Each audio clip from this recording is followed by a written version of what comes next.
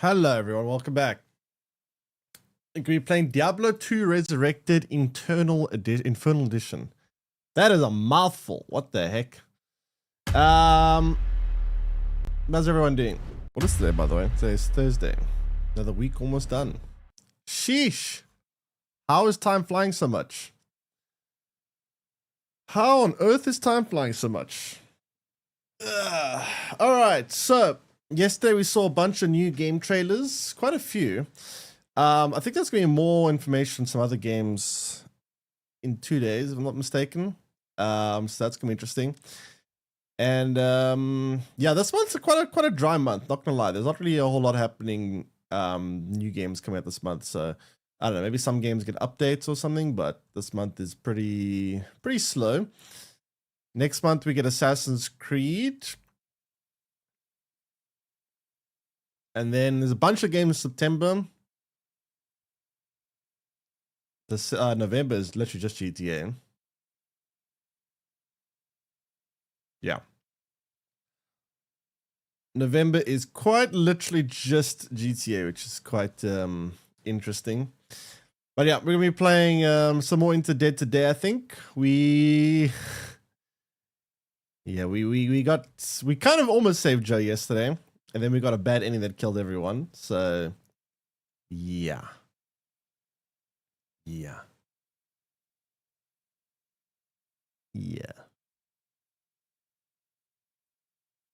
All right.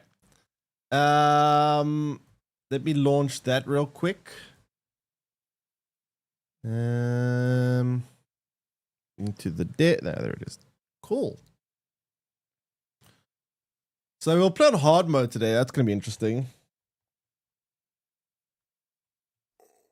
Hard mode. I don't know what to expect.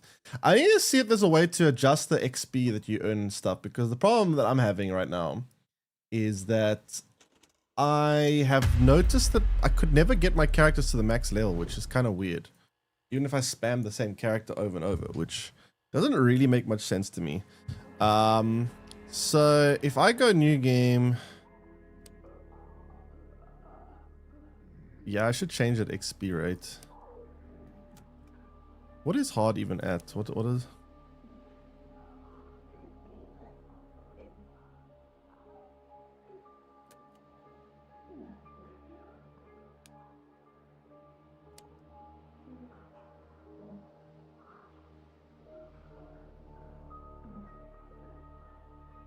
Yeah, I'm gonna change the XP. I'm gonna keep on hard and make one adjustment. I'm gonna put the XP rate faster because it was kind of ridiculous. Yesterday on normal was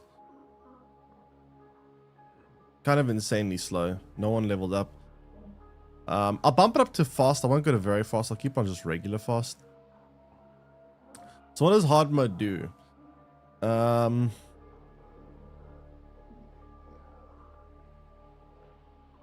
do more damage. They have more health. Hunger drains faster. Ugh. Rest drains faster. Morale starts off low.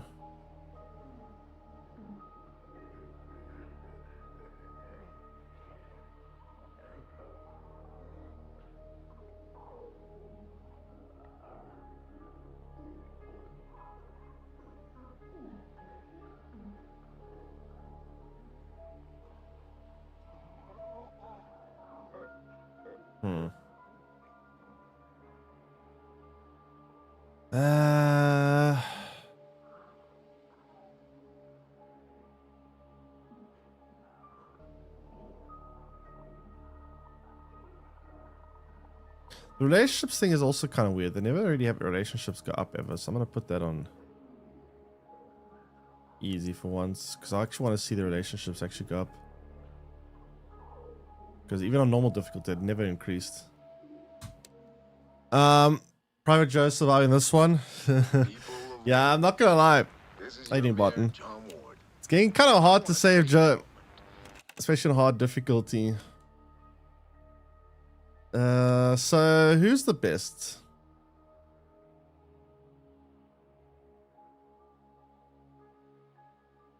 Leo increased damage. Did that change Leo? Increased damage using blunt weapons.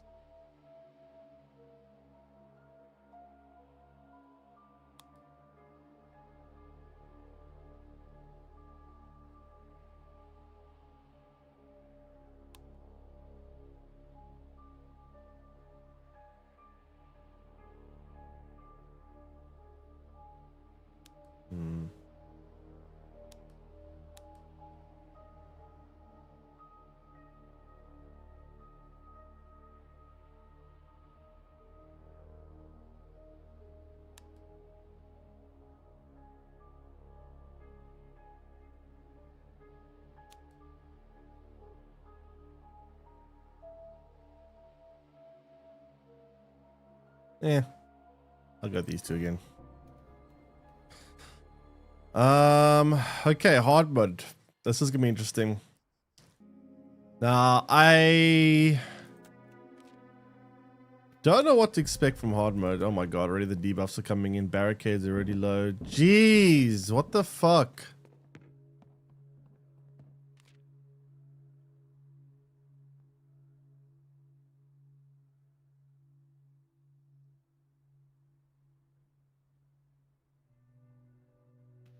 Holy crap, man.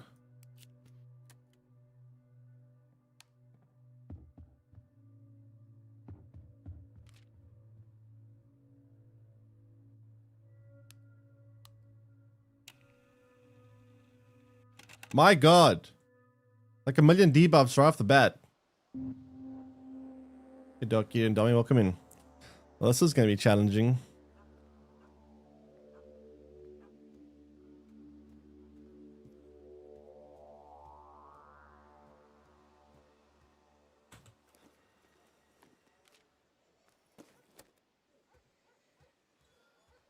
This is going to be a challenge.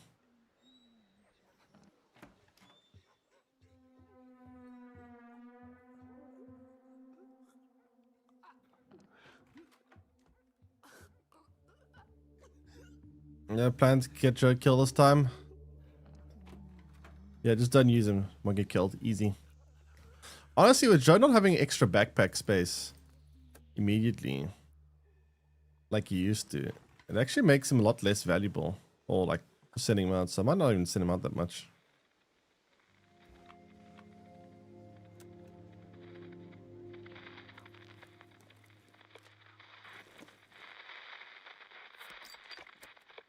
This place is garbage. Where's all the nice loot?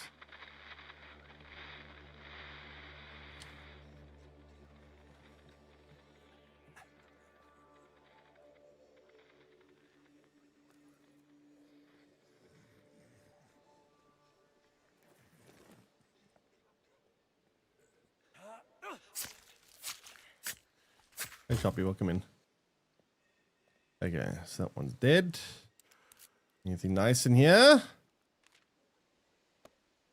Wooden planks are probably quite important right now since we need to repair the barricade so much more frequently.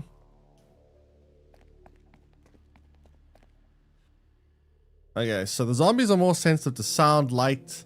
They do more damage. They take less damage. So that's great.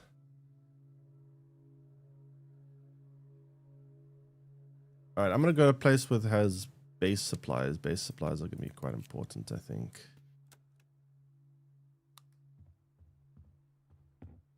And she needs sleep.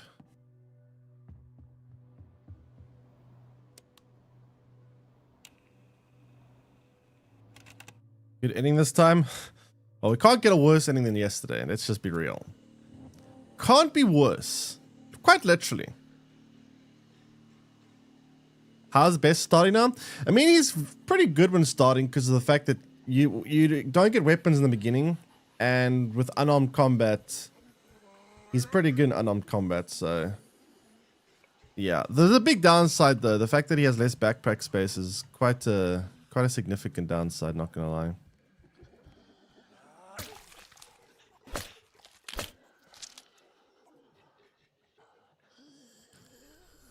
Now, the other playthroughs, I didn't actually get a bad ending. Last playthrough was pretty bad, though. Literally, like, nuked the whole city. One of them is worse. How do you get worse? I don't know how you can possibly get worse.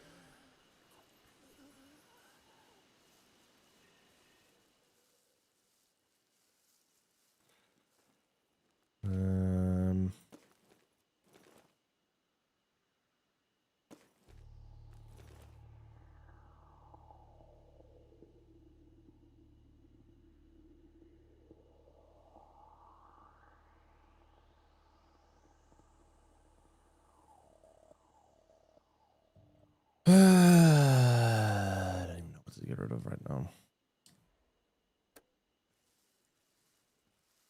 I hate that you want to loot a location properly. You got to go like 10 different times to the same location.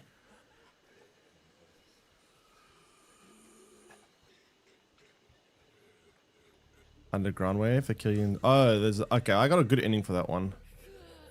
I didn't know there was a bad ending.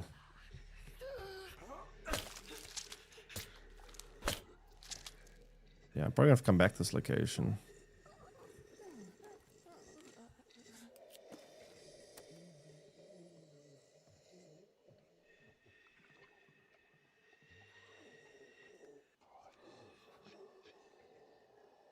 Ugh.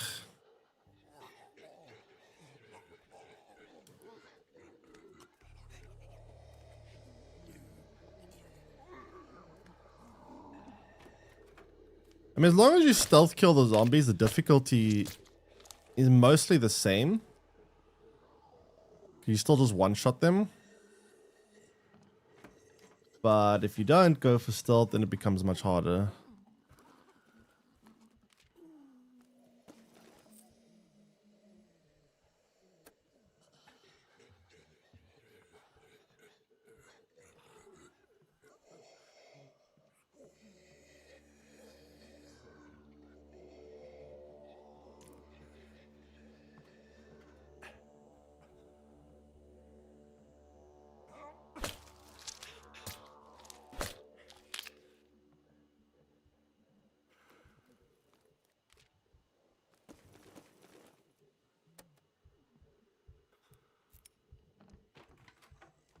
Yeah, definitely gonna have to come back here, I think. A lot of stuff that I would like.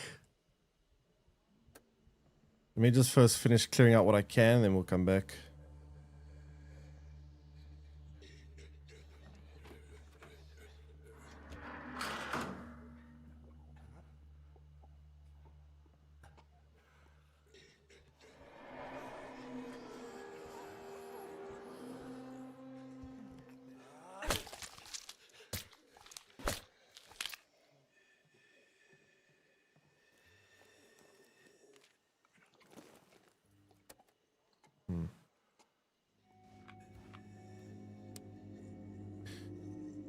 Actually, let's go to text away first, get Joe, just so we can get a third side, then we come back here.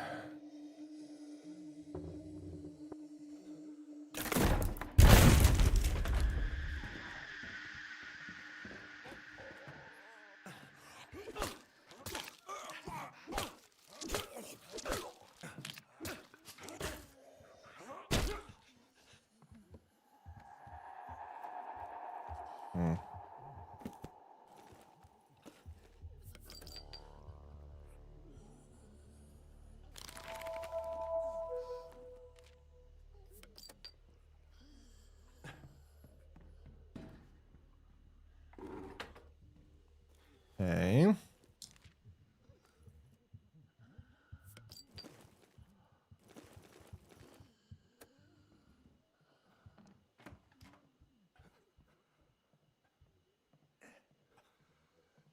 Time to bring May for one extra loot spot. Yeah, I mean... The one extra loot spot actually is quite important, to be fair.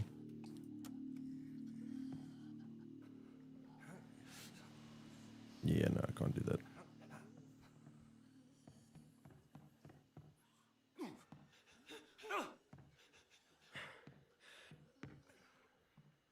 Yeah, definitely to come back here. A lot of stuff we missed.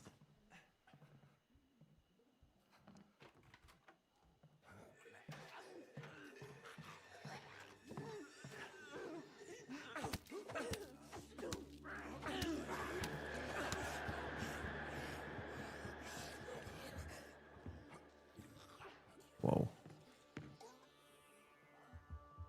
Yikes.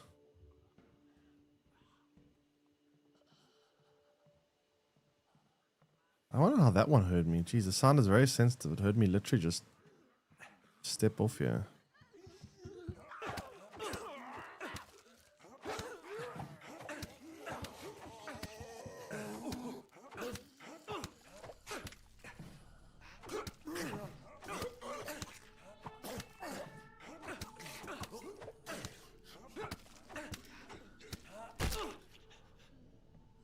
It's like having permanent bruised ribs. At one hit did pretty decent amount of damage there.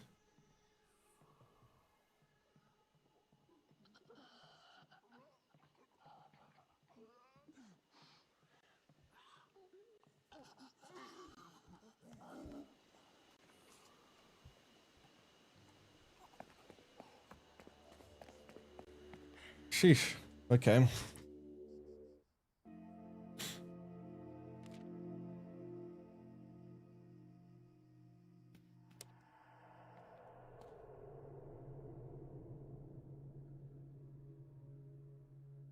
Yeah, we got no food at all.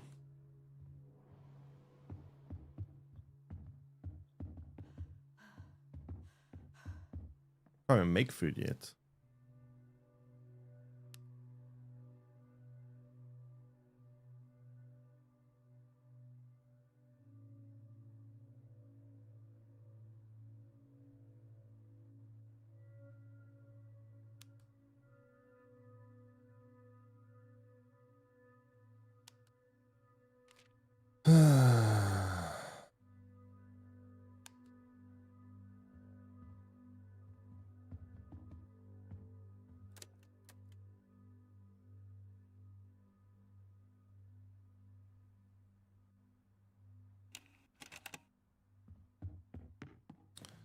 Alright, oh, we gotta go again. Go here, get Joe. No weapons. Fuck's sake, man.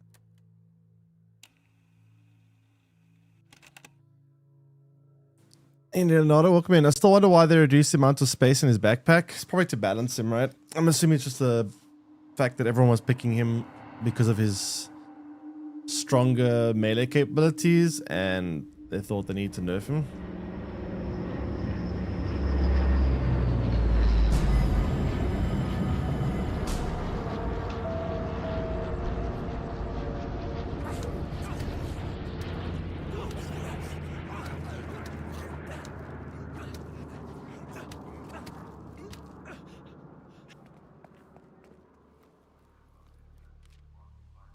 Ugh.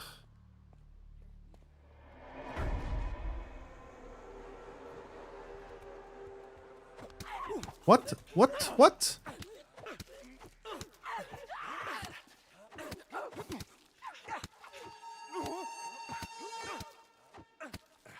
What the fuck?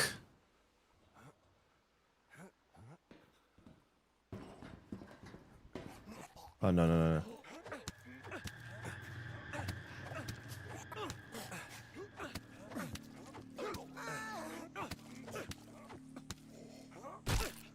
Holy crap, man. Bruised ribs already. How am I gonna fix that? I need bandages to fix that shit.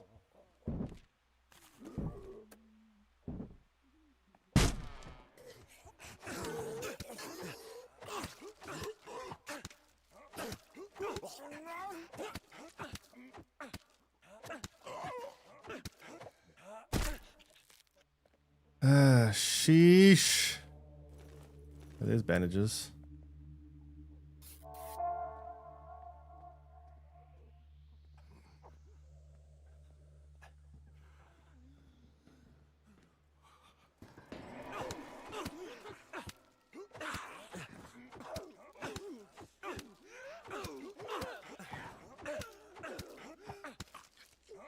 Yikes. I could survive this. Possibly.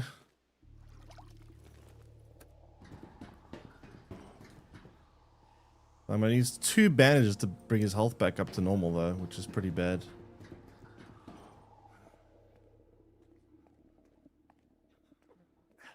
Hey, that thing's still going on? What the heck? Hey, Outlook, no, welcome in.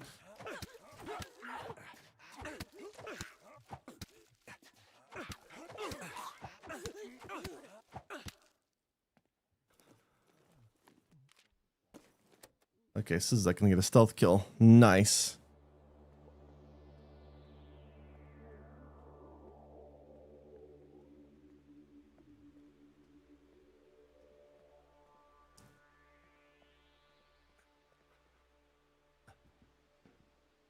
This is actually a pretty big downside though. Like having all my health nuked already is pretty bad.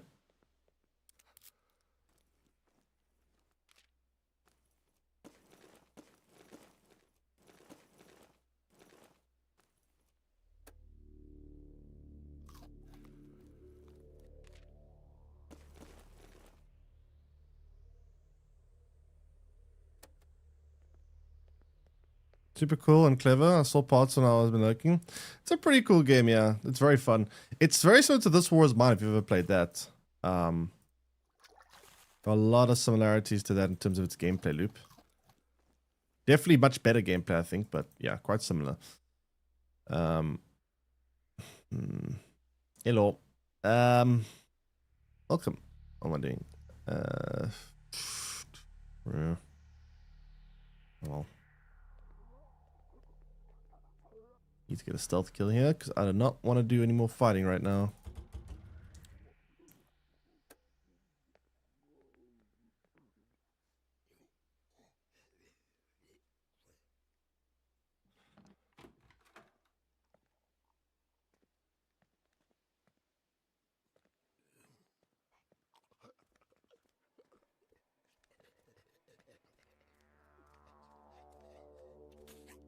$190. What happened 190 days ago? Wait, scissors didn't break on the first hit. Usually that one hit broken. Where's the last one? Yeah.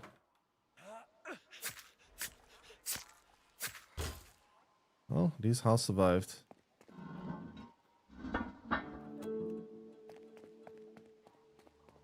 By the skin of his teeth.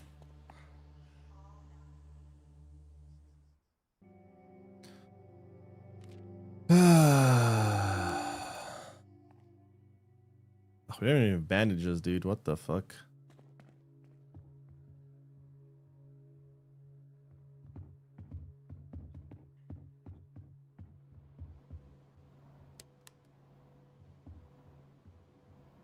No food.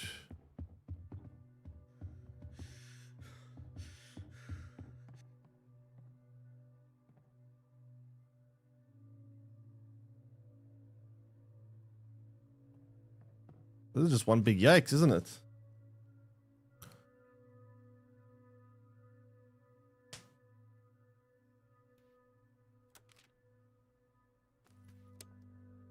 Holy crap, man, this is bad.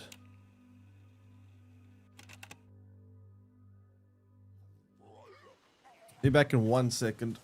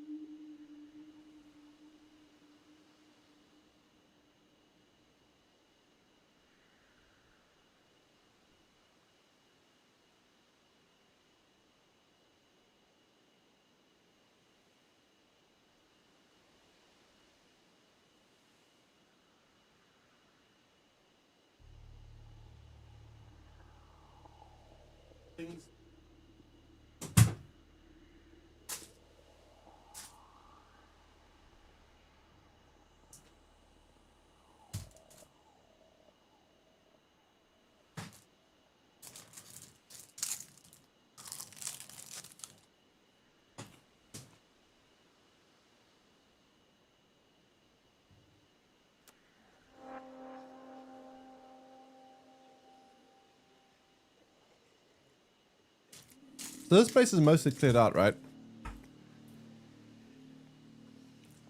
So we should be able to go through quite easily. Hopefully.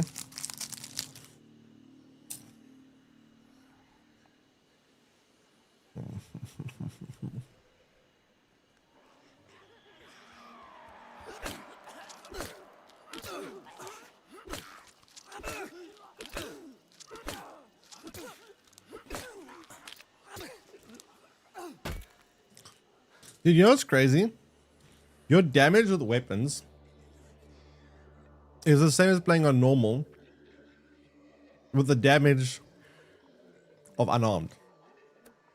What the heck?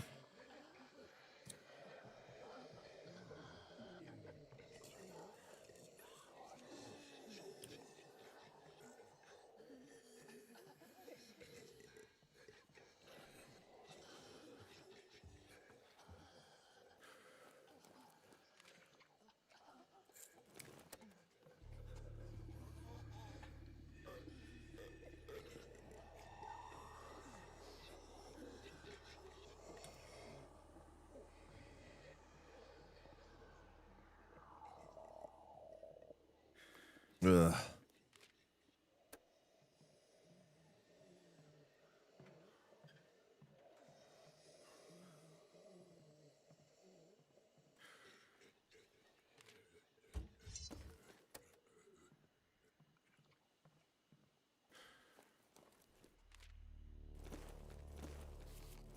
Okay, we got 2 healing things from How, I guess, which is pretty good because we're gonna need that.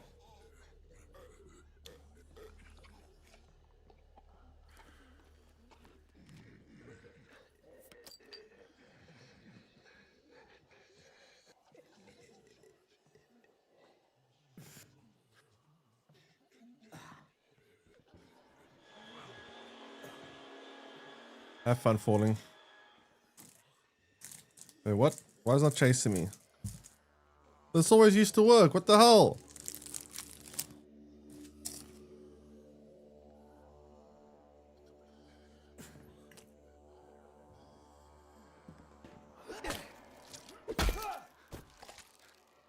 The lights off.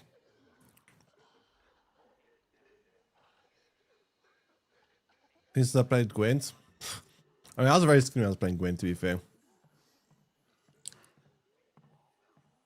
How you doing? What you up to nowadays? Still playing Gwent by any chance? Hopefully we'll get a Gwent 2 someday. It'll be cool.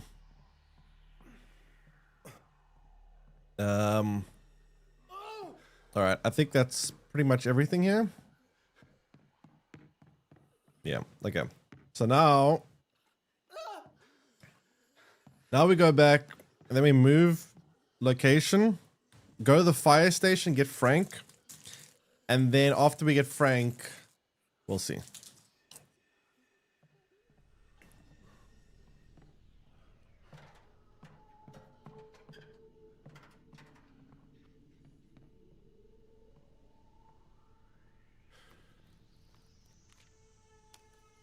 We need food. We have no food.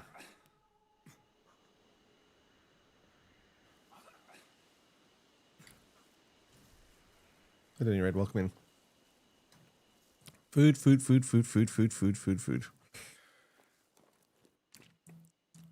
Why don't these things stack?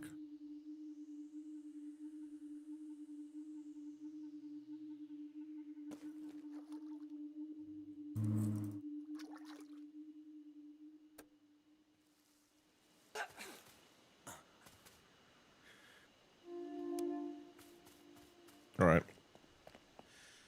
Very casual since beta. Never quit, never competitive.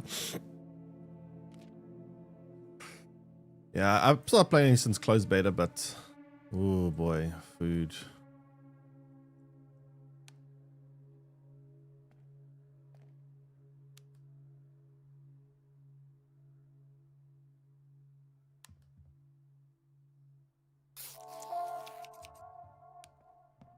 Okay, I'm gonna have to move. Okay, here's the plan. We move here. It's gonna fuck up our hunger even more. Don't have a choice. Is How and May the best starting characters? Leo and... Oh, okay. I guess start over. What the hell, man? Dude, what am I supposed to do without food? I don't know what you meant to do without food.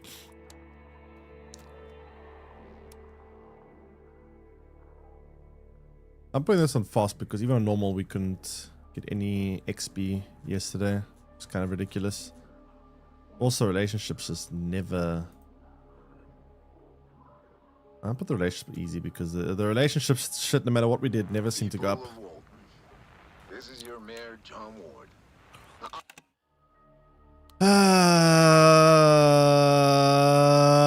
I don't know how he starved to death that quickly. Like, what the hell?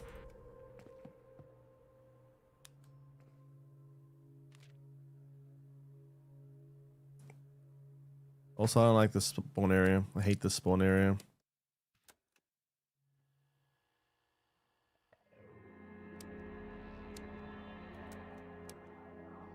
Ah.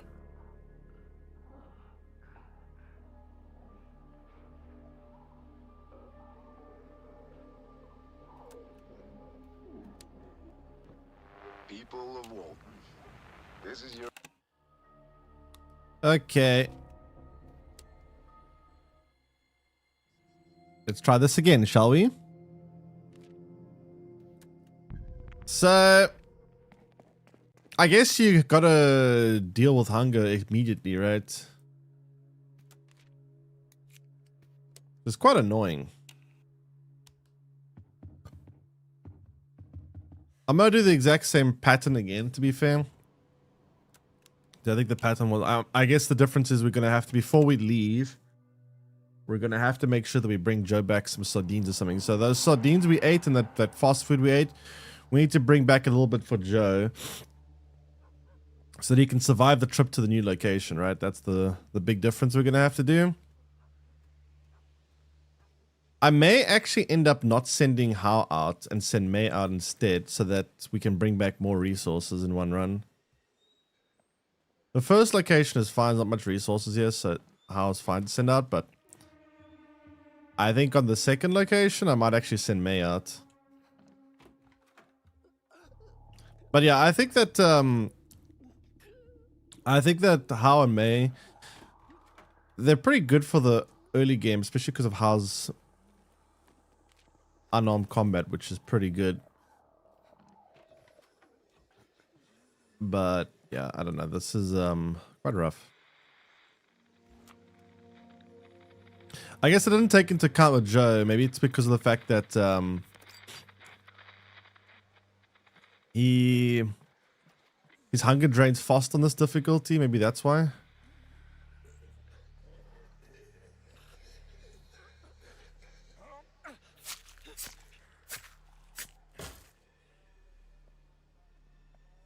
It's so weird. That scissors broken one hit. The other scissors I used earlier didn't.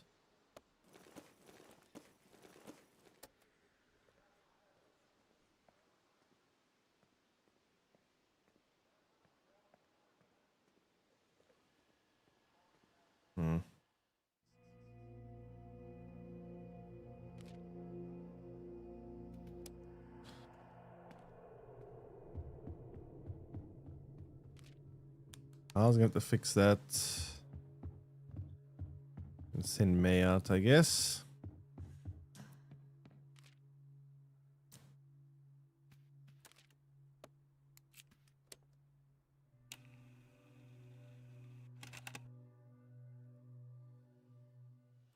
Ay, ay, ay. Starving is a new death.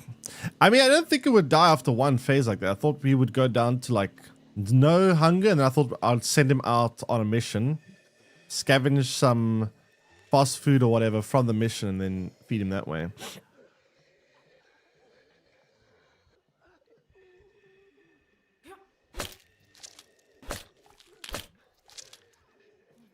Unfortunately, it didn't quite work that way.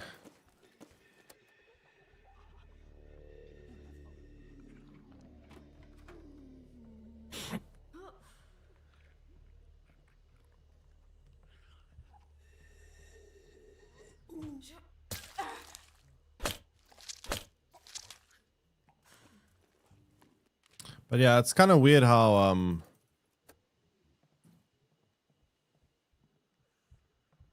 fast hunger drains. It's crazy. Insane.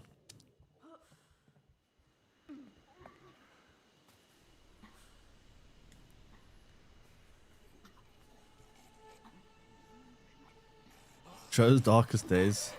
Why is there one climb out the window like that? Why the fuck are you climbing out the window for no reason? What?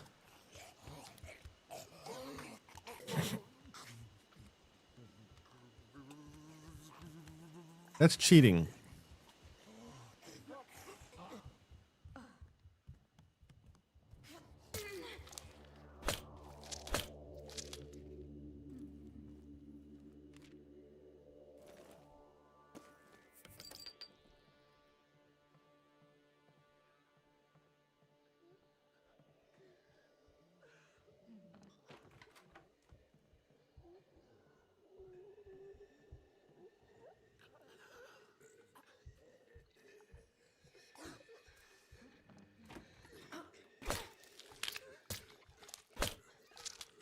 Well, this axe is about to break. It's a bit of a problem.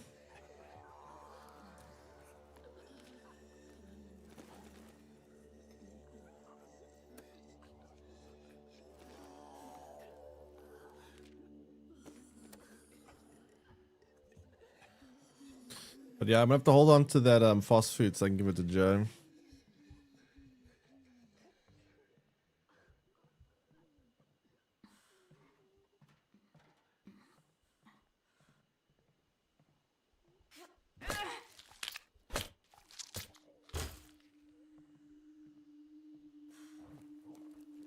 Is weapon durability also lowered here? Wait, wasn't there a oh god.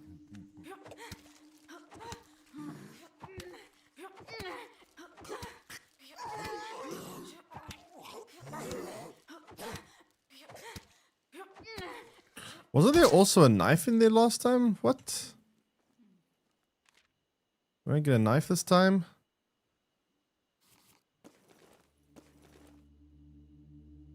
That's not good. I'm pretty sure there's a knife in here, a combat knife. That would have been very helpful because now I got no weapons again.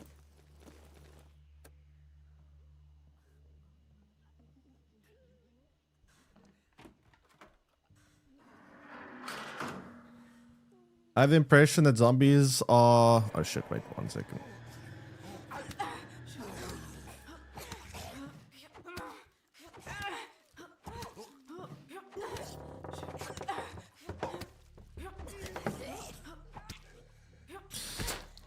A slime when they walk. I think it's just they tried to randomize, not randomize, but they want to try have alternative speeds and all zombies move the same speed just to shake things up. And I think that's why you see them like, looks like they're sliding around a bit.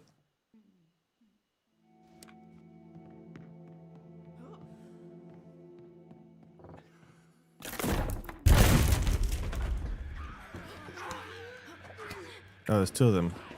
Oh no. Why is she... Oh, fuck's sake. I don't know why she's not just sprinting through the wall. She's punching it. Why are we punching walls?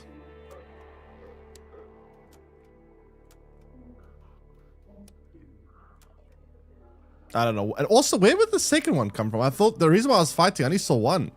And suddenly there were two.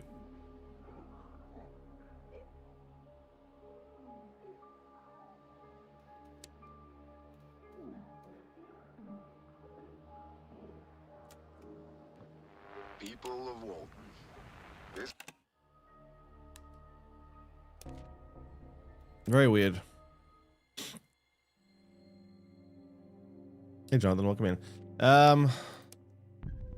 Very, very weird.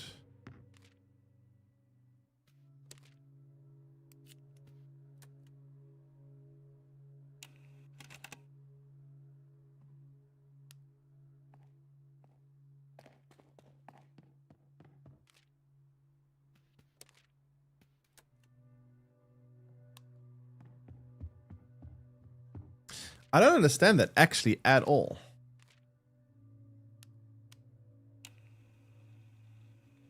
Off to a great start. I mean, that was a weird death. Like, first of all, there was one zombie, and I looked, I checked. I would never fight 2 versus 1 there. And there was only 1, and then suddenly there were 2. I don't understand how that happened. And then I failed the first skill check of sight, apparently, which I don't know how, but whatever. But then the second skill check of opening the door, I failed. I don't know why. So, 2 very unlikely occurrences happen, one of the other. If one of these 2 things happen differently, I'm fine. But apparently unable to see and unable to press E. So we have faulty eyes and faulty index finger.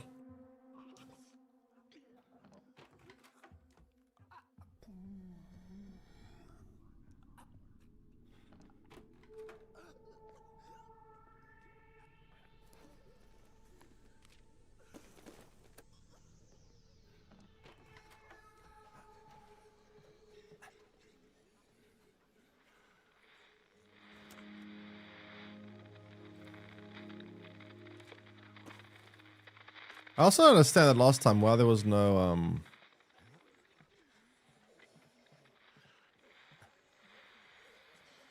weapon in the last area. Usually there's a weapon there, combat knife.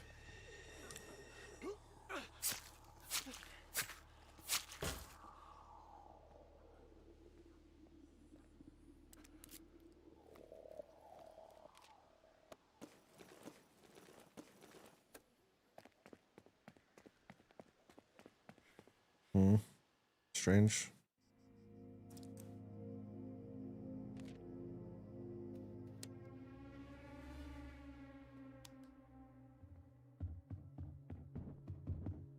Maybe it's because okay, I'm gonna send Howard again. Yeah, that'll fix it.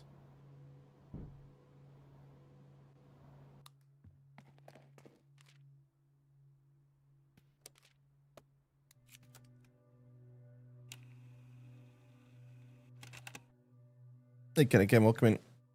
How's this pot anniversary thing for 3 days now? But thanks. No. And Kenny came also the tier 1 reset for 10 months. Welcome back. Appreciate it. Oh shit.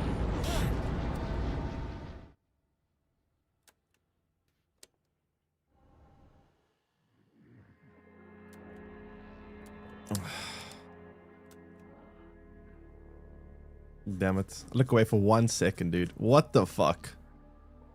How am I not seeing these things though?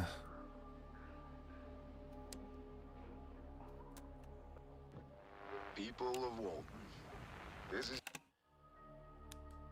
I don't know why I've got such bad eyesight apparently.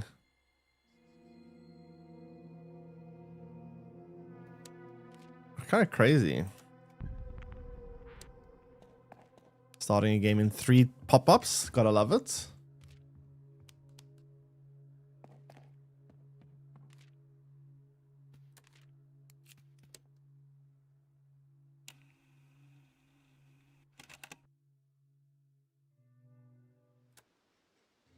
So yes, I didn't want to speak and not be able to talk. Wait, what?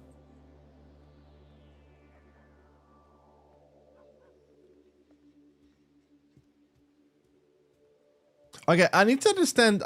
Did they change the zombie visibility on this difficulty or something? Because it's like several times now I've just seen zombies pop up in places that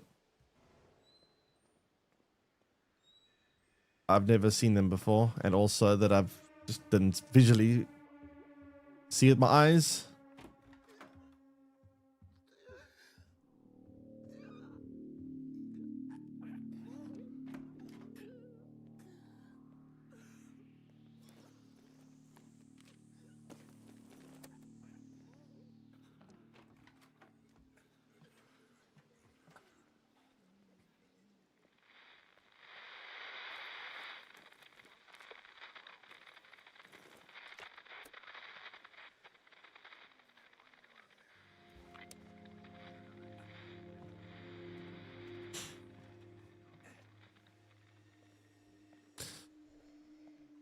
Okay.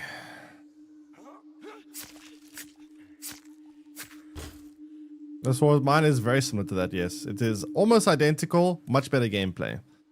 Much better gameplay. Different type of story. But if you like that game, you will definitely like this game. That's for sure.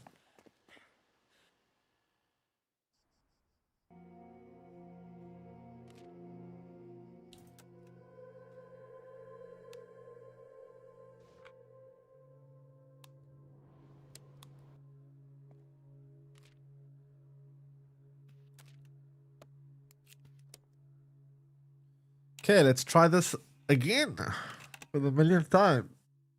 Okay, I need to get sight on that first zombie that spotted me last time. What happened here? So I was going here. I was chilling. I was enjoying my life. I peeked through the window. There was nothing there. I opened the door and suddenly there was something there.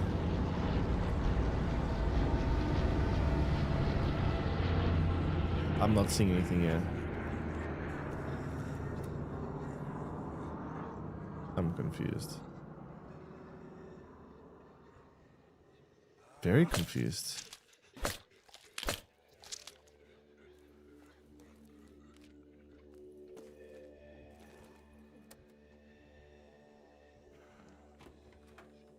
That doesn't make sense. That wasn't there before either.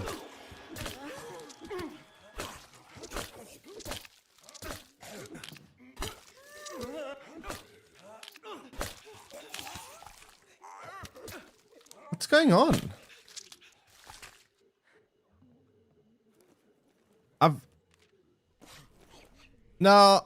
What? Randomized zombies? That's not in the difficulty selection screen.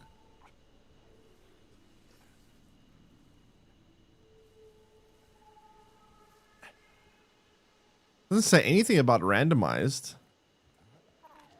Wait, where did you come from?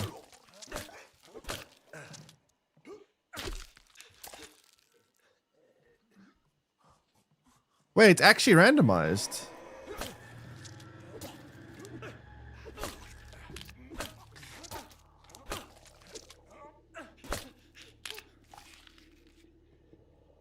Phase 1 and not 0? Okay, wait, what does the phase got to do with the randomized zombies?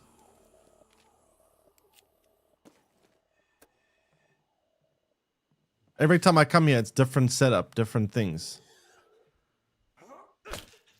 Yeah, but it's phase 1. Every one of these attempts have been phase 1. It's not phase 1, phase 0, phase 1. It's phase 1, 1, 1, 1, 1, 1, 1, 1, 1. Which means every attempt should be identical. No, I'm not confused as to the amount of zombies. I'm confused as to the positioning of said zombies on every time. There wasn't a zombie here either.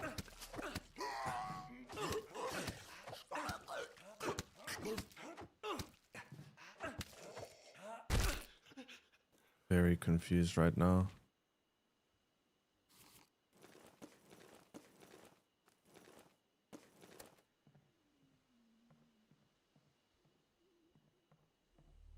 Wait, phase 1 adds random zombies.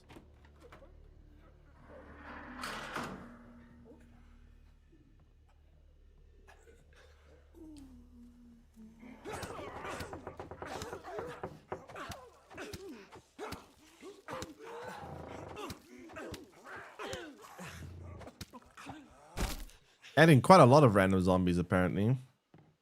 Because this house is like double the amount that normally has.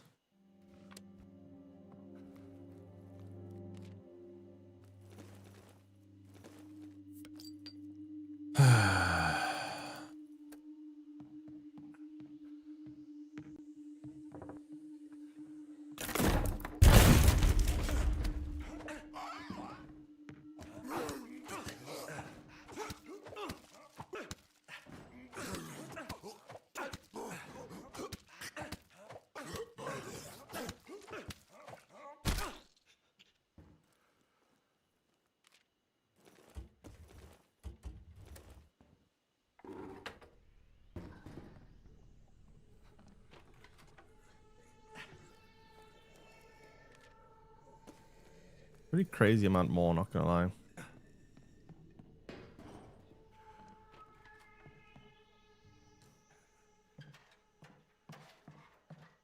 Halfway through the last season of The Boys, and it's very mid. Hollywood episode. Wait, remind me again which Hollywood episode?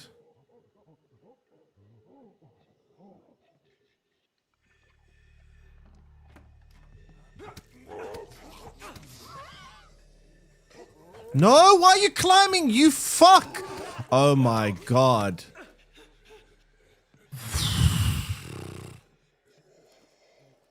You have to press space to climb. Apparently this you don't. Oh, come on. Now I'm almost dead.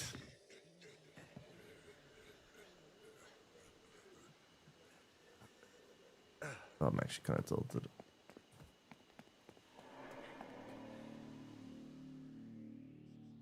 With the guys from Supernatural and Seth Rogen. Oh, that one. Yeah, yeah, okay. That episode with the like actors.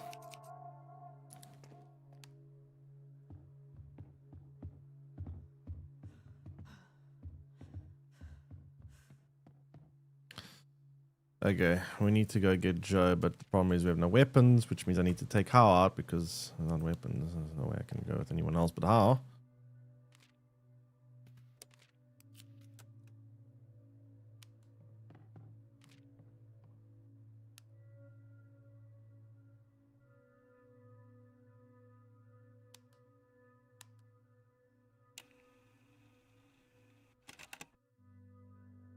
Hey, Frankie, welcome in.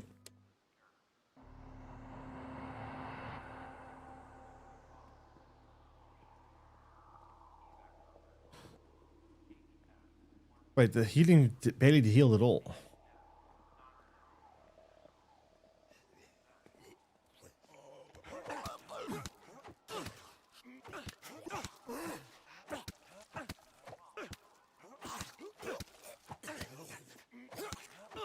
Is healing less effective on harder difficulty? Because holy shit, that did like nothing.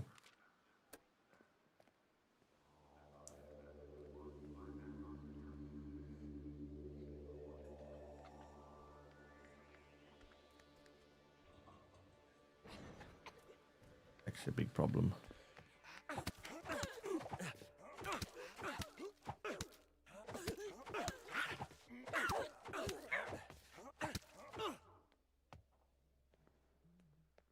Oh boy. Hey Frankie. Yeah, this is rough, man. This is real rough. This is some serious roughness.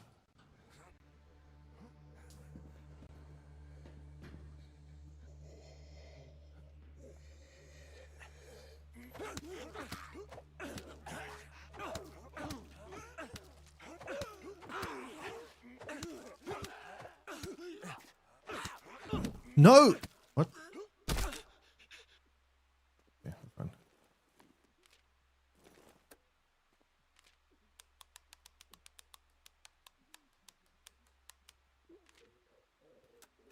Wait, he's got a busted arm already and influenza?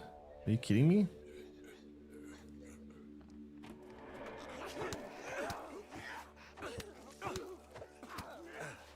Wait, a busted arm is like the worst debuff because it means for like 2 phases he can't do anything. Not work, nothing. Oh, that's fucked up, man. That's actually fucked up. I'm low rolling so hard this run.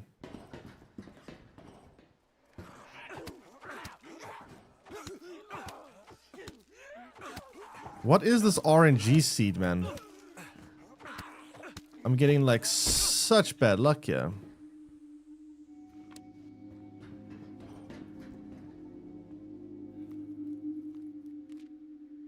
Like the worst possible debuff.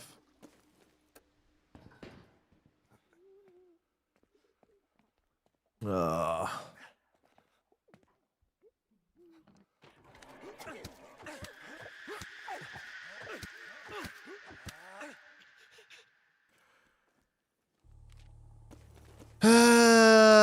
Okay, this is big yikers.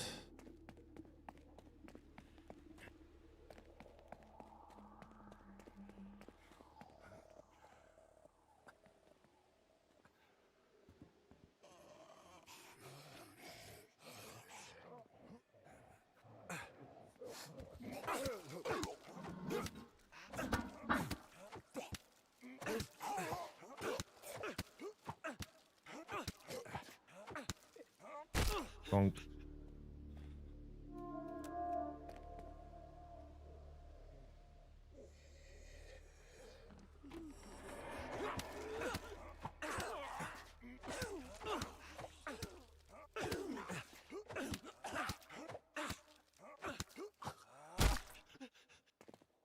Okay, well, we did all of that. Hard mode gaming unfun. I mean, to be fair, I think it's we've wait, what bonded over I think normal difficulty was, after we got used to it, getting a little bit easier. Oh, we don't have a splint? Oh shit. Fuck. We can't make him work now.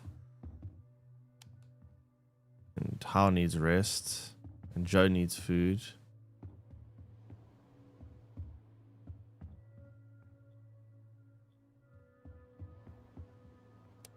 This is so rough, man. I can't even do anything with Joe because his arm hurts. And I thought we had a splint, but apparently we didn't. Now we have no choice but to do this. And to cancel working on that. This, what the fuck, man? What is the seed? This is such a shit seed. What?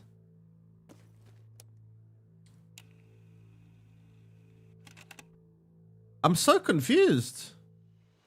I genuinely can't get past the spawn area. But like, it doesn't even matter though. Let's pretend I didn't take a single hit here. Let's pretend like it's not even healing. I can't play better. Even if I take no damage, it doesn't matter. It's impossible. What am I to do? It's simply like it's a death loop. Thanks for the Demon Destroyer. YT, welcome in. It's literally a death loop. I can't get food. I can't make food.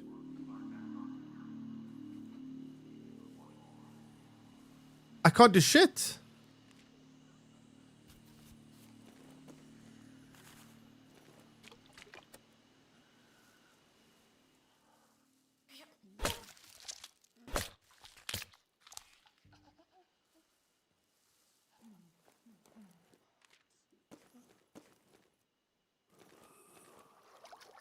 I think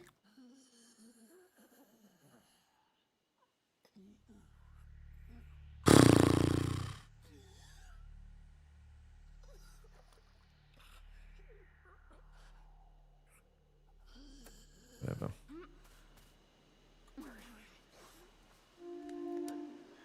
I think they need to, in the beginning, let you first set up before it just starts spamming all the like debuffs or anything, because I can't even like. So now Joe is, I guess we can save him with that. Everyone's starving.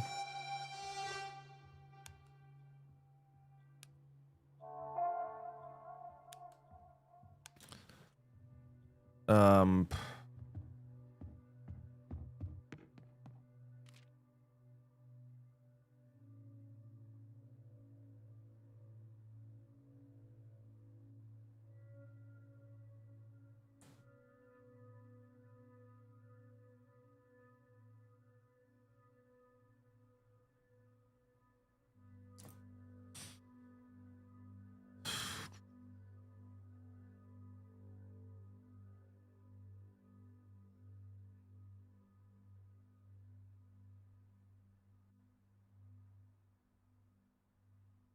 Yeah, I don't know what I'm supposed to do here. There's no food in this location. I could try and make some food, I guess.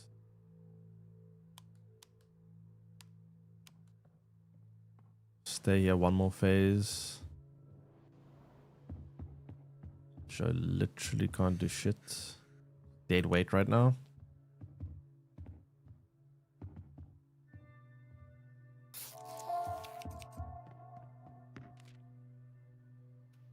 It's kind of fucked up.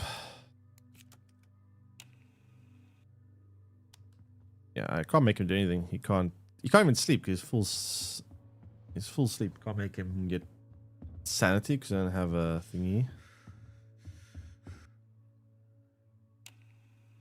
Rough. So I can't build a communal station yet because Joe's hand is fucked, so he has to just sit there do nothing. Also starving, so we desperately need to get food for him, so we have to cook. We have to send someone out because we need more resources. But now, because no one's busy making new stations for like sanity, we are going to have a situation where they die of sanity. I don't know what I'm supposed to do.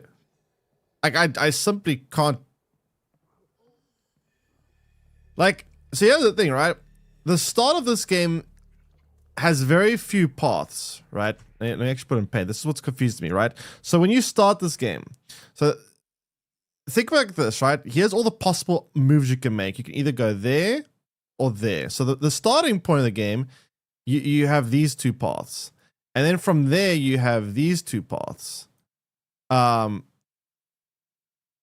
then from here, you have these two paths. Now, for the first couple of areas, you don't really have all that much you can do, right? And almost all of these outcomes lead to bad, right? I don't really see ones that don't lead to bad. Whereas later in the game, when it becomes more in depth, when there's more things going on, it become, they start getting a bajillion different potential outcomes. And then you can go, okay, I could do this, I could do that, I could do this. Right now, I can't do anything. I'm just, the game's playing itself. All I can do is not die during my confrontations, which I haven't done. So I don't know what I'm supposed to do here.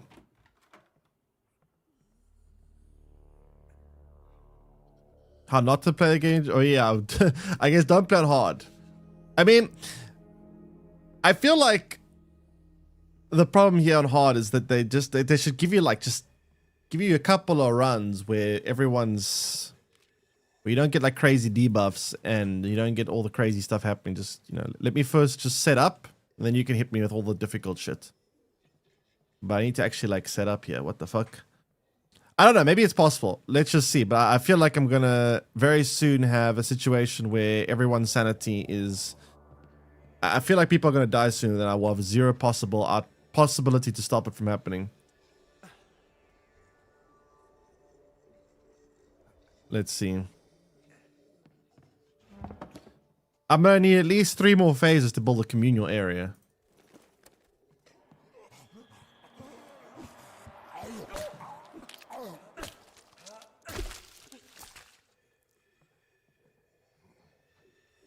And I don't know if sanity can survive 3 phases. We'll see.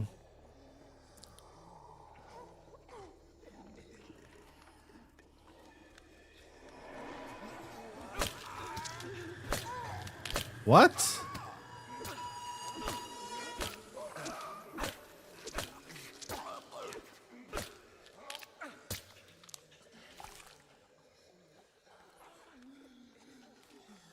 Increase star morale? I mean, I can change these things.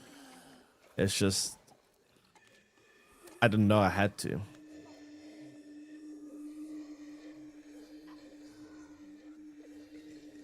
It's kind of weird though.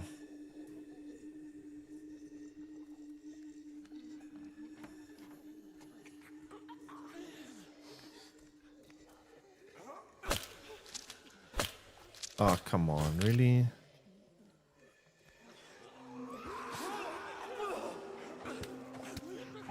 The grabber.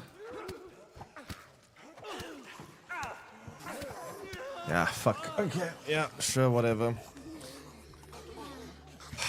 Restart simulator. All right, let's change some settings. Clearly, this is not exactly very particularly well balanced for the difficulty, at least the starting difficulty. Let me just do game developer things and change everything around. Give me a second. All right, so let's make it sensible here.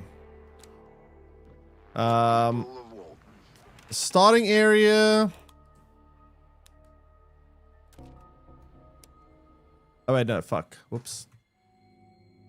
First day, welcome in. Pop-ups, yes, blah blah, yes. Cool. Pop-ups. Honestly, while you're at it, why don't you put some ads there? Okay. Let's actually make this sensible.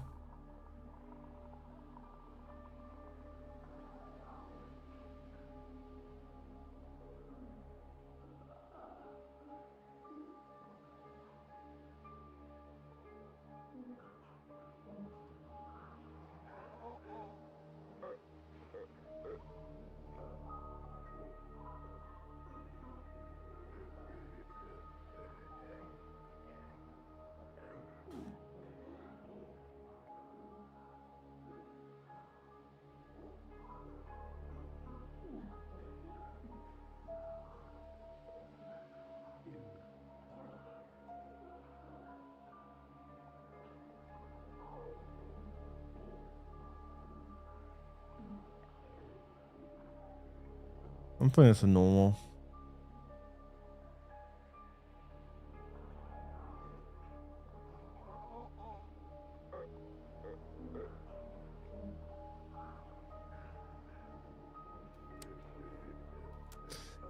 Full of Walton. This is your mayor, John Ward. Try different starting characters. I mean, I can, but it's not really gonna change that. I mean, it might change things a little bit, but the thing is that the biggest issue here is the fact that I feel like I'm stuck in a death spiral. It's like I need to do certain tasks, but because of certain starting conditions, I can't do tasks. And by not doing the tasks, my conditions get worse, which means that I can never do more tasks because I'm constantly trying to fix conditions that prevent me from working to the point where it's yeah, it's really bad. Like, I want to be able to build new items, like a communal area, for example. Communal area will be great, so I can fix sanity, but I can't fix sanity because either my character has a broken wrist, so he can't work, or their hunger's so drained that I have to desperately make food, or they're like every one of their stats is just so I can't build the things to fix the problems because everyone is so fucked, which is kind of stupid. Like, I actually, you know what I should do, right? I'm gonna do something. If this is still too much, I'm gonna make a trade. I'm gonna make all the damage of everything like significantly higher. I'm gonna make the game like 10 times harder, just to trade off, as I get to start off with more stuff and better, and without there's so many debuffs. Because honestly, it's not. I don't even care the difficulty. Make the zombies all fucking have 300 times health and make them all do 10 billion damage. I don't care. Just let me actually like play the game, you know, play the game. Like, let me just play, you know? Also, where's that scissors? Wasn't there scissors here?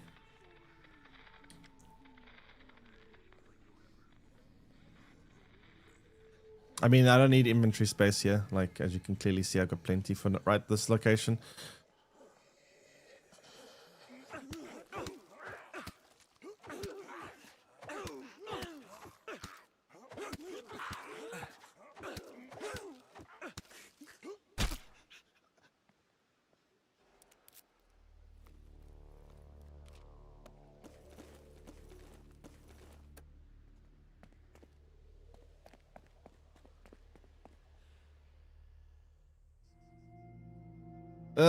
Man, that's kind of tilting. What?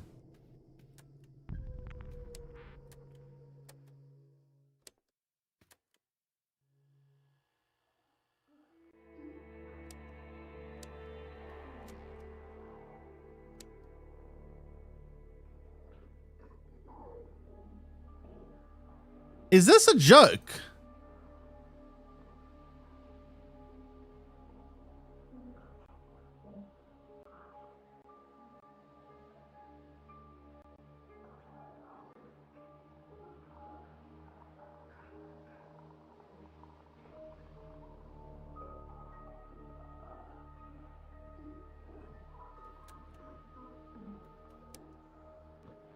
People of Walton. This Is this actually a joke?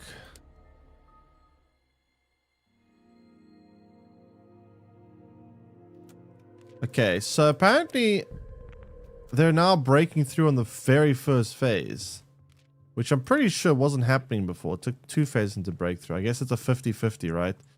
The 50% chance of them attacking it.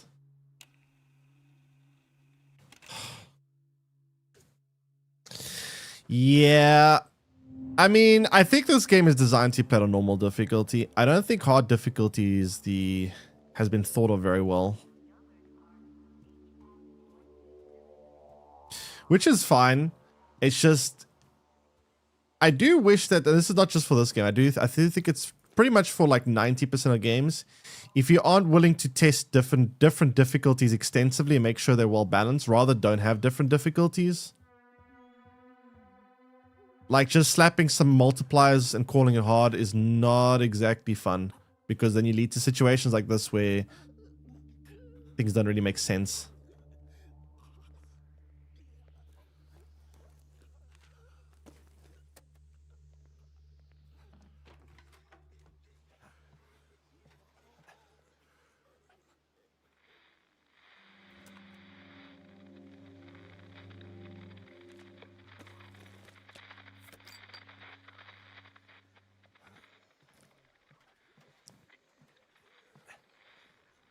I actually don't need to take this one down, so I could do it unarmed.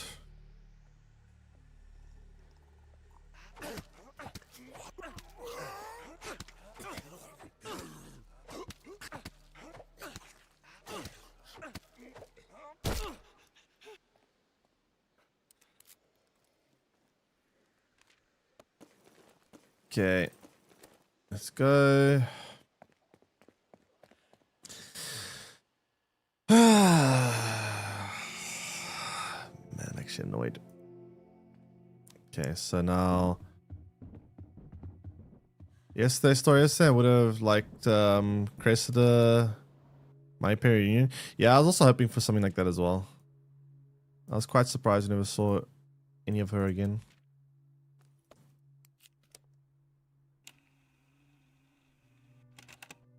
Like, I still don't know if Cressida is like completely paralyzed or if it was just like a temporary thing. Maybe she was just injured. I don't know.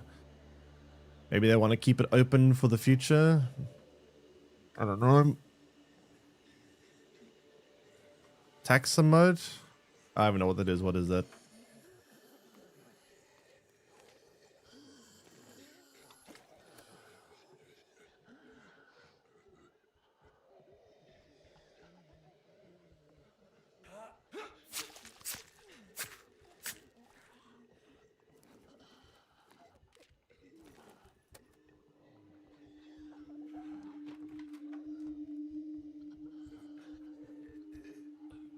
Her legs were just broke. Oh, so she can walk again. That's good. They might see her in the future, I guess. It's just broken and it's fine. Wait, so this time around that airdrop didn't happen.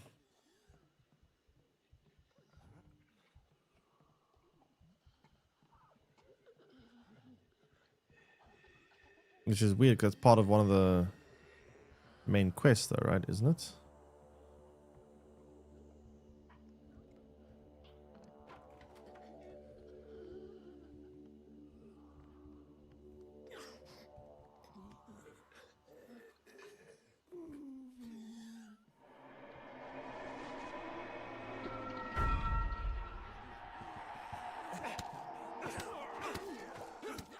Where's my weapon?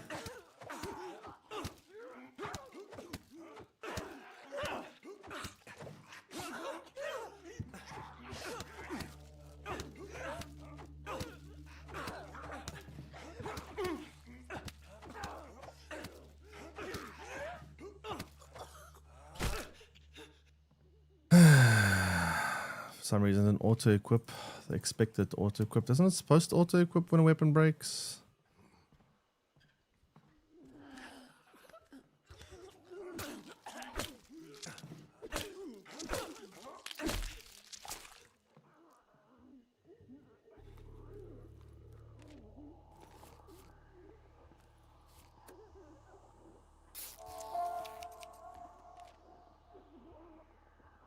Any areas? Oh, it's like a training mode.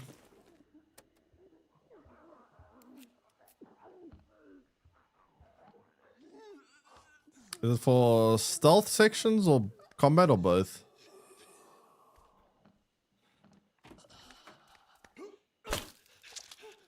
Okay, let's take that one down. How come there's no airlift here? Because I want to go for that ending. I haven't done that ending before. Also, I guess I need to bring the splint back for Joe in case his arm is broken.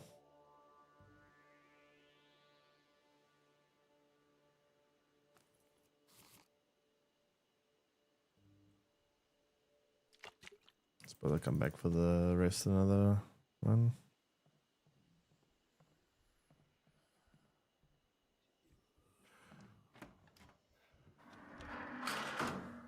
I didn't close that door. Trying to trap me in so that I can't run away.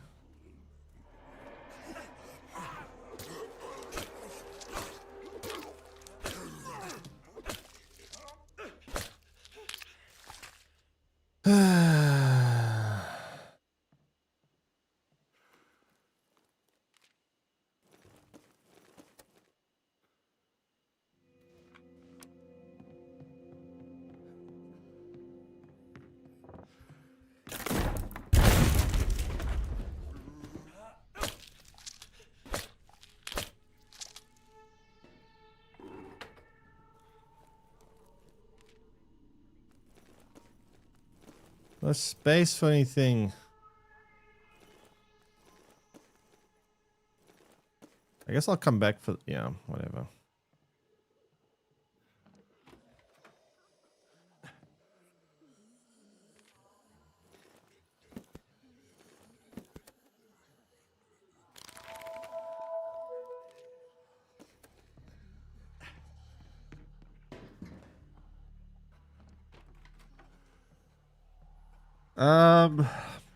Where's that airlift? It's kind of bugging me.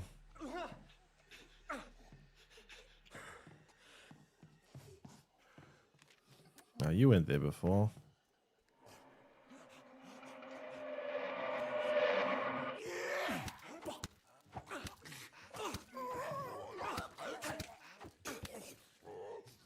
Do they take full damage? I don't know if zombies take full damage. Star Wars Outlaws? No, but I haven't heard good things about it though. That's one by Ubisoft, right?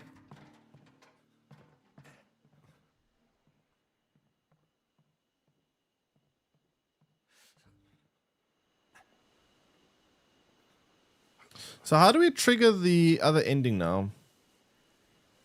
The one with the oh shit.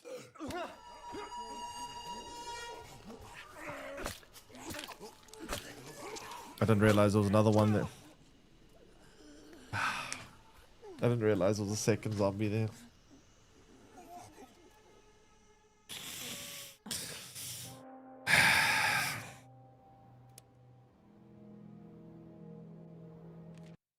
It's easier than getting through all these pop-ups, to be fair.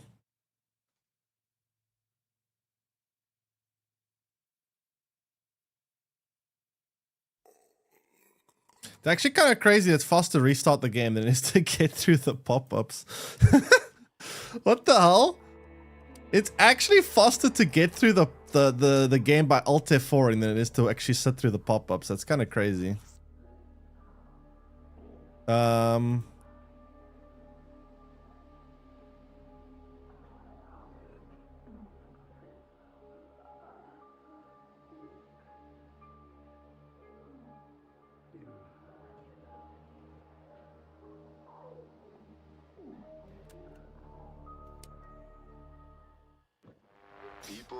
Benched on easy? No, I don't need to. I just need to get past this. It's actually the combat and everything is not that much harder. Yeah, okay. The extra damage and whatever is kind of annoying, but it's whatever. It's more just getting past the spawn. Because the difficulty, so most games, right, when you have difficulty, right, it usually, oops. This is your mayor, it usually scales like it goes from like in this game it's like the difficulty is uniform throughout the game. I guess later in the game you do have more debuffs, but the upside of having actual more survivors that can do work, it's quite challenging in the beginning. Like the starting section is by far harder than everything else.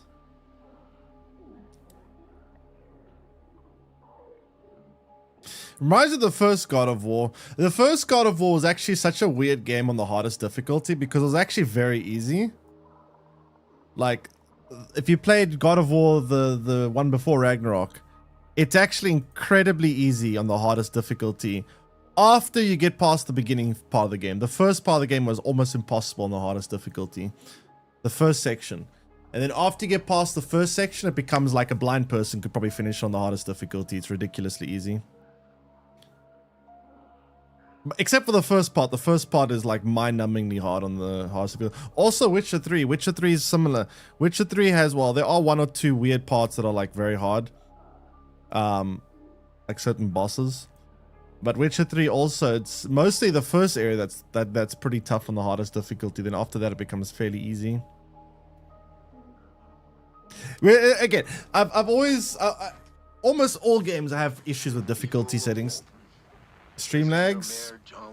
It seems fine now. I want to take a moment to thank y'all for your patience. Been weird. Last like week, there's been a lot of like hiccups.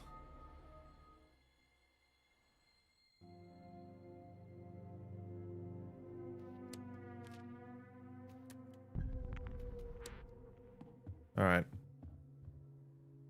So have to do that because 50% chance the barricade goes. Do that, do that, do that. Came back sliding. Welcome in. Thanks.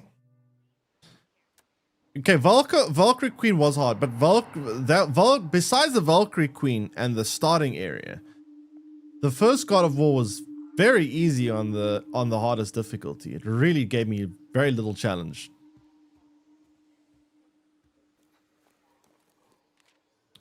Witcher 3 is also very similar. The Witcher 3 on hardest difficulty, 90% of the game is very easy on hardest difficulty. There's like one or two bosses that are quite strange and like one or two shot you. Like that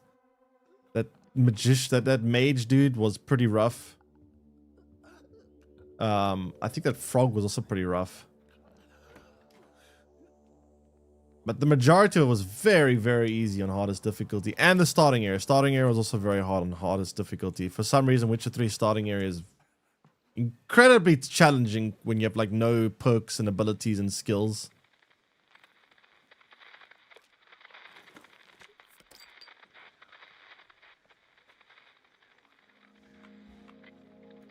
Nah, Ragnarok wasn't even difficult. Ragnarok was just stupid on hardest difficulty. There were parts that felt unplayable. Like that part where you go into the Helheim. That part towards the end where I had to lower the difficulty at one point because it was physically impossible. It just, I could not, like every enemy was a boss. Like literally every enemy was like 300 trillion hits to kill was just stupid. I felt like every enemy had like times 100 health. And I was like, okay, this is just stupid. Fuck this. Like literally every enemy had times like 100 health. And I was like, no. I'm not doing that. Fuck that shit. Fuck that shit. Why is the barricade so low? I just fixed it, didn't I? What did that pop-up just say?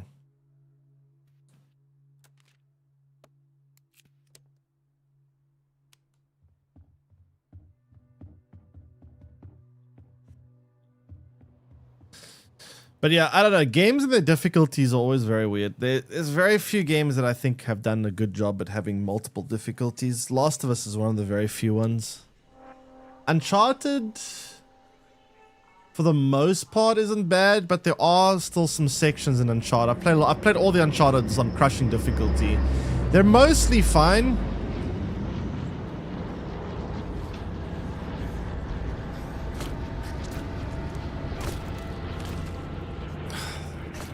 This run's already kind of over right now. This is going to waste so much. This puts me in such a bad spot.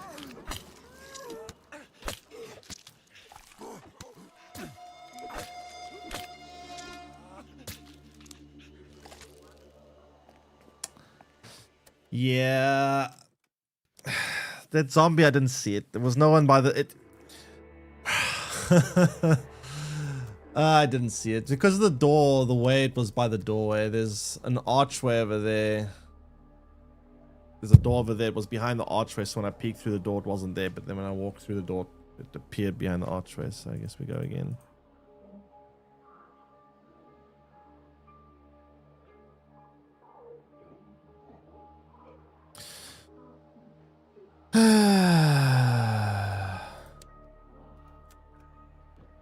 People of Walton, this is your mayor, John Ward. Now, I want to take... I have to mention The Last of Us for difficulty because there's very few that do difficulty well. I can't think of, if I could think of another example I would, but I don't wait, let me open my Steam list quickly and see if I can think of another example. I don't think there is one. What game am I happy with difficulty selections? Let me see. Which game am I happy with the difficulty selections?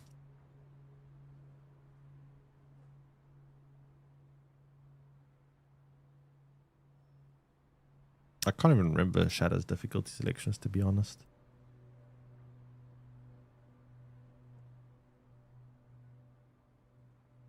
I'm kind of happy with Expedition 33's difficulty options, except for the ending of the game that was too easy. But Expedition 33's difficulties felt fine. It's just the last chapter, but I think that's a problem on all the difficulties, not just the hardest difficulty. But Expedition 33 difficulties wasn't actually bad. Cyberpunk, I don't know, because I haven't played on the hardest difficulty, so I don't actually know about Cyberpunk. I'll have to test that at some point in my life.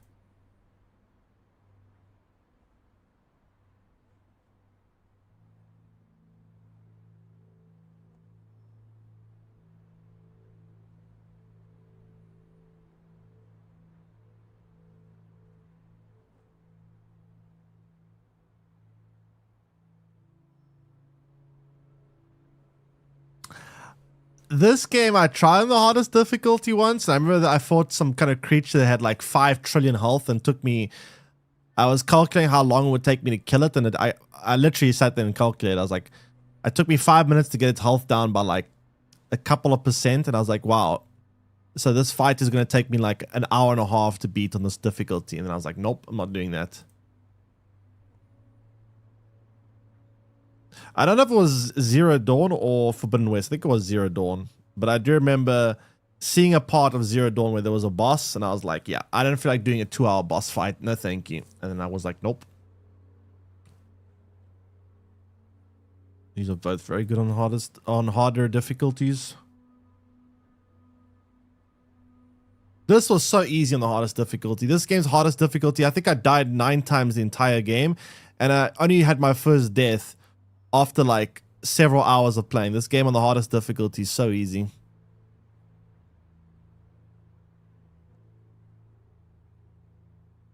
Metro. I can't remember what difficulty I played Metro on. I think I played on hard, but not hardest, which was pretty okay.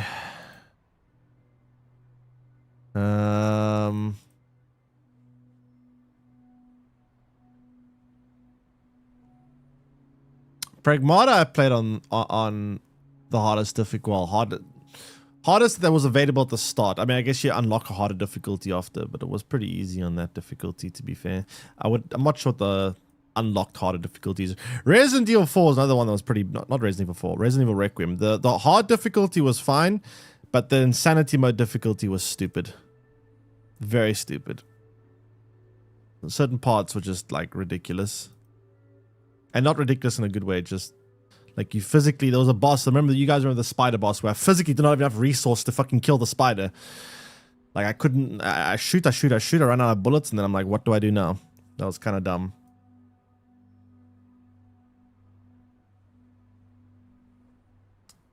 Silent Hill F, another very poorly implemented difficulty. If anyone remembers, I actually uninstalled this game because of how stupid it was. It was a part of the game. Towards the end, I think it was towards the end, you're in this big room with different time portals. You can go into the same house in different time periods, and you have to do a whole bunch of puzzles. And in this game, you cannot fight unless you have a weapon. Like you physically, you can't. There's no unarmed combat. You have to have a pipe or something to fight. And there's a bunch of creatures in this building, and every time you kill them, you lose durability. And I physically could not kill all the creatures with all the durability that I had. Eventually, I'd run out of weapons, and there'd still be several creatures left. And I'm like, what am I supposed to do? How am I supposed to do puzzles while I'm being chased by like 20 creatures? How am I supposed to sit down and actually think of puzzles if there's creatures like patrolling the area and I can't kill them because all my weapons are broken? Like, what can I do? And then I was like, this is stupid. So I uninstalled that because it felt... I mean, you could theoretically probably do the puzzles by just running in loops and trying to like spend like 2 seconds on the puzzle, running all the way around, kiting the creatures around, going back to the puzzle, but I'm not going to do that. That's stupid. That was very bad difficulty implementation again.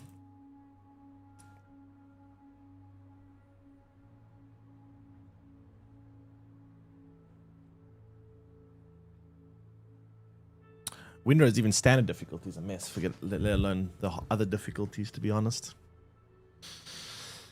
Yeah, I don't know. Games tend to not do difficulties very well.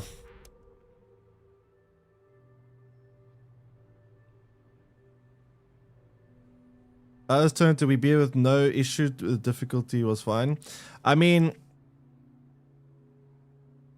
like, for example, I think on the hardest difficulty for playing Mafia Old Country, I feel like I should die at least more than one. I literally only died for the first time, like probably 60 or 70% through the game. And sometimes I was like playing very recklessly, not dying, which feels kind of stupid to me for hardest difficulty. I don't know, like these games and their difficulties are bizarre to me. I just don't understand why it's so hard to implement correct difficulties for games. Died more to the gas in the mine.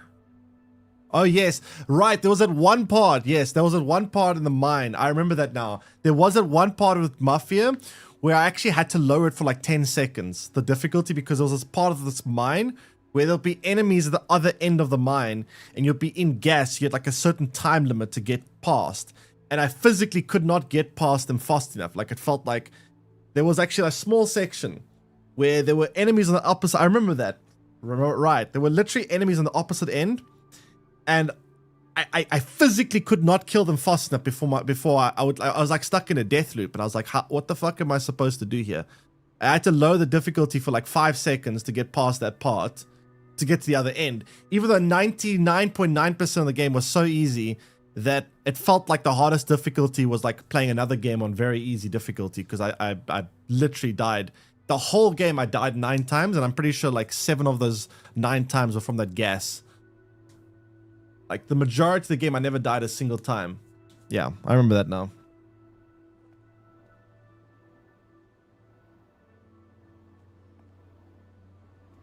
Lag again. Hey.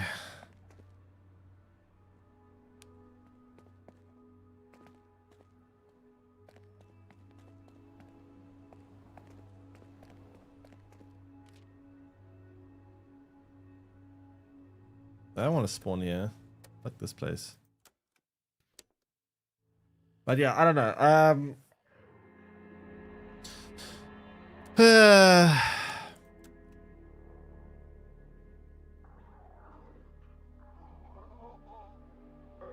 Starting resources, high, medium. Relationships easy because otherwise they never go up, even on lower difficulties, and experience also never goes up, so cool. People of Walton. The legs?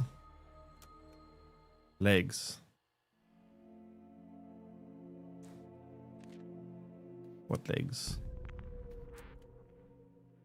Wait, I don't want to play these guys. We're in the past? How far in the past?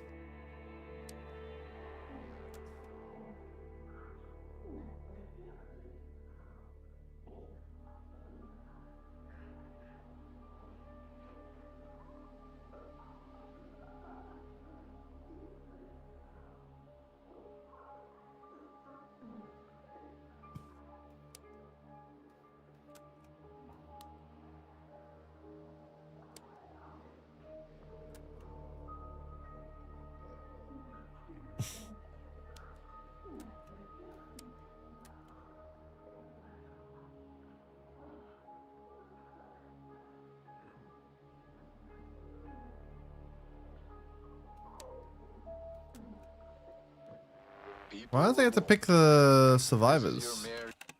Oh, there. No idea.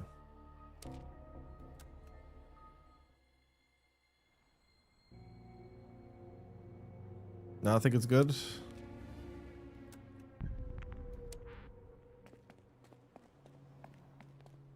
Yeah, I don't know what that issue is about. Okay, I'm gonna try change things up here a little bit. On this difficulty, I'm gonna pretend my eyes don't work. And I'm gonna like double, triple, quadruple check everything, so that I don't get like jumped by, I don't know, invisible zombies. That's probably one of the biggest ways I'm getting kind of fucked over is I see no zombie, I move, and then suddenly there's one there. So I'm going to quadruple check everything.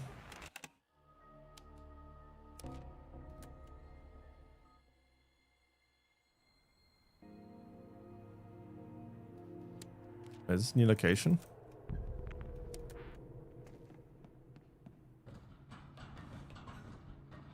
I don't recognize this place. Where are we? Are we up here in this region? I hate this region. This region sucks. Also, the difficulty of where you start is actually a pretty big thing.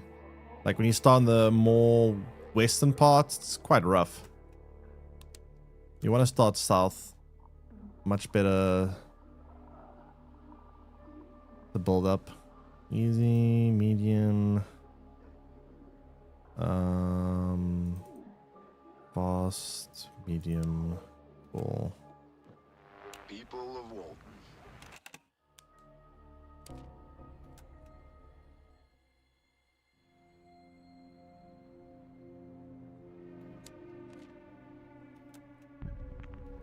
Man, I hate these pop-ups. I wish there was a way you could disable them. It's kind of weird. Pop-ups are literally faster to Alt F4 than actually sit through pop-ups.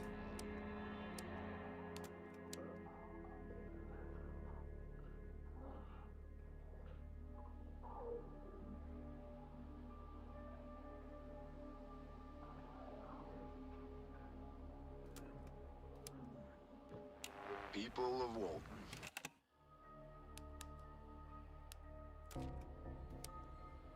Okay.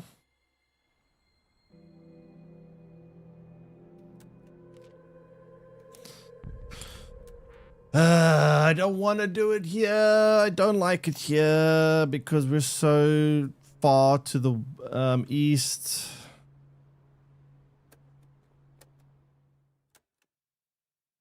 Listen, video game. You want to play who can be more stubborn? I will win. I promise you. I promise you I will win. You can either give in or we can have a very long day. I will beat you. I promise you.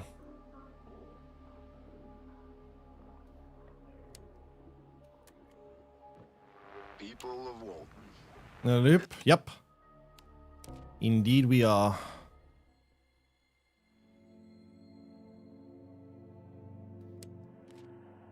There we go.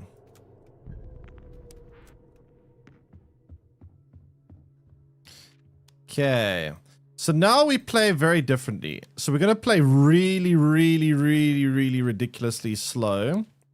So we don't get jumped by any, I don't know, conveniently placed zombies that tend to just get the jump on me.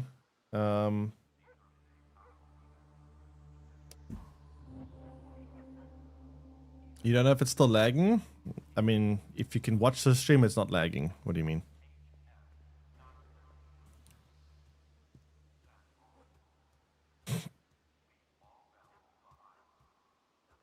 All right.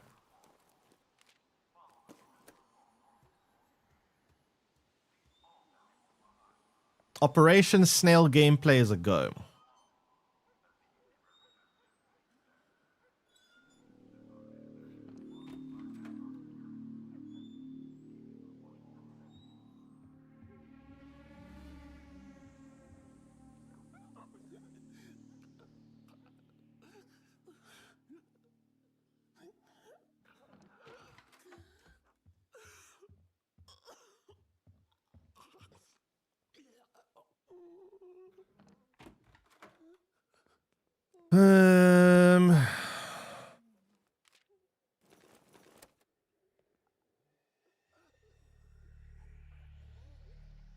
Okay. Cool.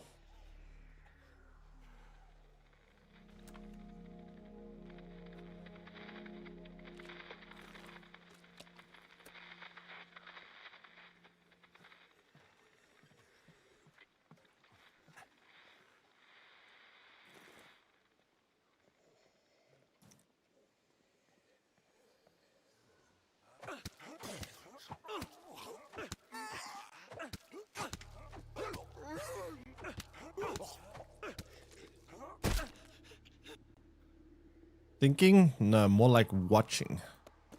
Watching very closely.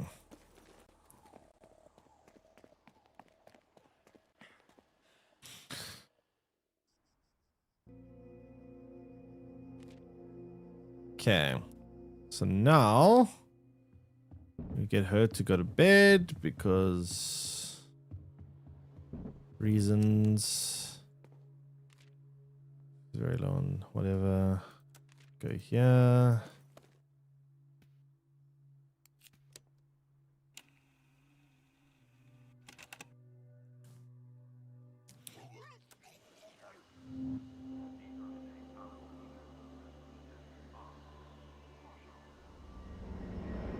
Yeah, the airlift is, well, airdrop is happening now, which is nice.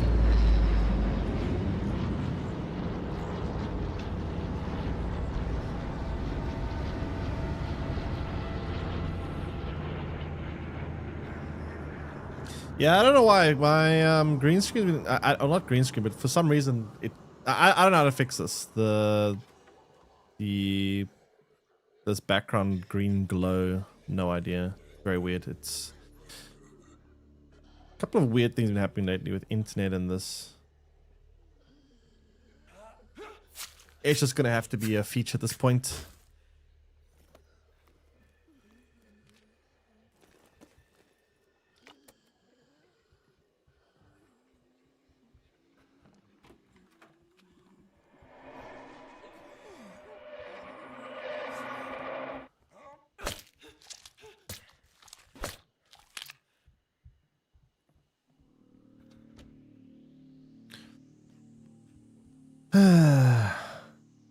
Remove green screen better. There's always been AI ways of removing of creating like green screens. I have tested them before. They are worse than a proper green screen from my experience. They're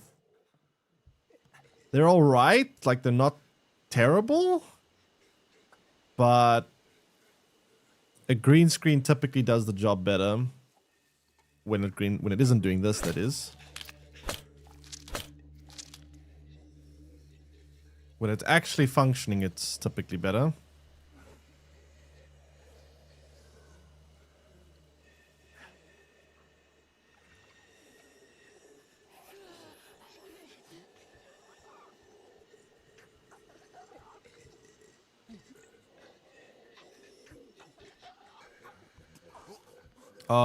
So we play Dead. I see. That's how I didn't see that one before.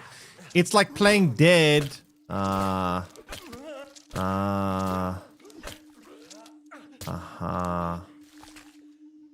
Yeah, so it sits by the window like a dead body bent over that I can't enter. Okay. Health tax. Got it.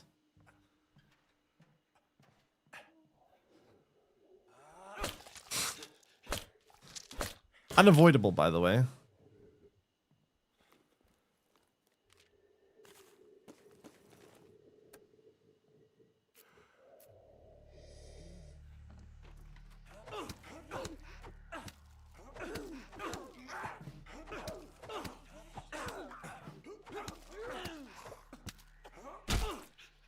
Completely unavoidable.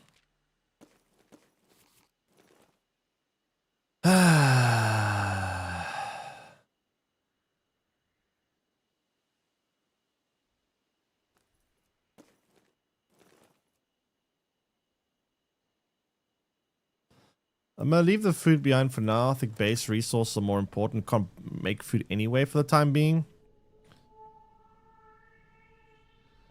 I'll come back for the rest in a little while. That was an accident. I didn't mean to go there.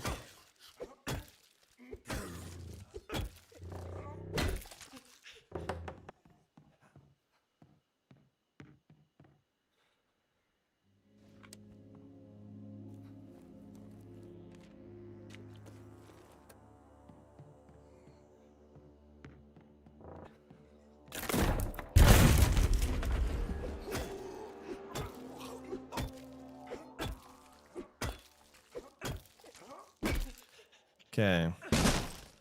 Didn't mean to. I got damaged for no reason. Great. Wait, do we not have a health kits this time around?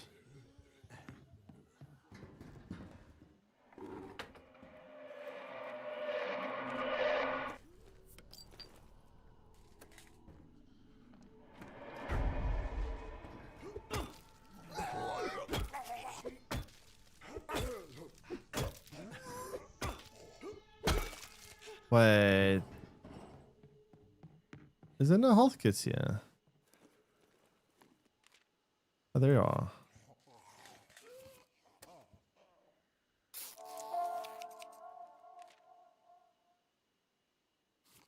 Let's come back to the other one.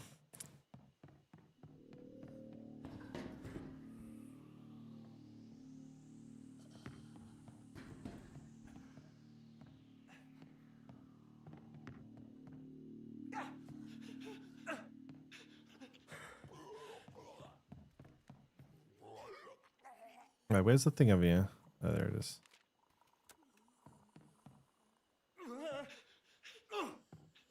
Okay, cool. Now we go down.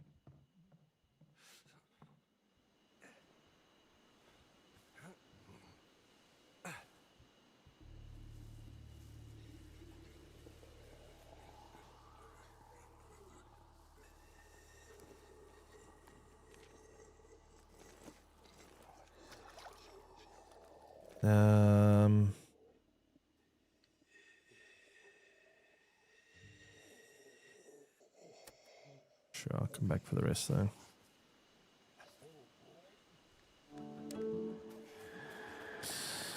Does it have checkpoints or do you have to survive the entire thing? No, there's no checkpoints.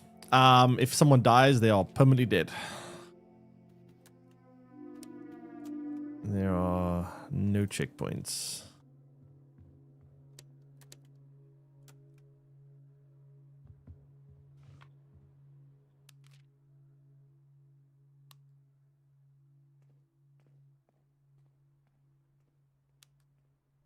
Get screws.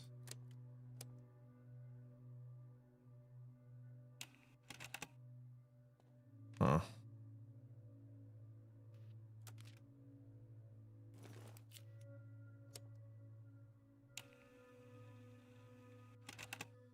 All right. Well, let's see.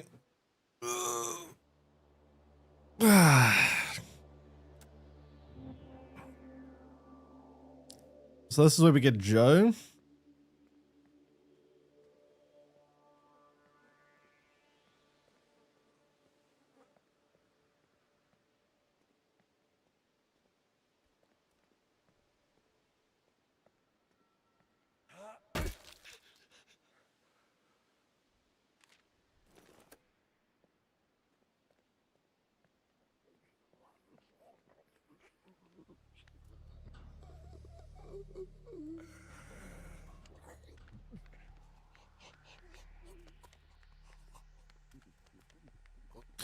Let me see if I would try and move this away from me. Moving away though just starts causing tears in the screen like that.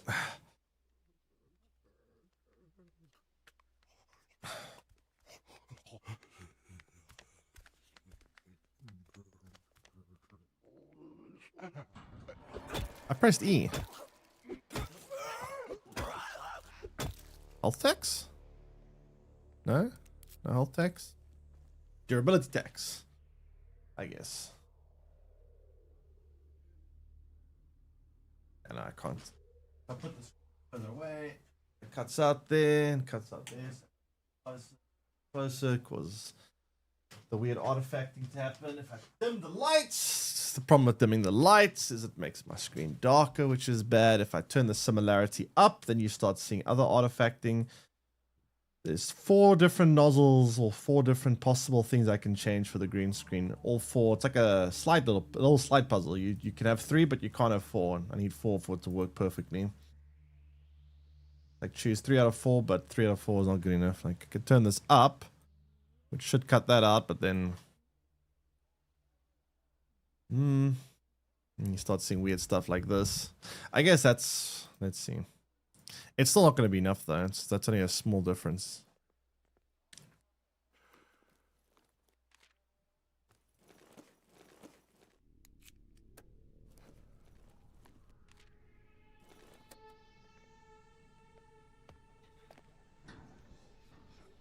I mean, if we get past the earlier part, I don't think it'll be that bad, Joan starting area. Joan hard mode. It's just spawn is proving to be pretty impossible to get past.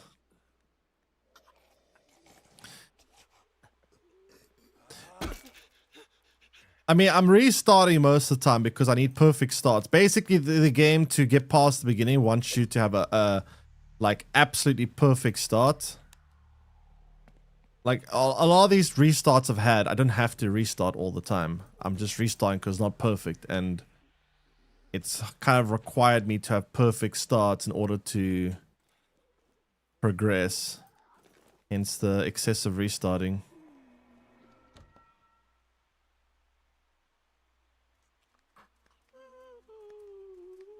So like Slay the Spire at 820. Yeah, Slay the Spire is a bit like that sometimes, yeah.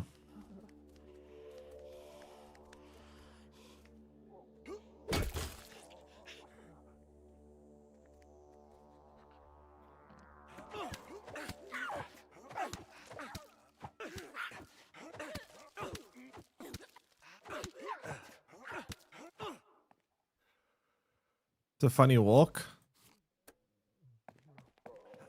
Zombies walk a bit funny sometimes because of the fact that I think they're trying to like randomize the speeds that they walk to try shake it up. And because of that, sometimes they walk slowly. The animation is still fast. It looks kind of funny. Okay.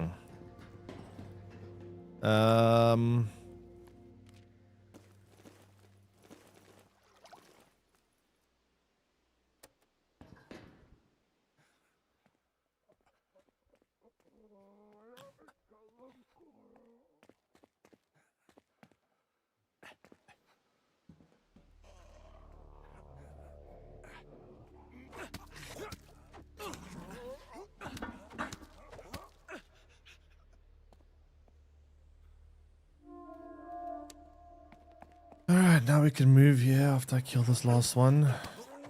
I can see. Man, I hate it when they go behind like a doorway and you can't see the hits. Ugh, took damage for literally no reason there.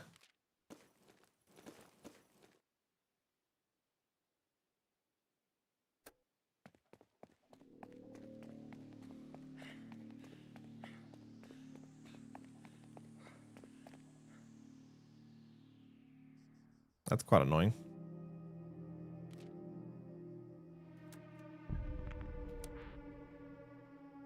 All survivors lose morale. Nice.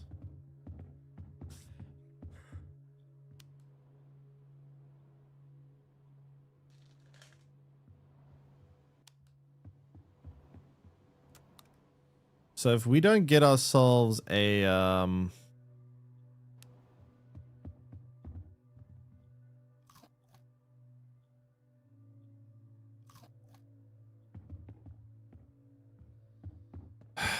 if we don't get ourselves a communal area soon, we're gonna be in trouble.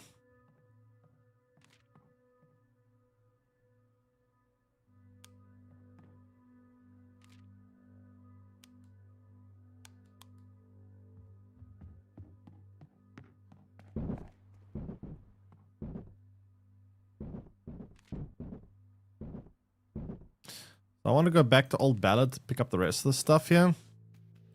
And then we need to move locations.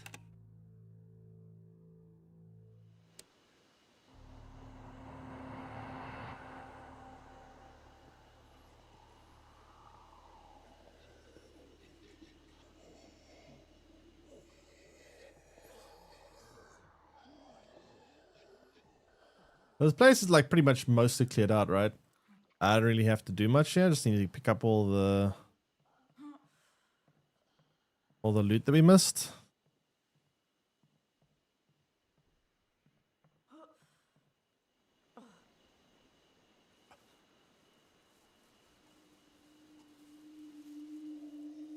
That's weird. Last time I came back here, there was like another one of those drop containers from the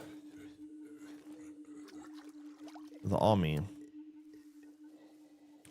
Whereas this time, it's not here. Kind of weird.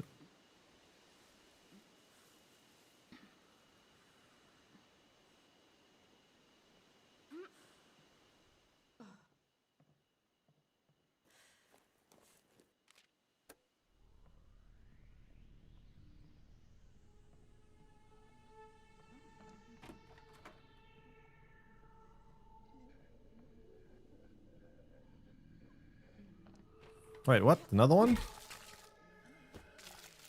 Didn't know there was more that I didn't get. I haven't looted this part. Yeah.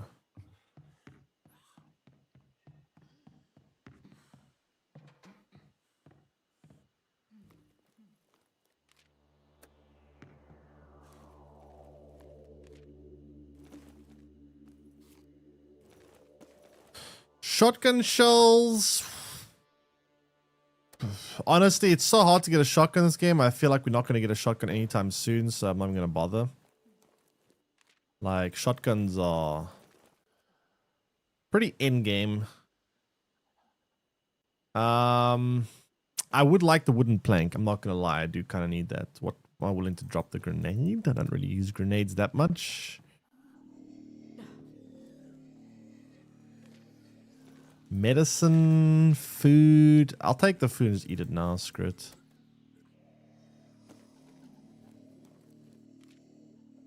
Medicine. It would be nice, but I need the other supplies more.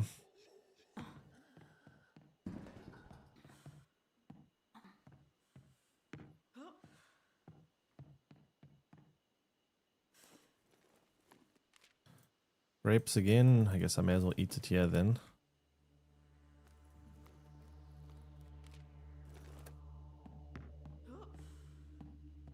I think that's everything. Everything I can carry, at least. I mean, I could carry most stuff. It's only pretty much a little bit of... I don't know, some medicine I couldn't pick up or something.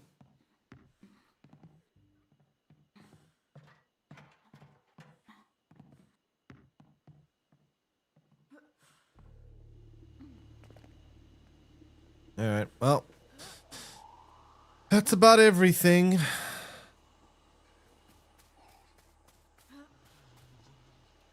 No army container here, though, which is kind of weird. So, this is where I want to move. Last time I moved, Joe died. But now we actually have food, so I guess Joe will survive.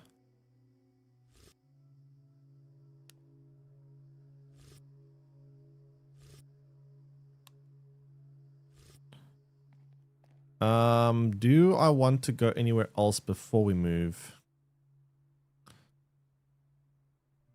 This place has shit resources, so I'm not going there. Amateur video has weapons. Weapons could be nice to pick up. Also has food and weapons. Maybe I go there first. Leave when the zombies are about to completely break in. Because we do need weapons, right? We have no weapons. That's a big problem too.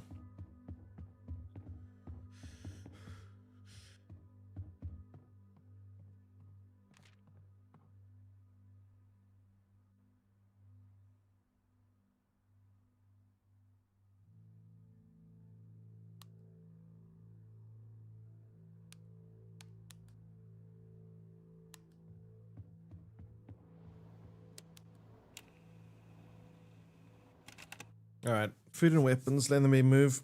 All right.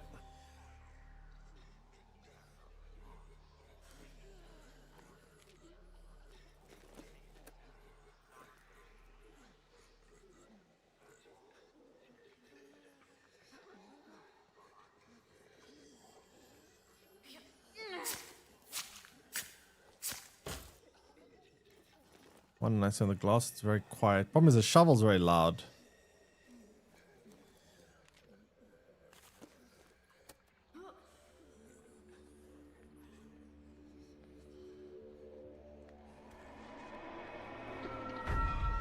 Oh, fuck.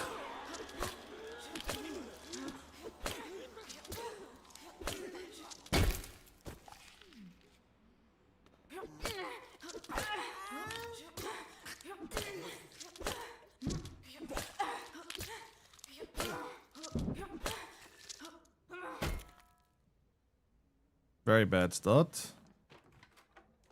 Waste a lot more durability than if I got that all stealth.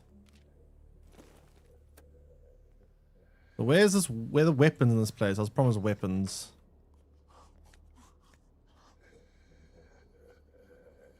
Summer Game Fest? Yes. I think. Wait, when is that again? 2 days from now, right?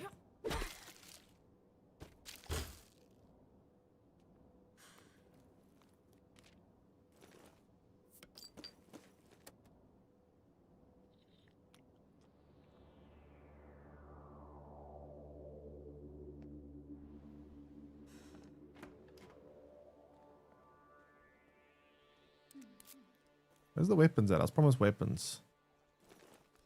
So far, I've used more weapons than I've gained.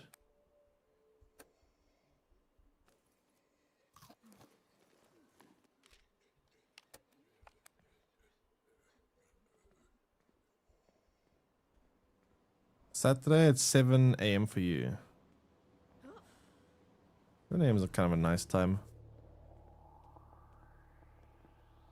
I feel like European time zone gets kind of shafted when it comes to stuff. Either the shows are always like super late. Everything always happens so late for us. Kind of annoying. Well, not that I live in EU, but I have same time zone, I guess, as EU.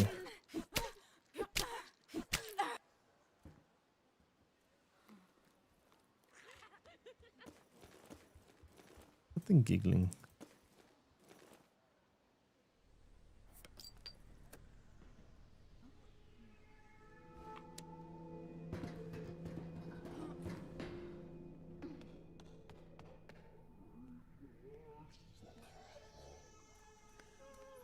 Oh.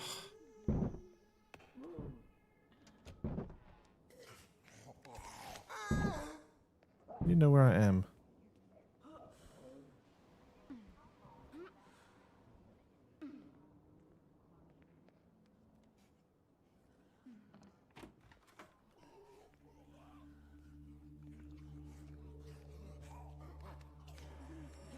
Oh no.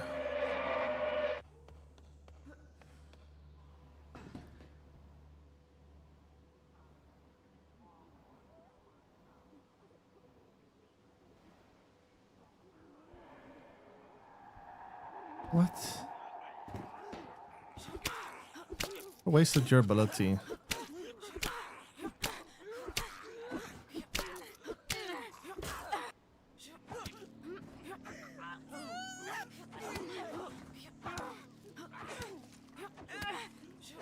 What the hell? What is this thing's health?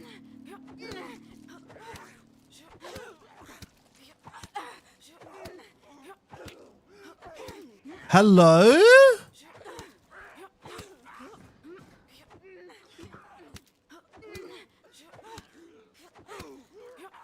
Oh, this is fun. Wrist fractured.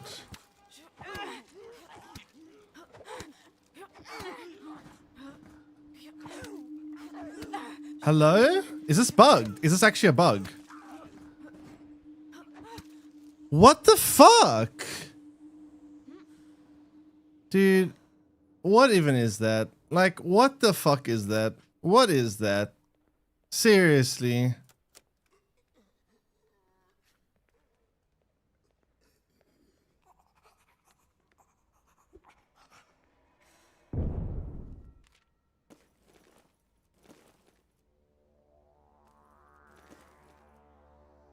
What? What the fuck?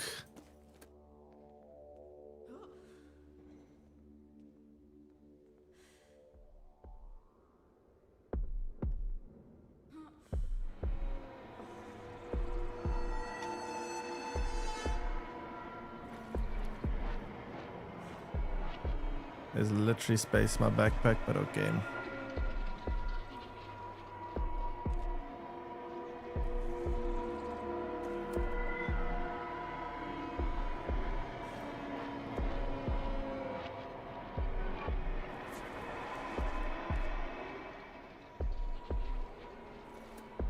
I don't know, I'm kind of annoyed by this.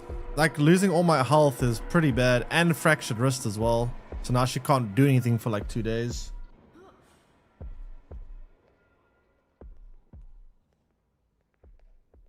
I don't get it. Like, that zombie had more health than even the soldier zombies that wear like full body armor.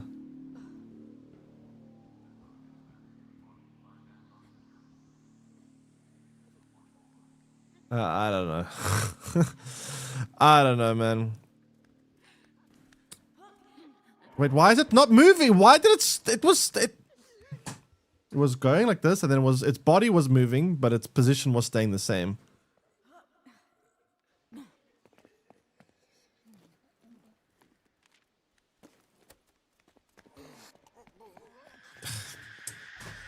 Yeah, this difficulty is not well thought of. Nope. Nope. I don't think this difficulty is intended.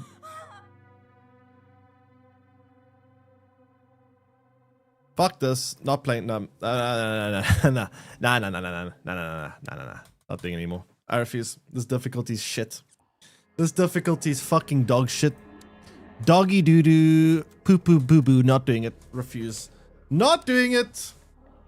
I will not do that.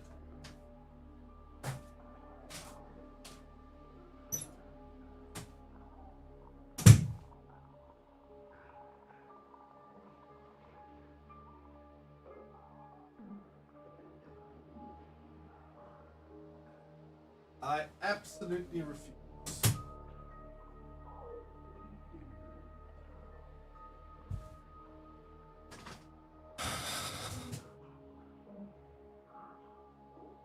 At least I tried. I mean, it's stupid. What was that? It's supposed to... How is it fun to punch something 300 times to kill it? Like, in what universe is it supposed to be fun to punch something 600 quintillion times to kill it? That makes no sense. What I will do, though... I'll put the damage multiplier a bit higher. I'll put the damage multiplier like it is from odd at 1.2. I'll put the noise sensitivity higher. But this health that multiply on the zombies and whatnot, fuck that shit.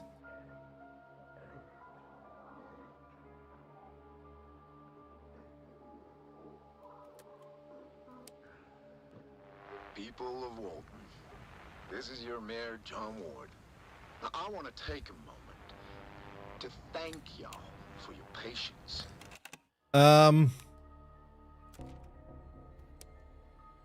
Stream lagging again? It's weird because on my side it's not saying... I've got a question, right? So I got a little bit of a question here. Are you guys very, very hypersensitive to lag, or is my metrics, or is my thingy lying to me? Because apparently I've dropped 4,500 frames, which is very low. That's 0.9% drop frames. So either this thing is inaccurate, or you guys are very sensitive to small issues.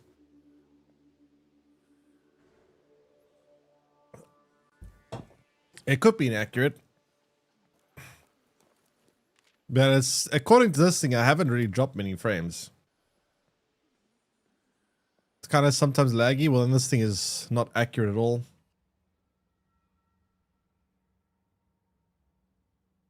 Which is weird. Well, because then how am I supposed to track anything if it doesn't even accurately tell me how much frames I'm dropping?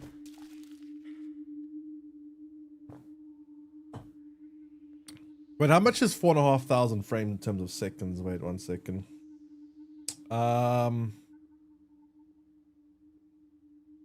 75 seconds. So apparently, according to this, about 75 seconds worth of frames have been dropped today.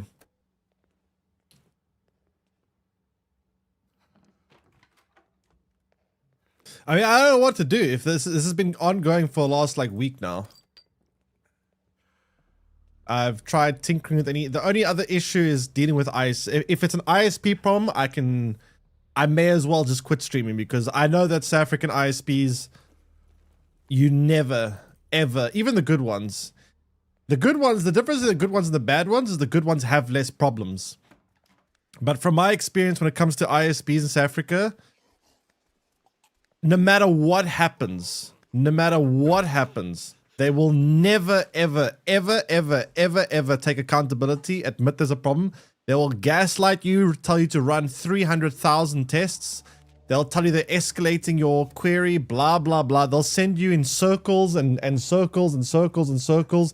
You will never, ever, ever, ever get any kind of resolution. It does not happen. It is completely pointless.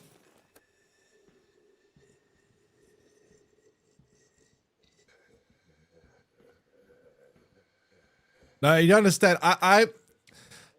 But you don't understand about.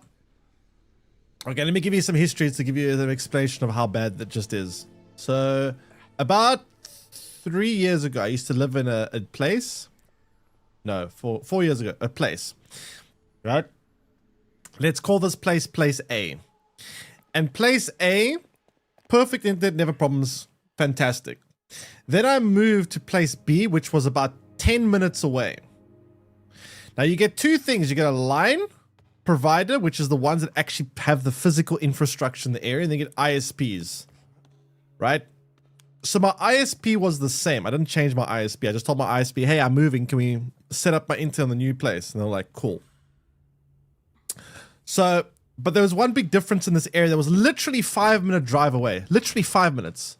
Very close by, right? Now pay attention to this part. This is where it gets interesting. So now I moved to a new area, and there's a new line provider called Frogfoot because they have a monopoly on the area. So essentially how it works is different areas, I don't know how it's legal, but they've basically like, they don't compete with each other. Every area has its own line provider and there's no competition there. So I had no choice. Some areas you're lucky they have two, so at least you have a little bit of competition. But most areas is like a map. You can literally see how they've divided up the areas. So the new area I moved to was a line provider called Frogfoot.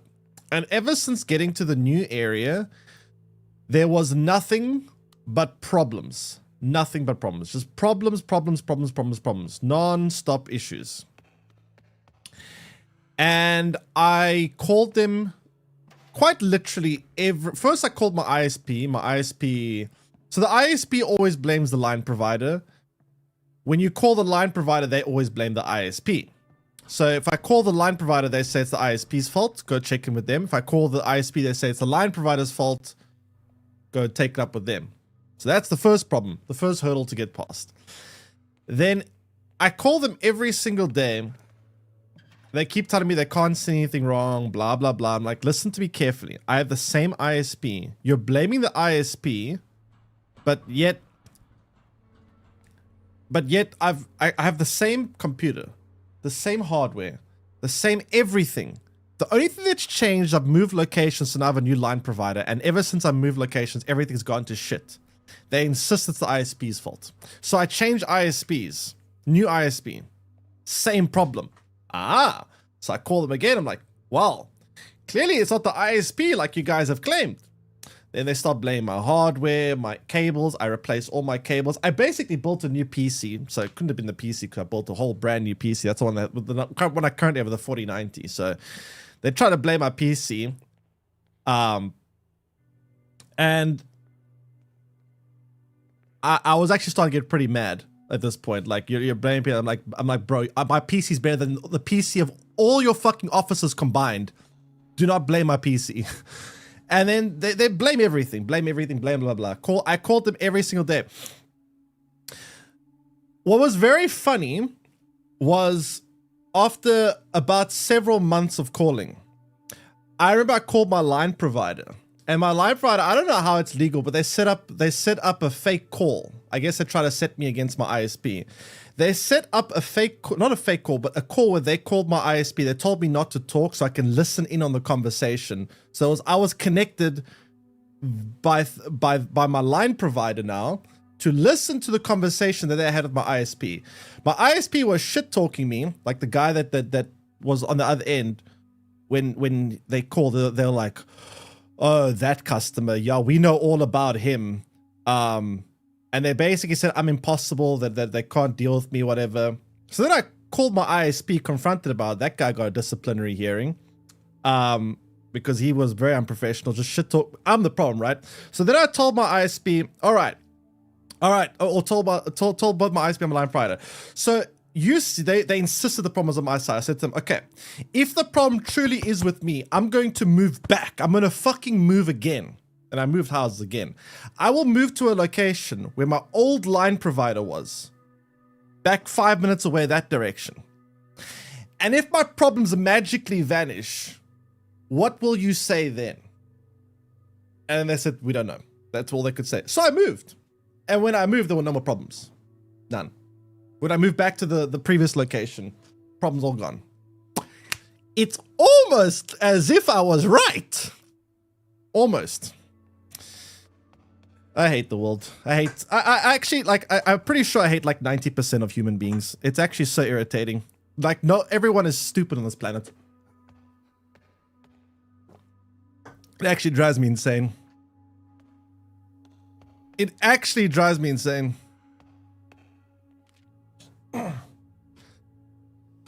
Okay, where am I going? I went through, but it actually cost me quite a bit of money. I'm not gonna lie. Back then, when I was streaming Marvel Snap and during drops, when I would go from like 2,000 viewers to 200 because of a stream disconnect, which would happen very frequently, by the way. I would literally go. I'm pretty sure I did some estimations, and I'm pretty sure I estimated I lost at least $5,000 to $10,000 in the span of a year from all the disconnections, and I'm not even exaggerating, which for me is a lot of money. A fuckload of money, by the way. Every time I had like 2,000 viewers and disconnected and went down to 200, it would be hundreds of dollars lost. And this happened literally every single day. And I'm not exaggerating when I say every single fucking day. It happened. Every day. Every fucking day. What am I doing here? I need to get, she's sending out. I guess I need to fix him. Yeah, I was really frustrated. It drove me absolutely insane.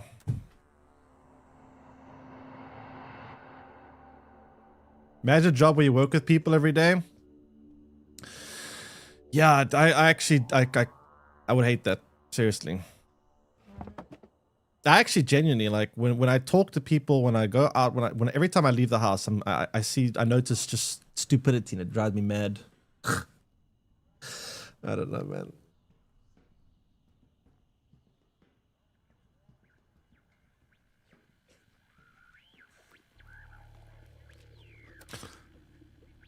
I think it's a lack of, honestly, I think it's also a big problem in South Africa. We have a severe lack of education. Like, our country has very bad education, so people here are very uneducated because our education system is terrible.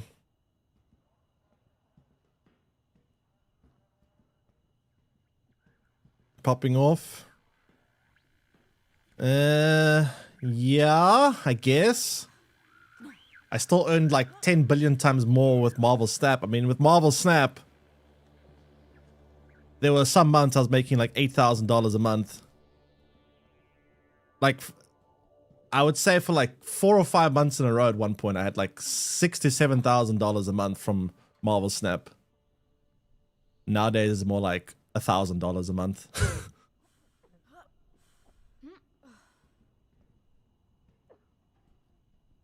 I don't know. Drops were nice. Where am I going? How am I getting past here? There's one there and there's two there.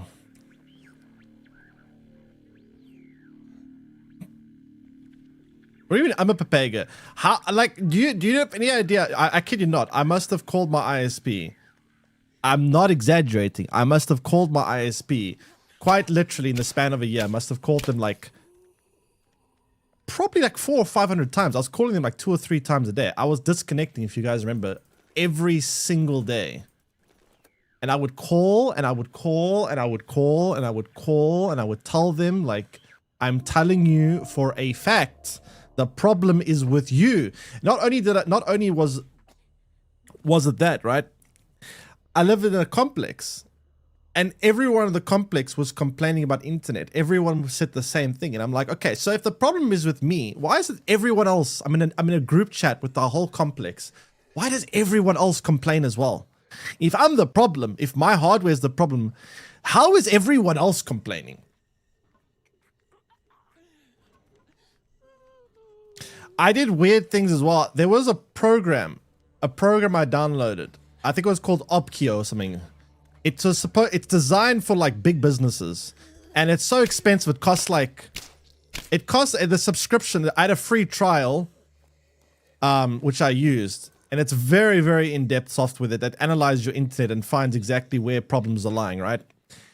And I used a free trial because it's too expensive to afford otherwise. It's a couple of $1,000s a month subscription, which is kind of insane. It's very expensive software. It's designed for, like, I think big businesses. And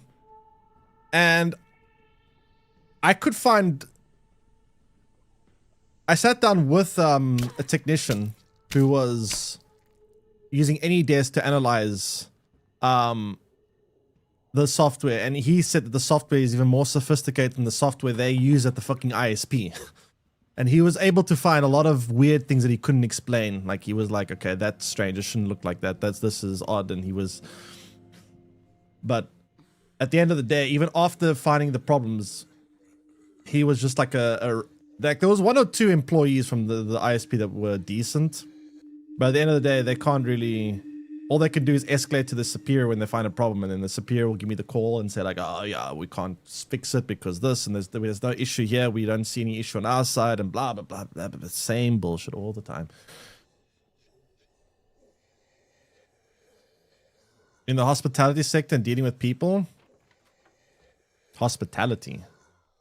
Wait, when was that?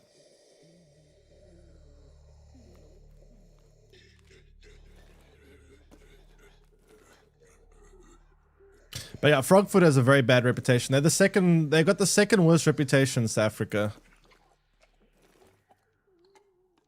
In terms of like, the worst is Telkom. Telkom is very bad. Telkom, I've been with Telkom once before. They're even worse than Frogfoot. They're very bad. Telkom is even worse, but Frogfoot is also extremely bad. Right now, I don't know what these problems are that I'm having. The problems I'm having right now with these stream bufferings that you guys are complaining about, I have no idea. And although my line provider this time is better, I still have the same ISP. And I have called them in the past, even living in this area, because I have had 1 or 2 small issues in the past. Much less than I've ever had with Frogfoot. But when I have had issues, they're still very like, you know, it's the same old, we'll escalate, we'll escalate your tickets, we'll blah, blah, blah, blah, blah. You call back 2 days later, and they tell you some nonsense, and then, yeah, I don't know. So I don't know what I'm going to do about this lag issue. It's been happening for last week. I suspect there's an underwater sea cable break again. Usually when I have inexplicable random issues like this, it's some kind of underwater sea cable issue, which we have a lot of problems with that, by the way. Oh, the laundry, right? Oh, is that hospitality? I thought hospitality is more like restaurants and stuff.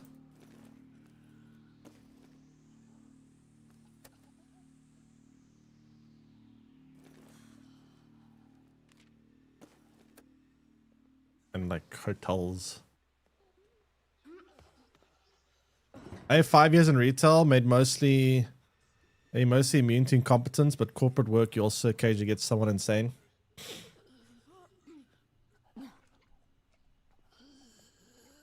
Yeah, I haven't had to actually deal much with working with people specifically, luckily for me.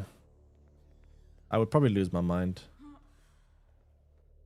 I would actually probably lose my mind. I actually would. I would genuinely lose my mind. If I have to deal with someone that's incompetent, I can't deal with it.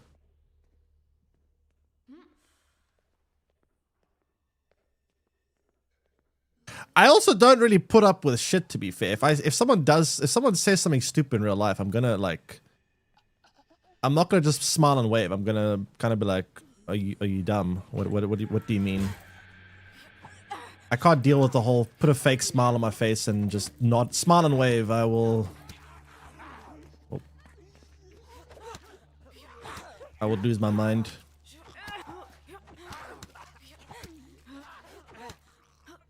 How many? There we go.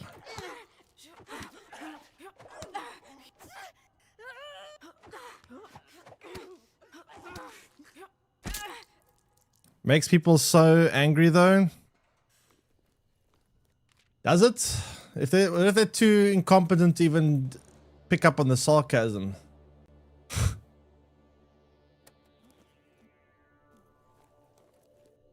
I don't know.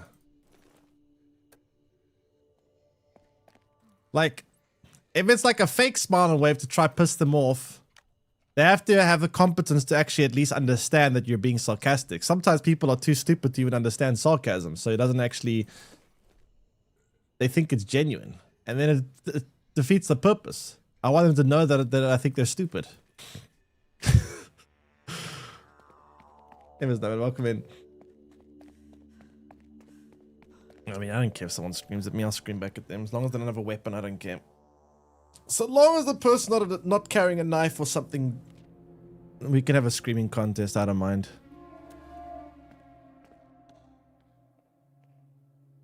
As long as I don't get stabbed.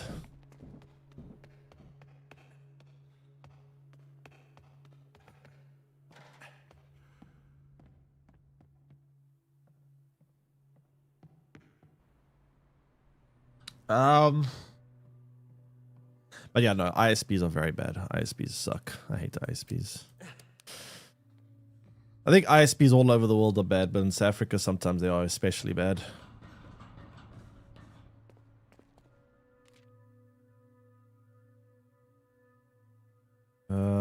Mercer High School, I mean, there's a survivor there, but...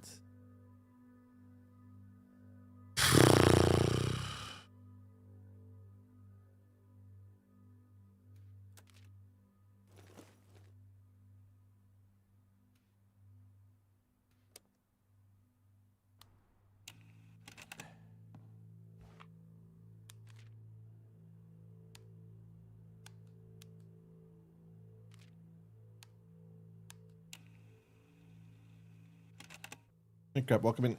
Crap easy.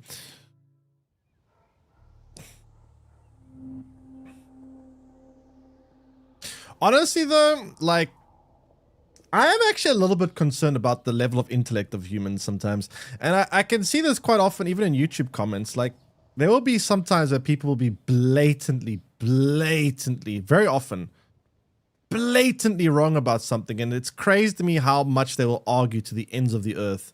Like, for example, right, the more crazy one recently, when I made a video about the metal farms in Subnautica 2, which to this day I think are the most OP thing in the entire game. I can't imagine building a base without the metal farms. And you'd have people, like, especially this one guy that was like arguing religiously, like, how bad the metal farms were, and why would you ever use metal farms, and you should just do this, and this video is a waste of time, and blah blah blah blah blah. And then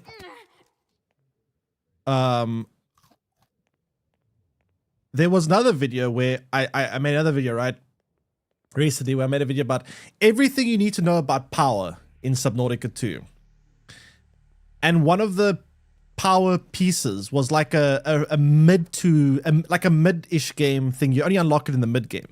But I never claimed anywhere in the video this is a beginner. I just explained everything about power, like how you set up power, where you, what each one does, blah blah. I just made a video about everything about power.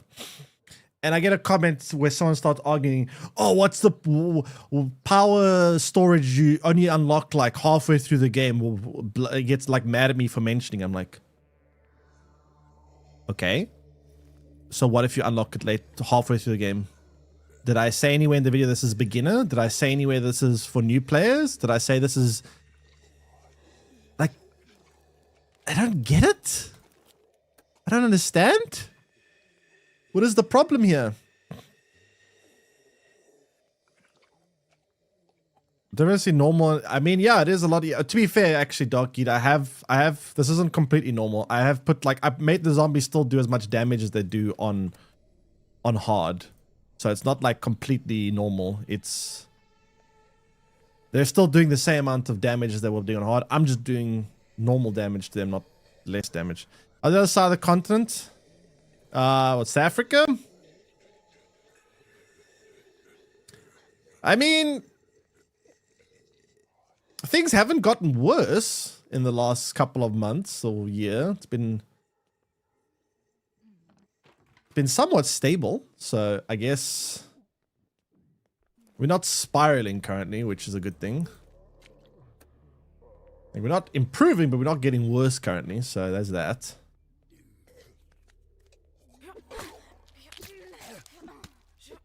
Ow.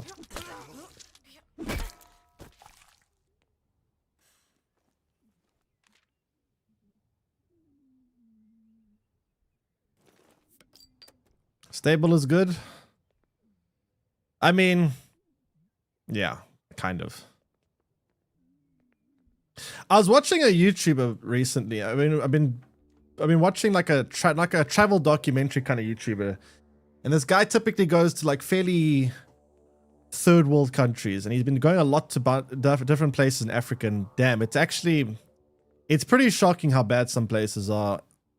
I'm actually like, I noticed that like I'm actually starting to realize that although South Africa has one of the worst stats in the world when it comes to like crime rate and that whatnot, I don't actually think South Africa is nearly as bad as the rest of Africa. I think the reason why the other countries in Africa they don't appear higher on these lists is there's no law and order in a lot of these countries. There's no crime statistics. There's no documentation of what laws are being broken. So there's probably a lot worse crimes, a lot more crimes happening in other countries. They're just not documented. So South Africa, we appear very high on lists, like top 5 in the world for a lot of bad metrics. But I don't think we're actually top 5. I think there's a lot of other countries in Africa that they just aren't even bothered recording the how bad it is. So you don't even know how bad it is. It's actually pretty scary. I watched, and you know what's even more scary? I thought South Sudan would be the worst, but you know what's actually worse than South Sudan by far is Haiti. Haiti is so much worse than South Sudan. Holy crap, Haiti's bad. Haiti's real bad. Like this YouTuber, like every day he went out, you could hear gunfights everywhere. At cons, he was hearing gunshots in the background. There were so many close calls, yet he witnessed while he was recording, he witnessed in front of him a car being pulled over and the person being dragged out of the car and just being kidnapped.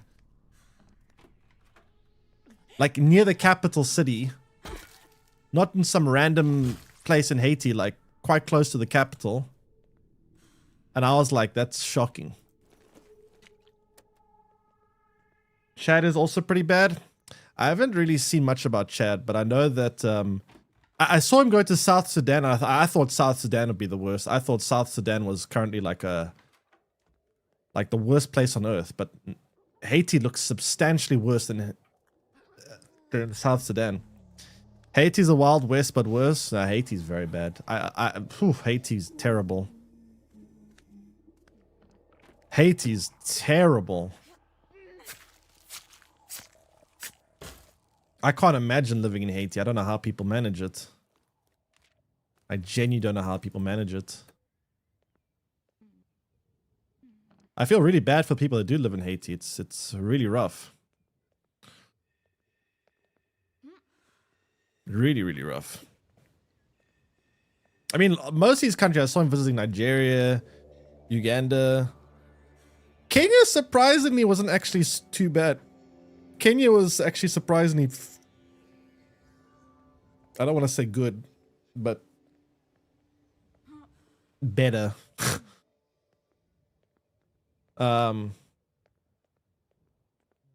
Nigeria was terrible.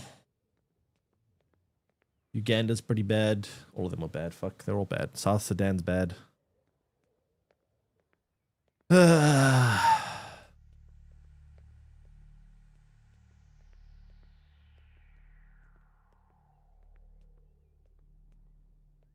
Currently in the US, do not travel list.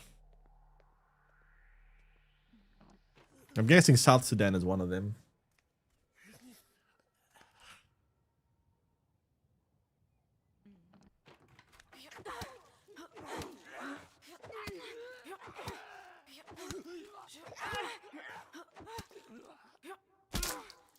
But yeah, it's honestly, you know what all these countries have in common though? I did notice something very much in common. Every single one of them, it's the same story. Corrupt politicians, oh god. Corrupt politicians, dictatorship, it's always the same. Some tyrannical dictator that got into power by promising to fix the country, by promising this and that, and made all the biggest promises in the world, said he was going to fix everything. And then it's the same story again and again and again and again. Every single country, every single one of them. It's all the same. It's the same story, every single country.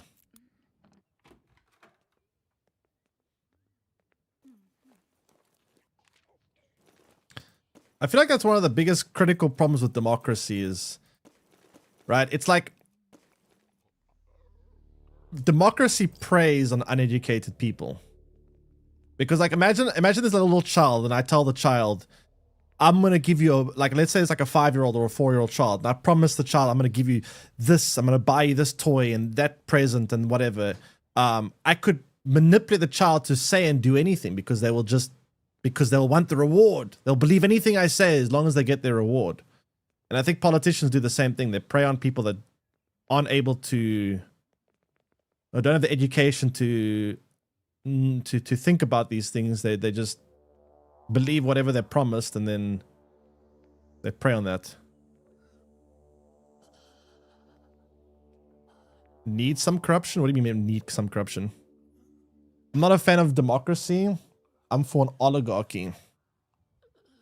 Oligarchy, what? But an oligarchy is like a few very rich billionaires that control the majority of the country, right? I don't know if I like that idea.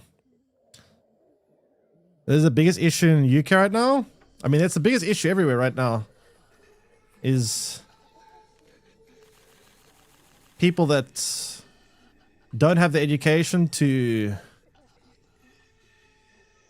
make good decision making, and then politicians that prey on that and go, okay, well, if we promise them this and say that, they'll vote for us.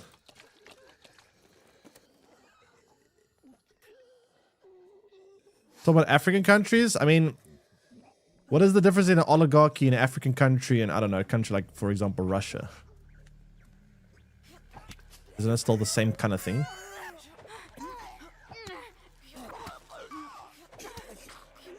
No, that's not good.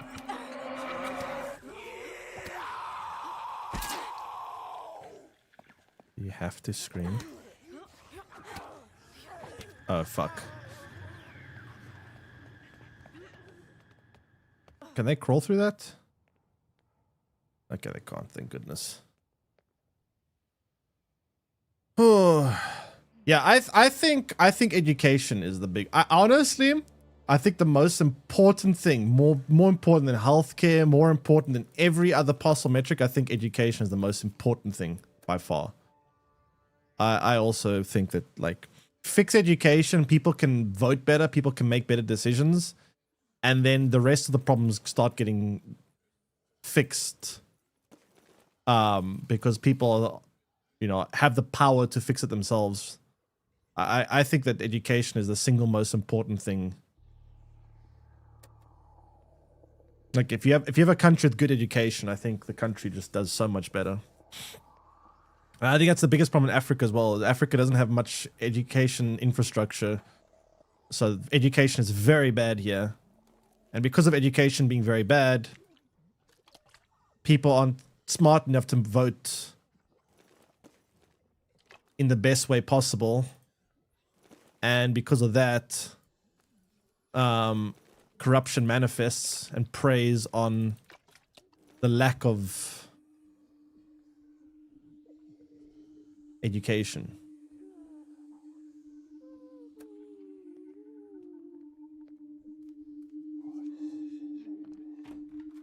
Yeah, North Korea is also very bad.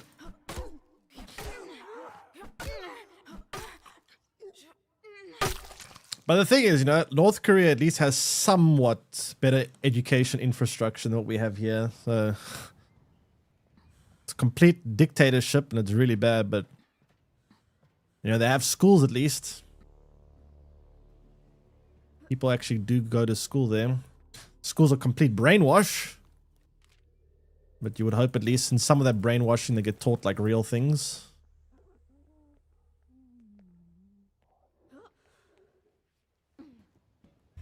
Stable countries, even if it costs them their liberty. The thing is, you see, that sounds well and fine. But the problem is, right? So here's the issue with that. That could theoretically work if the people that are in power have the best interests of society. And sometimes people start off with the best interests of society, but then after a while they realize, well, what if I just take a bit extra? No one will really know. Well, it doesn't hurt anyone, right? Just take a few extra $100,000 here. Who's it actually gonna hurt? And then they start realizing what they can get away with, and they start pushing it more and more and more. Like, people that are in power almost always, I mean, the famous saying, power corrupts, right? And once you have power, once you start learning what you can get away with, it corrupts. It makes them do as they please. So it never really works that way in theory. Or in practice, right? So not theory, in practice.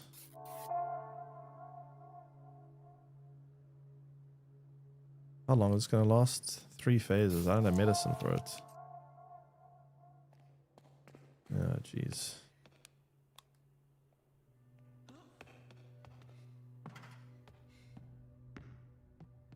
So that's the problem. I don't know. It's just been interesting because, like I said, I've been watching these documentaries for the last week now, and yeah, I mean, it's been kind of crazy. Where do I move to? I've been here, right? I want to go down here, but I can't reach here.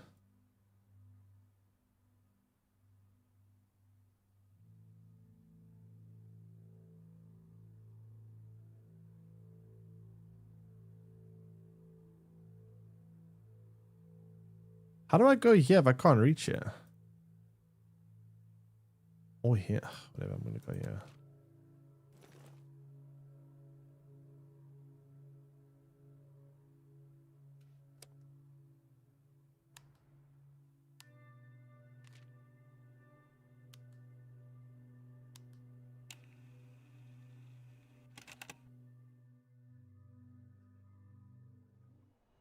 North Korea is a good country, but it's alright since a couple of...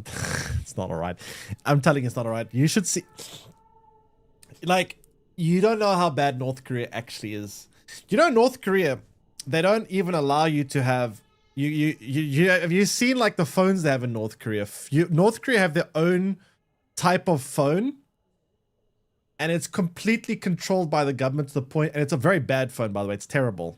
And it's like very garbage. It's like a phone that's like it basically performs as good as a phone today, but 10 years old. and it's like everything is controlled, everything is watched, everything is like censored, everything is it's you should go watch. I've watched quite a few documentaries on North Korea. It's really bad. I would say the country itself has probably better infrastructure than most countries in Africa, but in terms of like quality of life and in terms of like citizens feeling like you there's no safety there. You constantly living in fear. You constantly have to be careful. Not just that, the citizens that only the ones in the capital Pyongyang are the ones that actually get to like live. And most of the rest of North Korea, it's very, very backwards and very poor, very, very poor. Like electricity for a lot of people is considered a luxury there. For a lot of people, it's not good. It really is not good. It might look when you so the reason why you think it's not so bad, right? But most of the things you probably see, people don't have much footage of the rest of North Korea, because when people go on tours to North Korea, right, they're only allowed to go in very specific areas. Those tour guides don't allow them to go anywhere. They have to check into the hotel at a certain time. They have to be there. Everything is watched, and so people can't just go explore North Korea and go, let's make a vlog of me driving around North Korea. You're only allowed to see the best parts of North Korea. So when you see like videos and YouTube videos of people going around Pyongyang, just remember that's the best parts of North Korea. The rest of North Korea is pretty bad for the most part. It's really not good.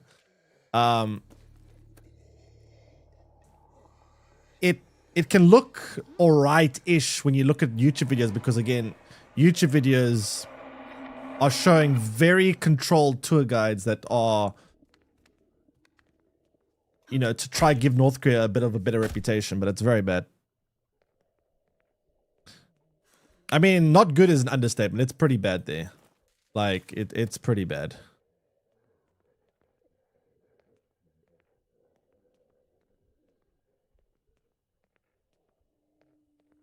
Definitely a very scary place. Wouldn't even want to visit there. I think I would feel probably safer in a lot of African countries than I would in North Korea. And a lot of African countries are pretty bad, to be fair. But I think I'd rather go. If someone said to you, you'd rather go to visit Kenya or North Korea, I'd take Kenya. I think I would take North Korea over something like Haiti or South Sudan. But outside of those two, I think I'd rather go to Nigeria even than North Korea. Or wherever.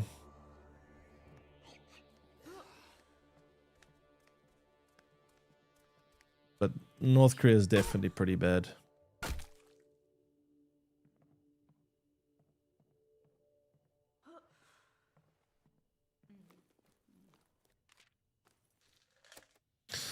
There are organizations that sneak in outside content, North Korea, like books, movies. Yes, they are. But if you're caught with any of those books, it's punishable by death. If you're caught with a Bible in North Korea, it's either like 15 years of hard labor in like basically a concentration camp, or it's a death penalty. So yes, there are actually organizations that try like shoot pages of the Bible over the border, but if you're caught with anything like that, it's a serious offense in North Korea, which is kind of crazy, but yeah. Yeah, but it's safe in what way? You know, the biggest problem is you're not safe against the government.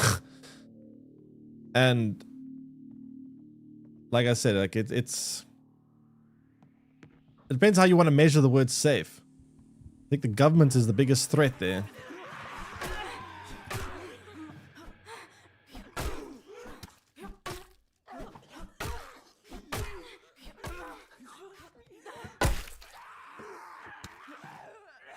Can you? That's bad. Safe from crime. Is a tyrannical government not a crime? I mean, sure, maybe, and I don't even know if that is true, because we don't really get good information to know what actually goes on inside North Korea. Maybe it has less crime like regular citizens towards each other, potentially. Maybe. I don't know if it's true because we can't really check this. But what I can tell is whatever the government is doing in North Korea is a crime. And people are not safe against the government. Compared to African countries, I mean, African countries, you want to speak about, you know what's interesting, right? So this YouTuber, he went to Senegal in Africa. Here's your crime. So he went to Senegal, right? Now, he said, and this guy is a very calm YouTuber. He almost never gets like angry. He's always calm and whatever. He actually got pretty pissed off in this video. He made like a whole rant at the end of his video telling the Senegalese government that Senegal's an alright country. Okay, yeah, but yeah, listen, hear me out, yeah. So while he was in Senegal, he did a road trip where he rented a car and he drove 15 hours in Senegal. And in the video, he kept getting stopped by every police officer that basically tried to scam him. They'll point out a problem and say, "Oh, you're not you don't have the documentation. That's a fine." And you're like, "No, I do have the documentation actually."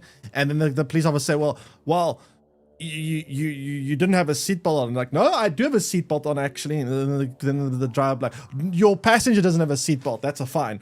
They would just look for anything, and often, and then you would drive like another 10 minutes, and there'll be another police officer that would stop him, and the police officer, and then he would have all the seatbelts on, everything, make 100% sure, and the police officer like would keep accusing him of some random thing. Even if it's not true, say you don't have documentation. I do. The car does the car have does the car you're driving have the little triangle, the emergency thing in the boot? And you're like, it does. And he's like, oh, but you got 2 passengers. You actually need 2 because you have 2 passengers. That's bullshit, by the way. But no, you have 2 passengers. You need 2 emergency signs. So they'll just keep inventing stuff to try and fine him for no reason, because they see a guy that's a tourist driving a car in Senegal, and they're like, okay, this guy's got money, clearly. We need to try and I kid you not, in this video that I watched, in his 15-hour drive, he must have been stopped like at least by 9 different police officers, and all of them tried to fine him constantly.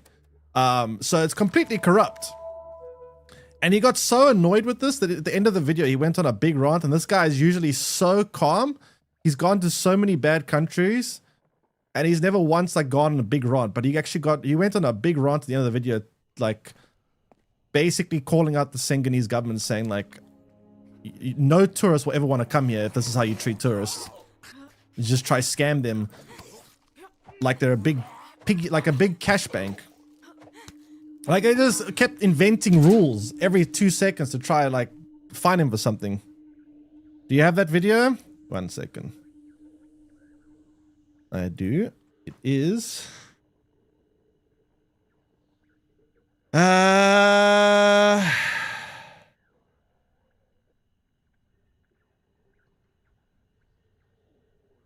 me see. God, I went through so many videos yesterday.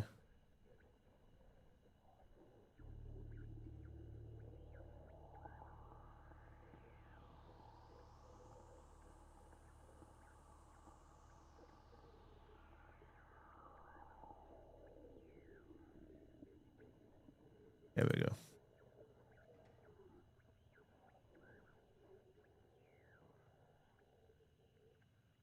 There it is. Who would want to scam of tourists?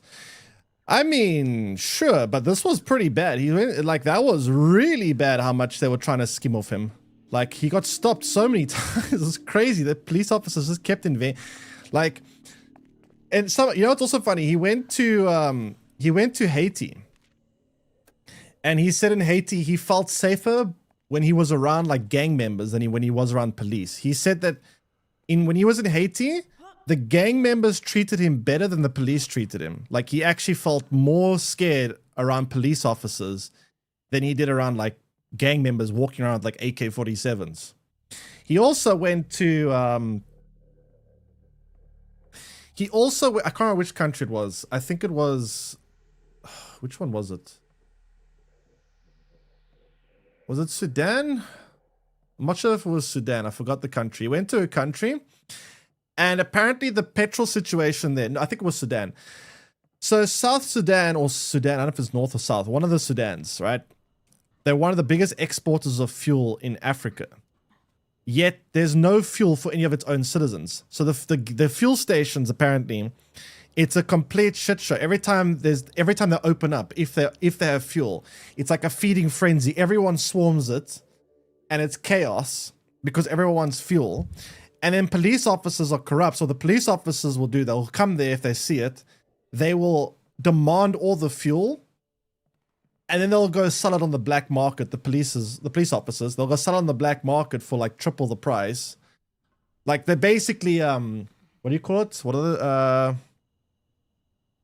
they're basically scalpers. The police officers there are basically like scalpers, but with fuel. They buy they get all the fuel from the petrol stations, whatever little is available, and they go sell on the black market on the side of the street or whatever for like triple the price.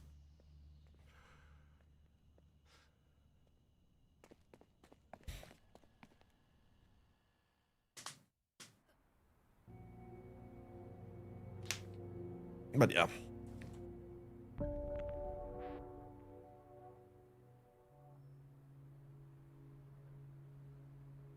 Trailing vapor, what's that? Oh, that's just to try and let's see. How's Christine doing? Christine is needing sanity, food, but she can't get food because she's on medicine. Manton to few smaller countries? I doubt it. There have been some groups of people that have wanted Cape Town to be independent from the rest of South Africa, but I don't see it happening. I have seen the like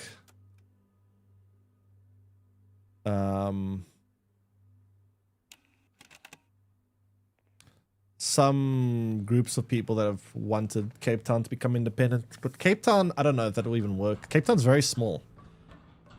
To try and make Cape Town independent entirely will be it. I don't think it'll work.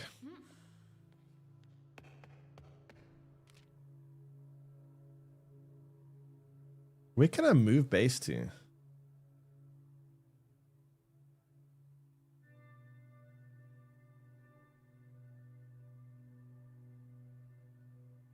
I think this is a potential location you can move to, I suppose. Maybe.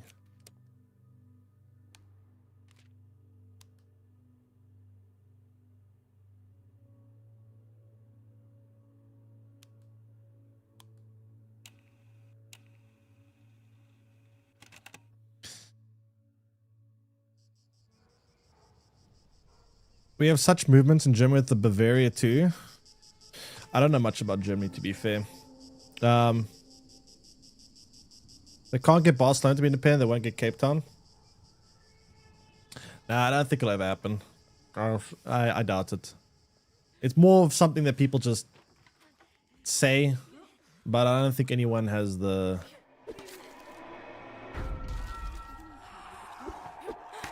No one actually like wants to put in any kind of effort to actually see it through. Everyone just says it, but no one actually really means it, if that makes sense.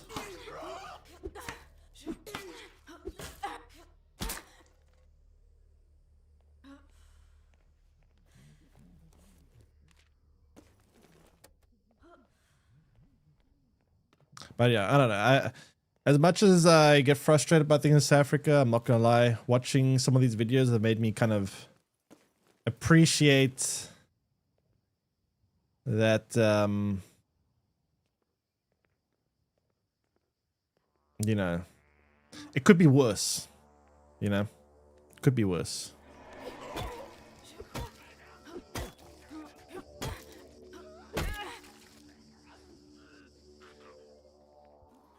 Partner, thanks.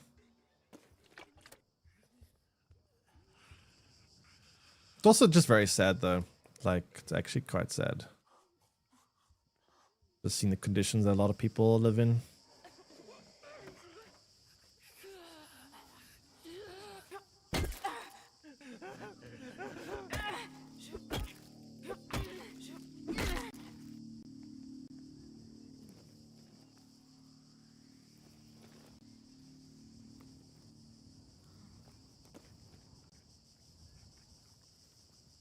We need so many votes and laws to be passed in many courts. Yeah, I mean, I don't know the whole legal process of it, to be honest. I would imagine it's probably quite difficult. But yeah.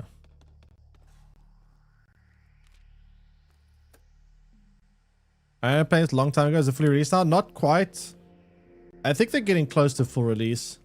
Like right now, I think the game is in a pretty good state. There are a couple of things I would change. I do think the XP system for the leveling up, I think, needs to be tweaked. I feel like they nerfed a lot of characters by putting their best perks at the end. But I feel like there's two issues. A, it's so hard to get that far leveled up. I never even did in my last playthrough, even though I spammed the same character like all the time. I still never was able to get the last perk. And even if it is possible to get the last perk, you'll unlock it so late in the game that you won't have any fun with it because the game will be almost over. So I feel like they need to change the XP system a little bit. Like, it's cool that we have a skill tree. That's a new addition to the game. They need to tweak that. I think the relationship system also, I kept trying to even like do the thing where you share items when they're together. I feel like relationships, the bonding between characters is not, it doesn't really do much, and it also doesn't really, it just doesn't really feel very good. They need to tweak that. And after they've done those changes, I think the game is in a pretty good spot for a full launch. Like, let's go do some tweaks, some small tweaks, and I think they're basically there.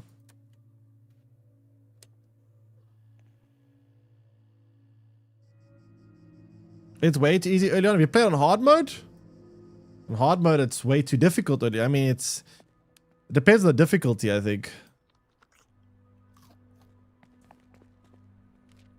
I feel like the default difficulties are kind of bad. I think you have to like tweak the difficulty exactly yourself to get like the proper playable difficulty.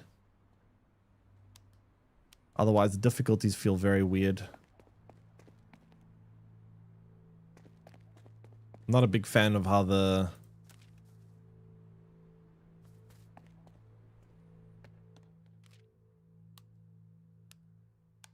difficulties work in this game. The default difficulties, rather. I like they give you the option to customize exactly all the little things and tweak this and that and whatever.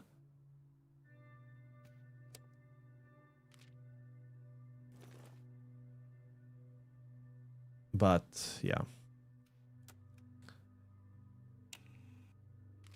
Wait, do I not have any?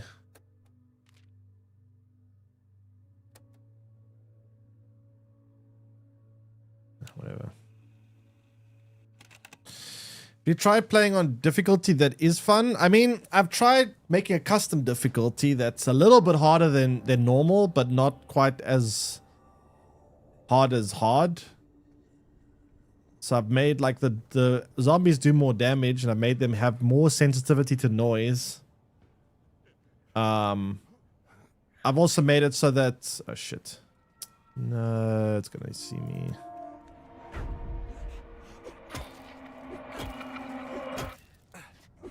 I've also made it so that XP goes faster, so that hopefully I can actually unlock the different skills.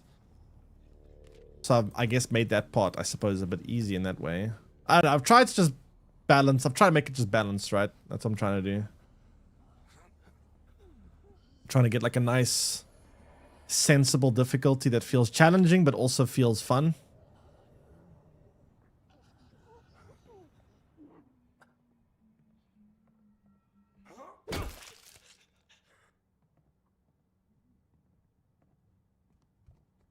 Oh, what the?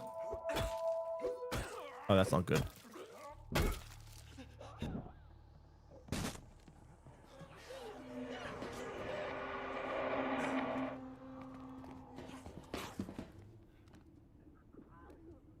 Okay.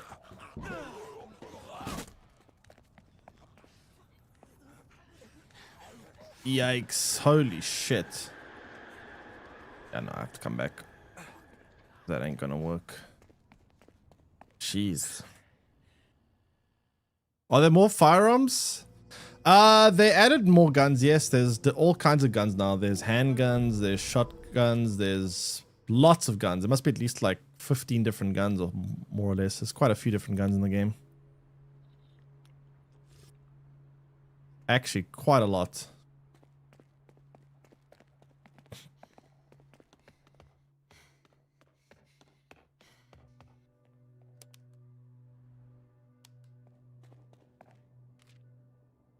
Man, that feels like a waste going all the way there for nothing. But I guess better than dying, right?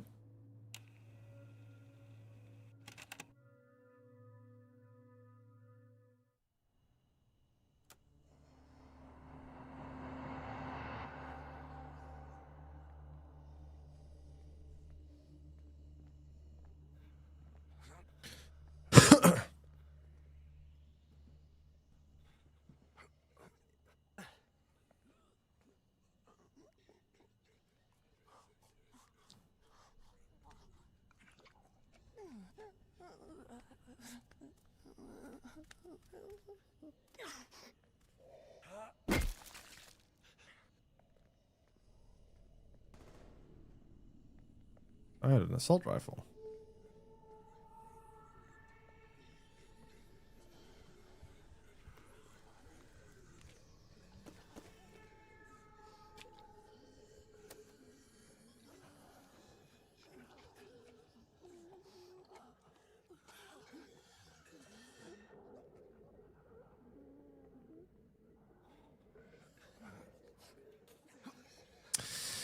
Prefer not to go. Oh, no. Where'd you come from now? What the?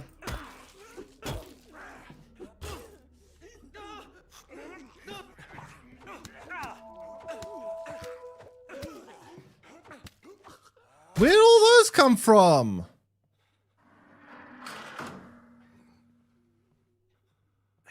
Sheesh.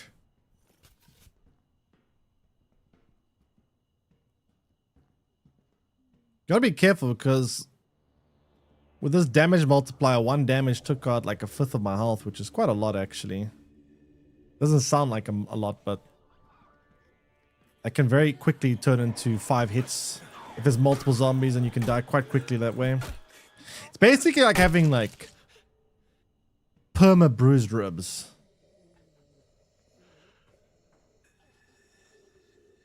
Okay, so I came here once and there was a zombie that just came out of nowhere here. It's not here this time.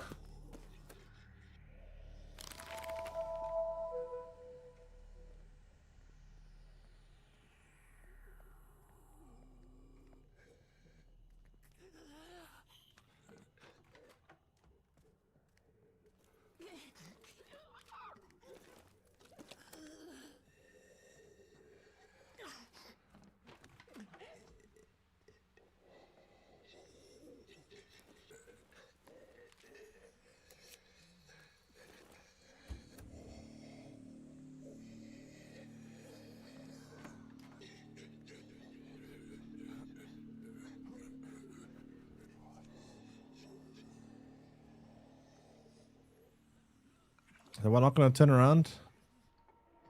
Oh, it is. No, don't go up the ladder. Whack it first. Thank you.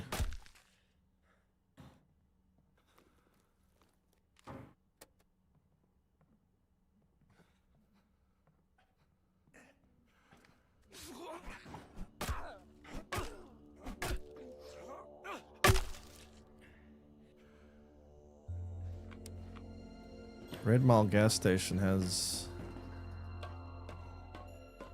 What's her name? Also, chat, who's Penny, by the way? There's a quest for someone called Penny. I don't know who Penny is. Who is Penny?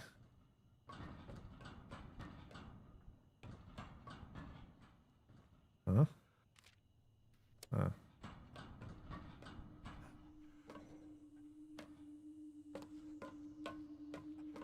I don't know who Penny is.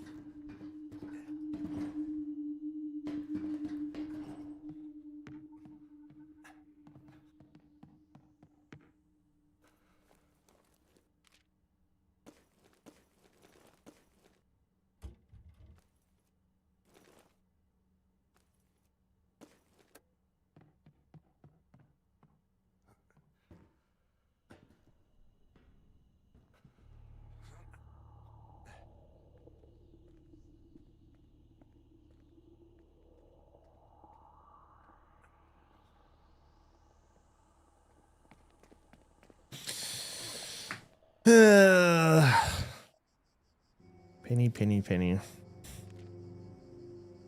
Argued over the sensible use of communal supplies. Come again.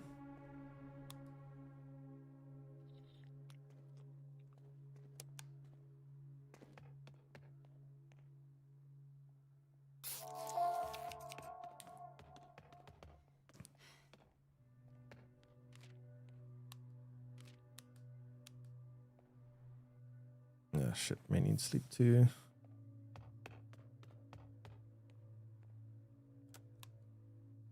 Go with this guy again. Don't have a choice.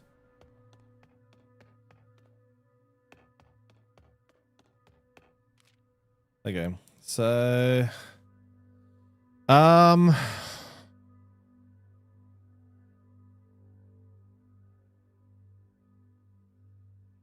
fire station number 13. I don't know if there's any new survivors here.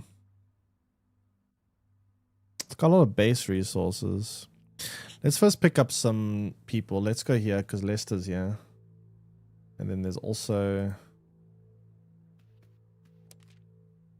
Bob there.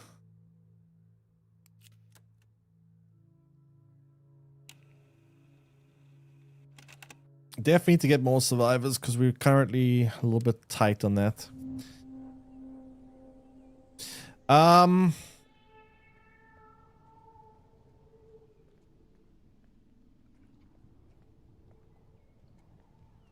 I want to do one of the new endings.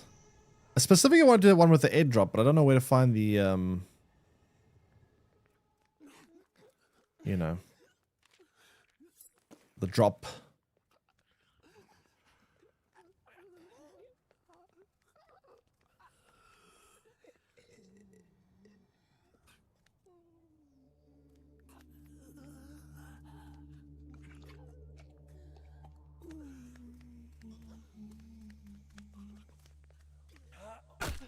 Gonk.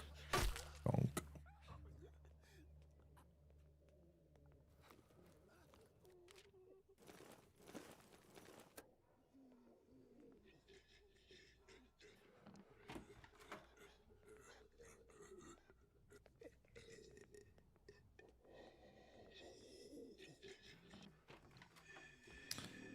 Please don't turn around. Thank you.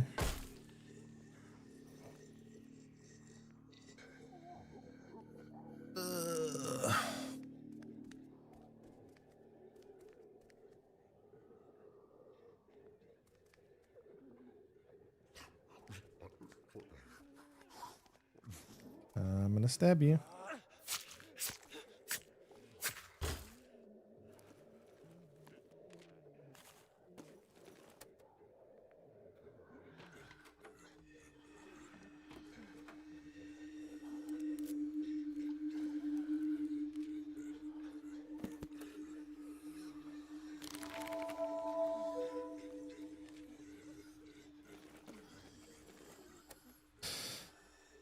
Okay.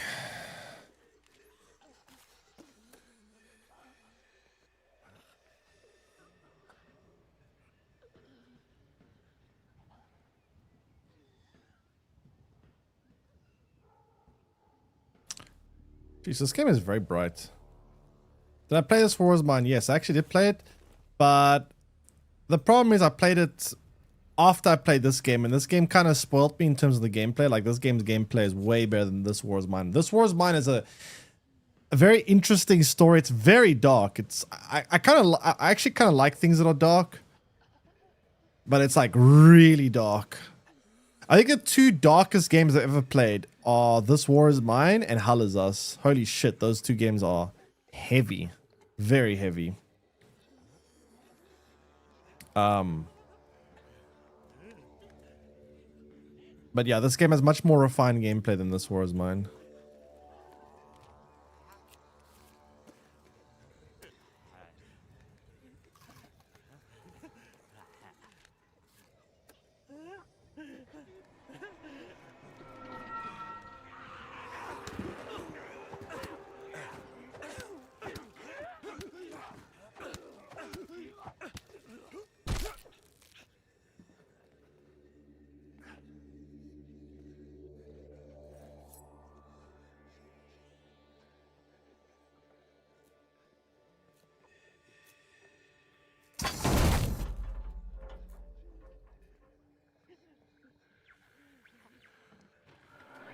Oh, I didn't see you.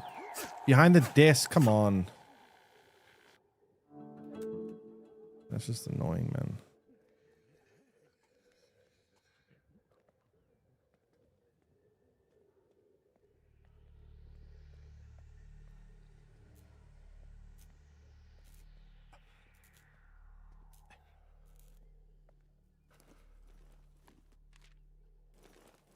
Need that, that's important.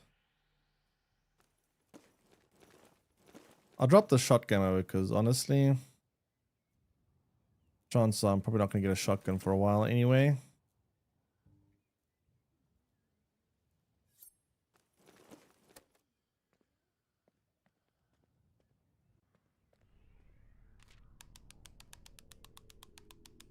All right, Lester, you hide.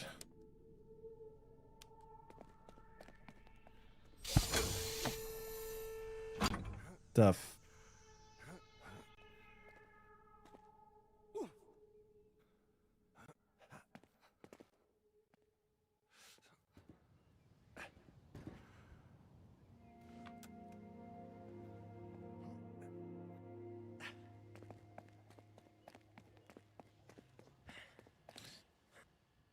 Okay.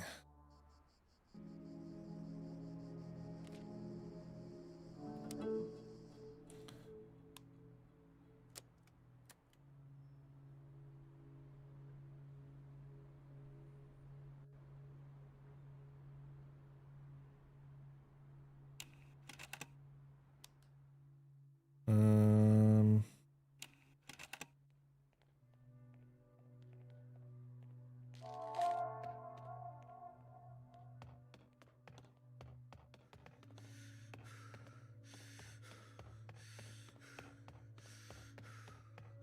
So I can plant some food. Aubrey is hungry, so is everyone. Food.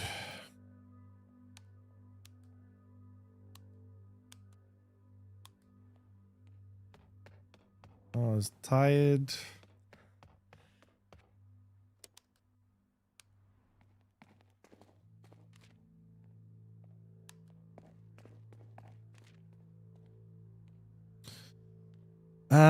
We need a communal area. Trapping station.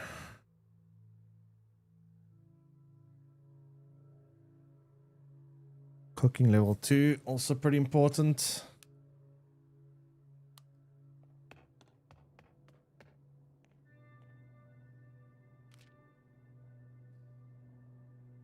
Let's go get Bob.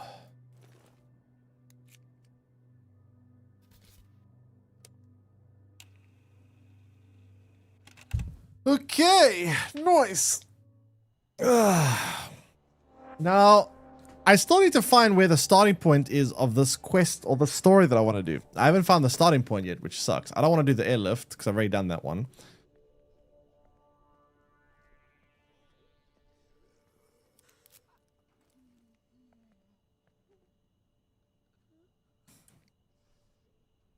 Full reaction about God of War.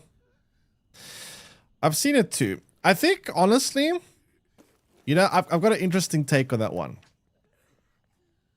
I think people are just kind of upset because not necessarily because the woman specifically, Maybe there are. Some people probably are.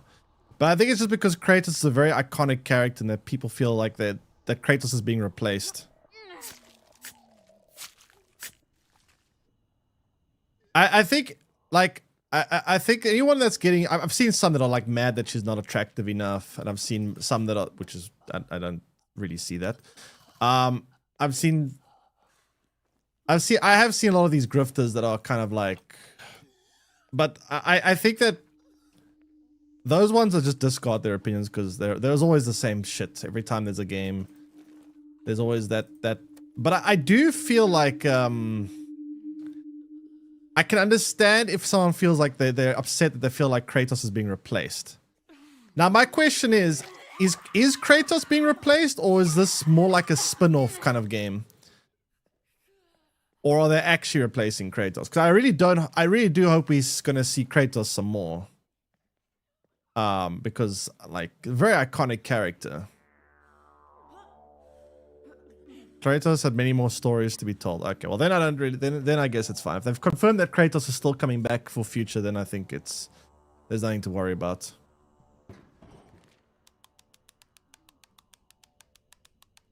I was a little bit worried myself though. Like, I was scared, like, oh shit, are they gonna, like... Is this like them getting rid of Kratos?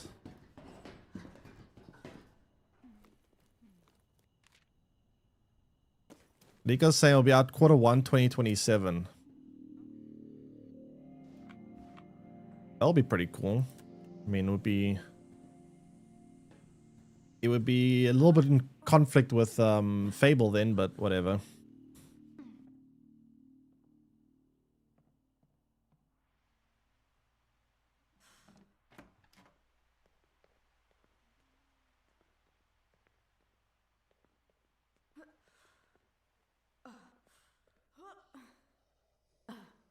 But yeah, as long as there's gonna be more Kratos games in the future, then I don't think there's any problem. Because Kratos is a very iconic character. There's no denying. He's definitely one of the more iconic game characters out there. And they've done a lot of work in, like, fleshing his character out, right? They've really, like... They put a lot of effort into making Kratos have a lot deeper kind of personality and depth. And it would feel really bad if they put all that effort in and suddenly Kratos is gone. Because, yeah, Kratos is a very cool character. I like him a lot.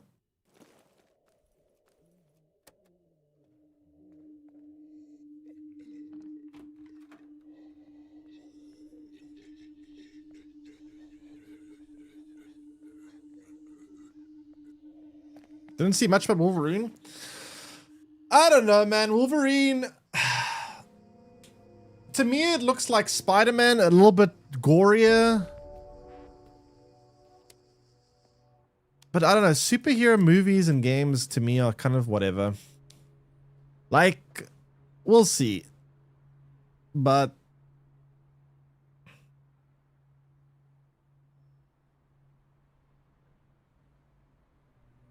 I do feel like for Wolverine specifically... For me to like it, they have to do something a bit different than the typical... Just... high action set pieces. I would like to see, like, a bit more story focus. You know what? The movie, a really good movie about, like, superhero movie, the movie Wolverine. The one where he actually died. That was really good. I like that one. I actually really like that one.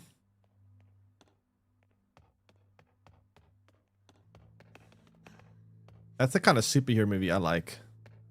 It just feels more grounded, right? No silly costumes. I actually very much dislike costumes. I hate these superhero costumes that make them look like fucking clown suits. I really liked the Wolverine movie because it was grounded, right? It just felt way more believable to me.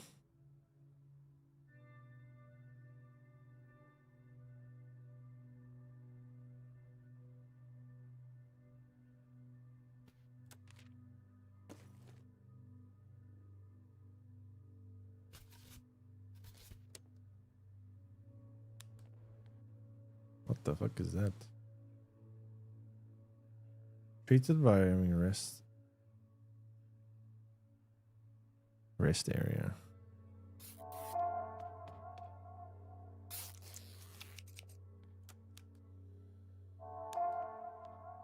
Sure.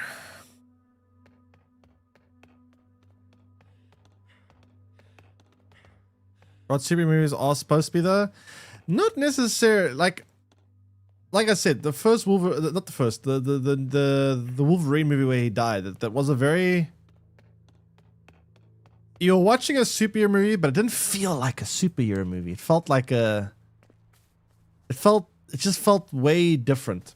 I also really like the first Iron Man. The first Iron Man is, I think, still to this day my favorite superhero movie. The first Iron Man felt, but you know what the reason is, right? They feel a lot more believable. Like with Iron Man, it felt more grounded because you had this billionaire dude that, you know, he got captured by this terrorist organization, and he's very smart. He built this thing, and it just the way. It just felt more believable. A lot of these superhero movies, you kind of have a superhero that's, you know, just running around fighting bad guys, whoosh, whoosh, whoosh, whoosh, whoosh, and it's just big set pieces, and it's kind of like, okay, this is kind of lame. Like Ant-Man, for example. Didn't like Ant-Man. Not a big fan of Ant-Man. Or Guardians of the Galaxy either. Didn't like that either. Is there anything this guy can do? Not really, right? Literally nothing.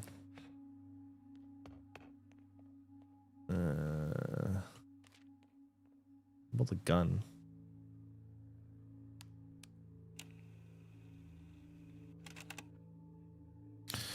I mean, yeah, okay, listen, no superhero movie is gonna be, I mean, yeah, you can say it like that and it sounds stupid, but like, I mean, even Wolverine, guy with claws that come out that heals, I mean, it's also kind of dumb, but you know, with a little bit, you can stretch and go, okay, I can buy this, right?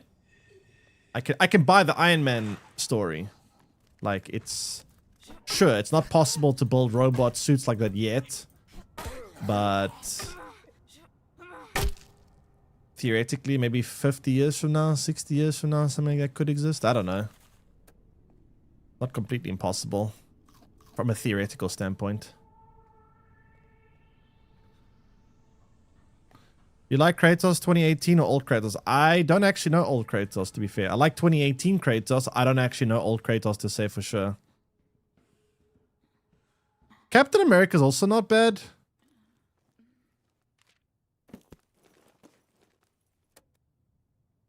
I like Captain America's stories.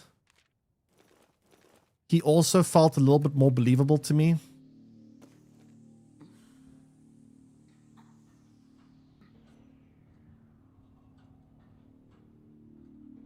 But like superhero movies like Ant-Man, ones like oh, I need a bolt cutter. Fuck.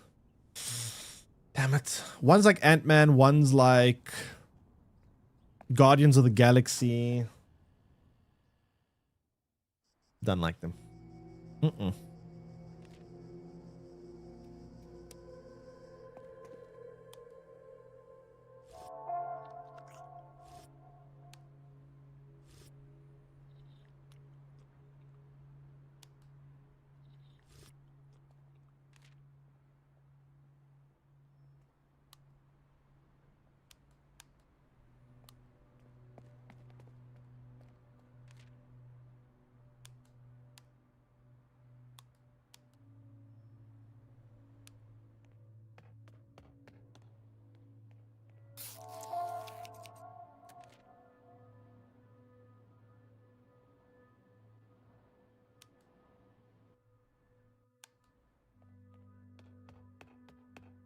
Yeah, you see, that's the thing about comedy, right? I like kind of sophisticated comedy, like James Bond movies, where they have like this.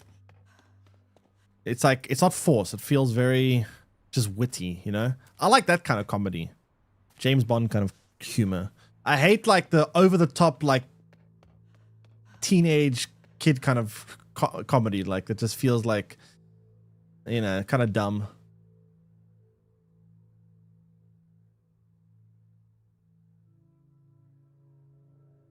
Which of these locations can I move to?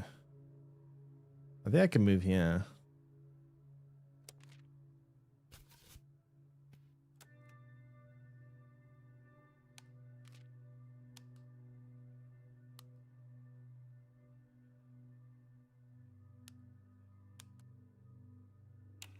Alright, he's still not doing anything. What can you do? Can you do something?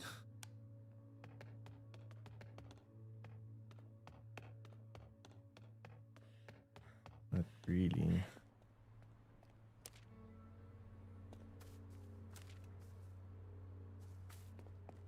Ugh.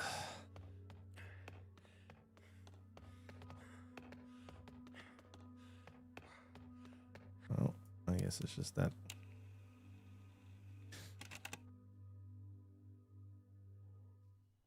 Over the top can still be funny, but the characters who exist only to be funny make my eyes bleed. I think over the top comedy works in like situations where it's, I don't know, Wolf of Wall Street was an example of like comedy that I could find somewhat funny.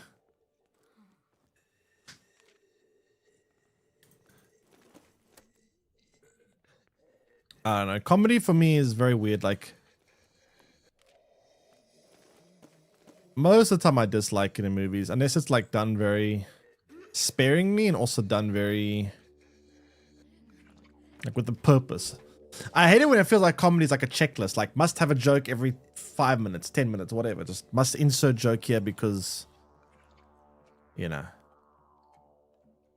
reasons.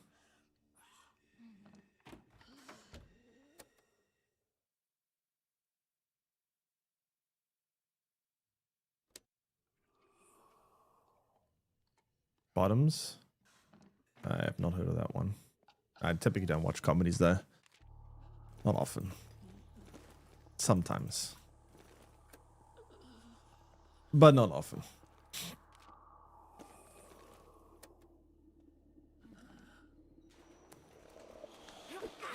Oh, there was an E button there. Damn it, I should have pressed it. Do I have a lockpick? I don't think I brought one. Damn it. Ah, I didn't bring one because I don't have one yet. How about I not have lockpicks? What happened to my lockpicks?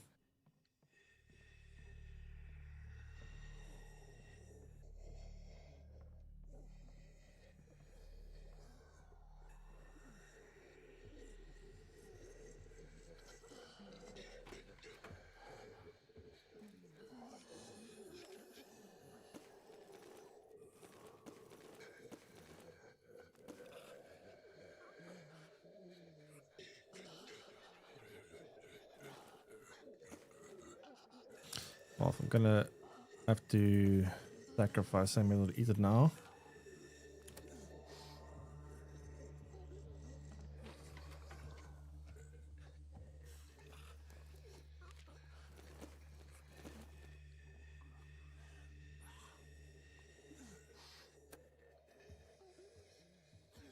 What are you doing? How do you get on this roof?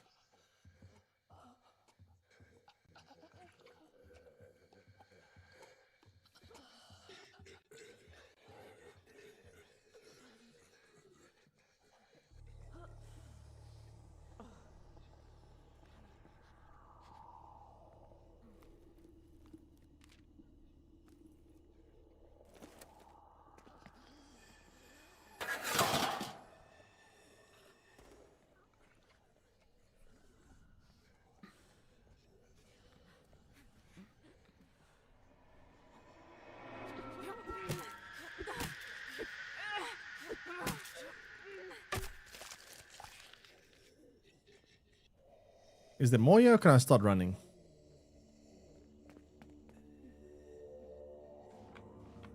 Hitch post, old rib shack. I need a place where I can like move locations. I need to move down. Ladybird's taking comedy. I haven't heard of that one either. I'm actually so behind on movies nowadays.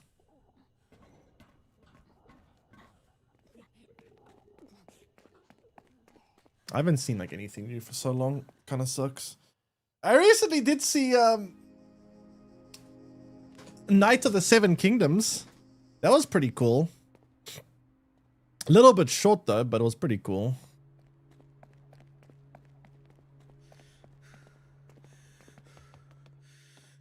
Let a boss come motivate you more. It's on your list. It was pretty cool. I mean, it's very different than the original Game of Thrones. Like it's, you know, the original Game of Thrones switches characters all the time, whereas this one follows the same like character the whole time. So it's a bit different the way it's made. It has a bit more like, it's not like a comedy. They don't go like over the top. There is definitely a little bit more. It's a bit more in times lighter. Like it's not. It's a little bit less serious. It's still serious, but it's not as like dark and heavy as Game of Thrones, which I thought at first would be a big downside for me. But as it went on, I was like, okay, this is interesting. This is cool.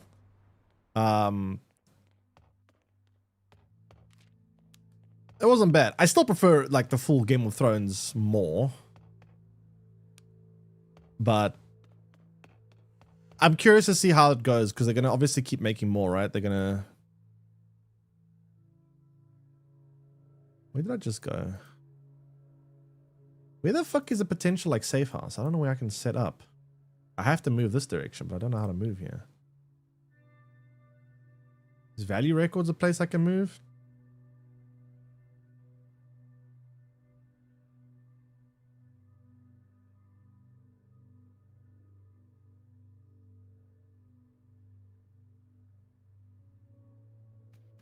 Let's just go here and see if I can move here. I don't know.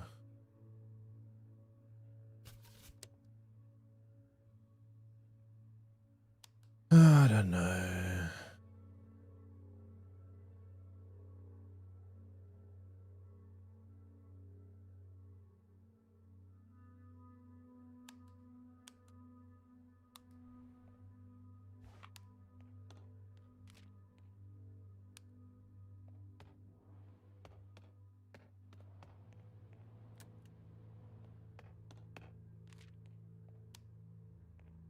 I quite like the other spin-off. I haven't seen House of Dragons. I still want to watch that. They may be a season 3 soon. You dropped it. Was not your humor.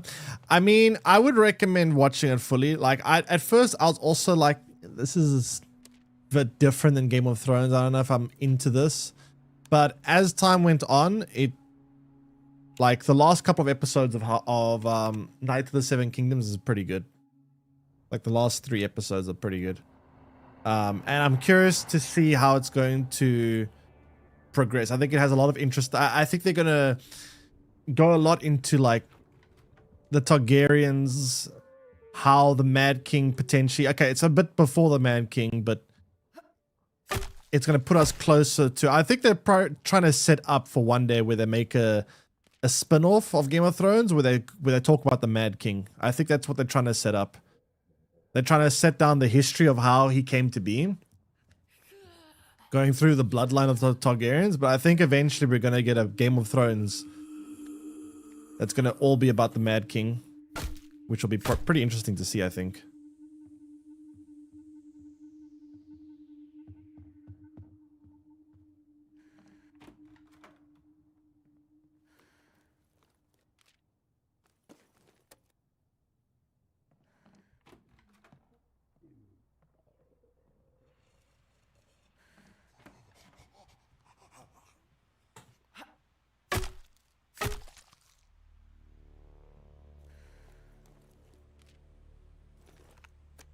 Okay,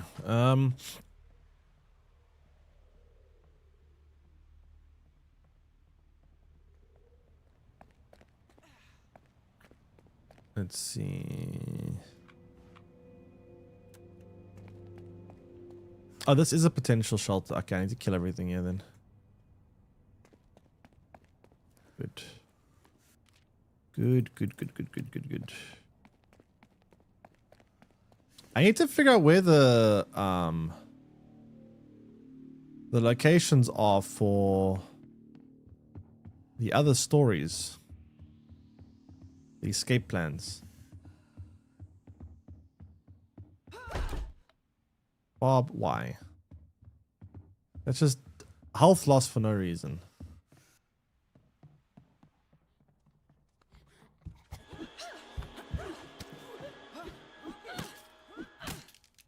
Ow. More health loss for no reason.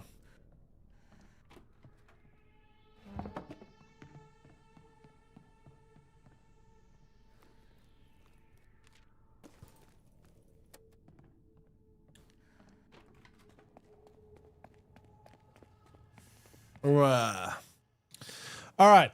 Now, we are barricade going down. A drawing. Lying on a bed and a group of monsters getting outside. Dark.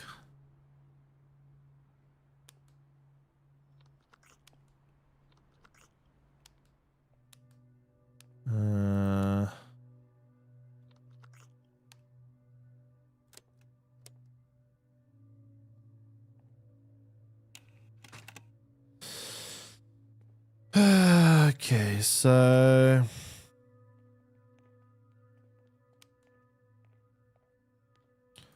Aubrey probably should try and make us some healing kits.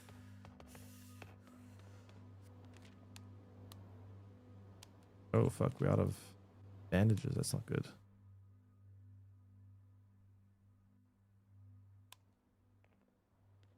May needs to sleep, I think.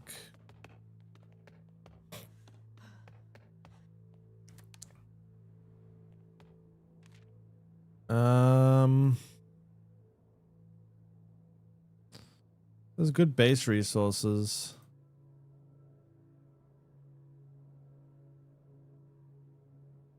We could first move and then deal with that. Potentially.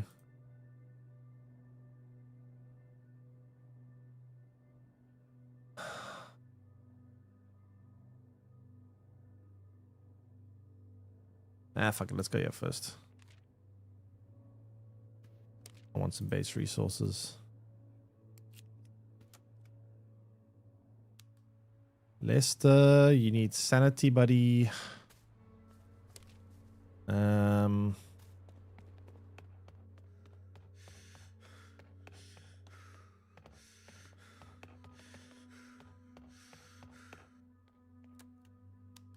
Anyone else need sanity? Bob needs sanity.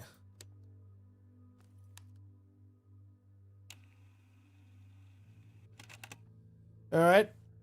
Cool.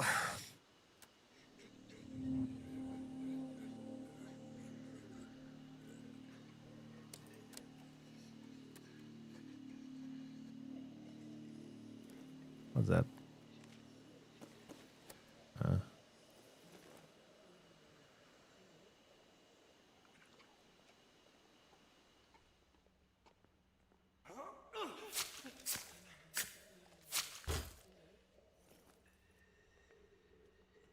Okay.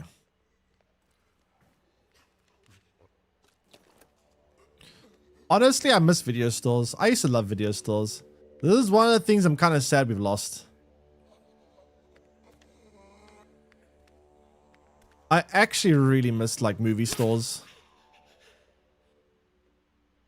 I used to love movie stores when I was younger.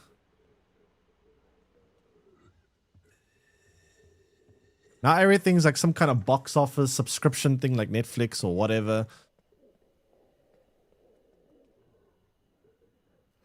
Yeah. Kind of sad.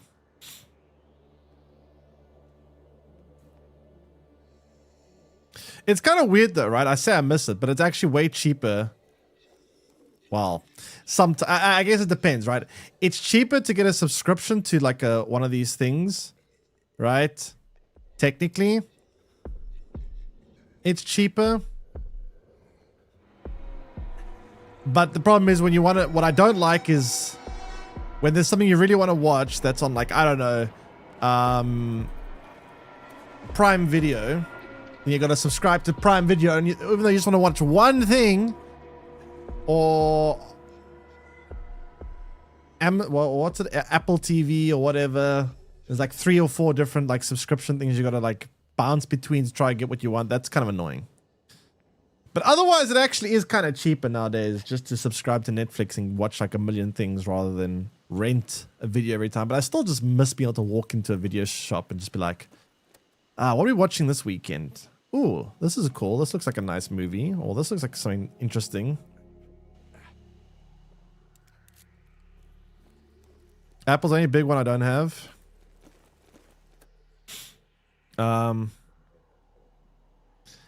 Yeah, I typically only stick to Netflix and then temporarily subscribe to things when there's something I really want to watch.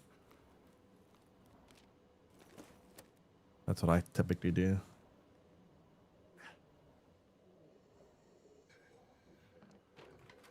But yeah, I don't know. I just miss the vibe of video stores. It was so nice. Walking in on a Friday. Oh, what are we watching tonight? What are we watching this Friday night? Going through the shelves, going, oh, this is out. Oh, this movie. Oh, look at this one.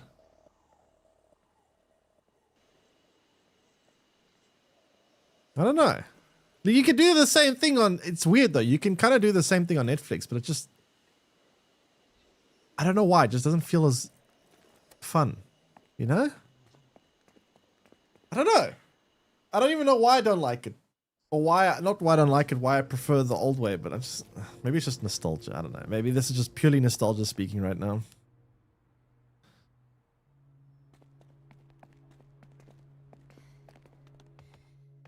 Okay, we need to move.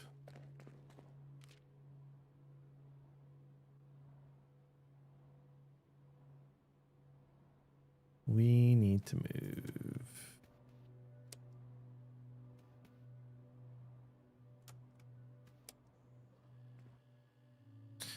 Not getting 15 different subscriptions? Yeah, I tend to stick to 1, maybe 2.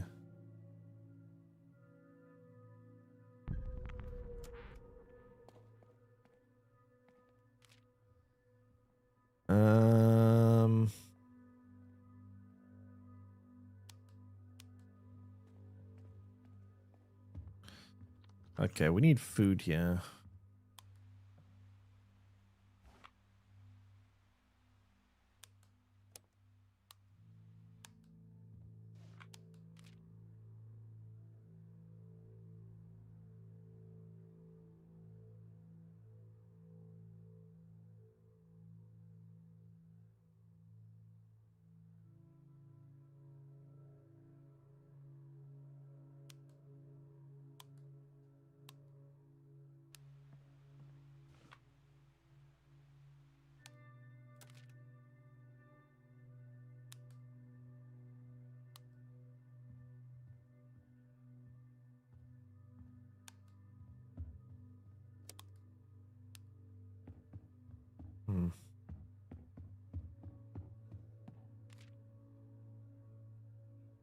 So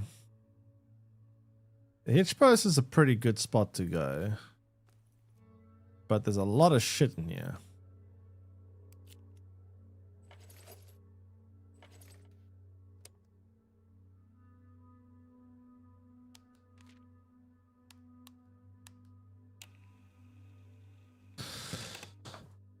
I have Disney, Prime Video, Netflix, and Now TV, which is basically Sky. And there's still loads of movies on my watch list that aren't on any of those.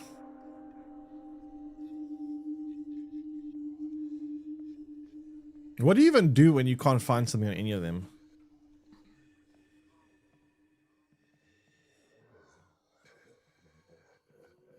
Hey, Blair, welcome in. Cry. You can't own something you're not buying? You must hate games nowadays, because nowadays you don't really ever own games anymore. I mean, I guess if you own a console, you kind of do, because consoles feels a lot like you still have like CD drives and stuff in consoles, but I'll probably fall away with PlayStation 6. I doubt the PlayStation 6 will still have a CD drive.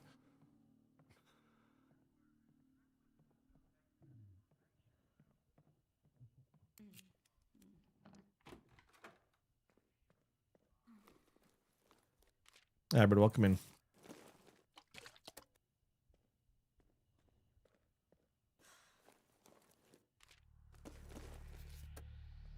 Only 2 movies this year, one battle after another. And I started to watch. How is one battle after another? That's one with Leonardo DiCaprio, right?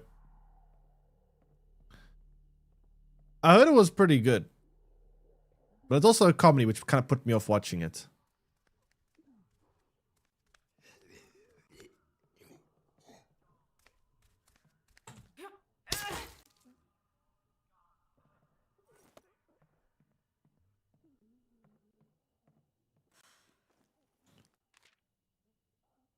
It was great. I heard it's good.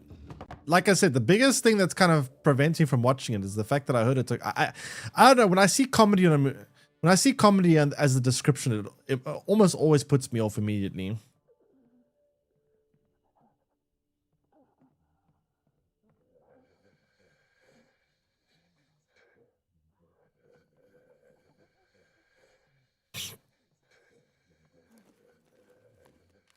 But yeah, I don't know. I did hear it was pretty good though.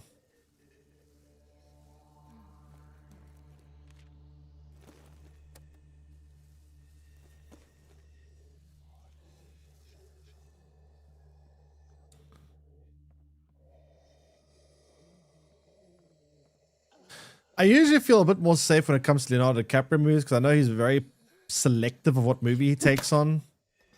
Usually, if you see Leonardo DiCaprio in a movie, you know that it's probably a good movie because he's quite selective. Like, he doesn't really just pick movies just for the sake of picking movies, right?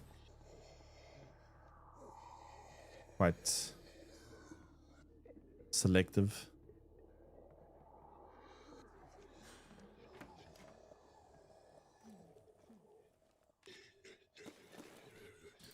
Ooh, there's some nice stuff here.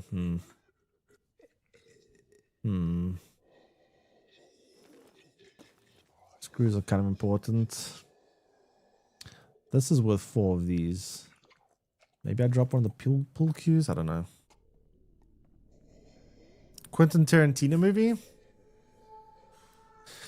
Quentin Tarantino, I don't know. His movies are... He has some pretty good movies. Sometimes the style is... I don't know. I've kind of mixed feelings with Quentin Tarantino. Some of them are very good. But I'm not the kind of person that sees a Quentin Tarantino movie and goes, oh, must watch Quentin Tarantino. Must be an absolute banger, right? That's how I kind of feel Nolan North most. Not Nolan North. Christopher Nolan, sorry.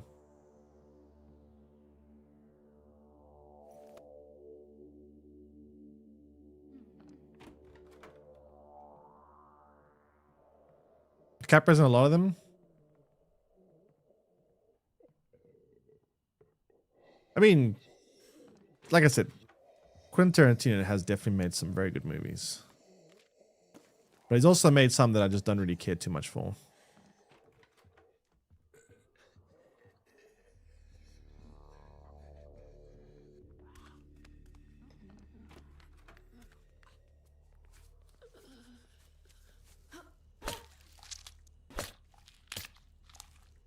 Oh, shit.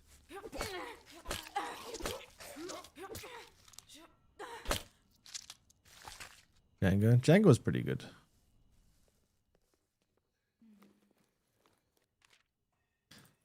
That's another act I really like is, I think its name's Christopher Waltz. That guy's a very good actor. That guy's a pretty good actor.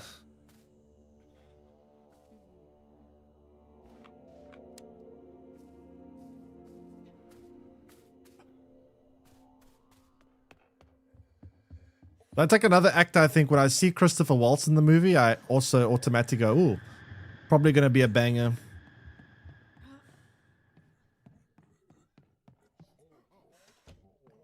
Mickelson is good, but I've seen him in so few movies. I don't know. I actually haven't. I need to watch more Mad Mickelson movies. He's also pretty good, but I haven't actually seen that many movies with him being in.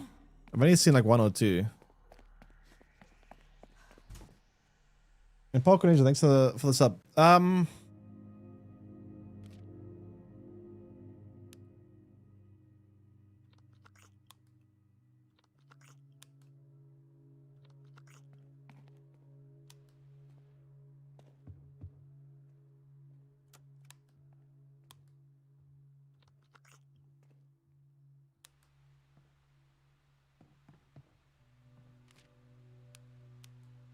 Okay, so what are we doing? We need to craft some stuff. Skarsgård? Which Skarsgård? There's a lot of Skarsgårds.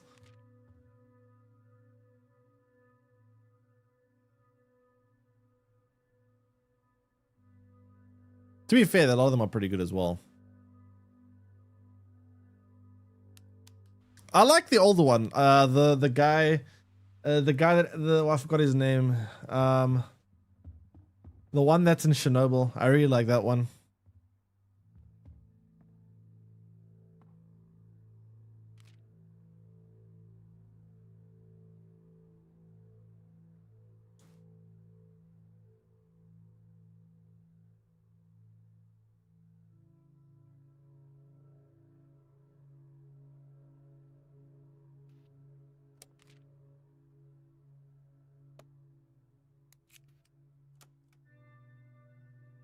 Wait, why am I taking Lester? You can't do shit.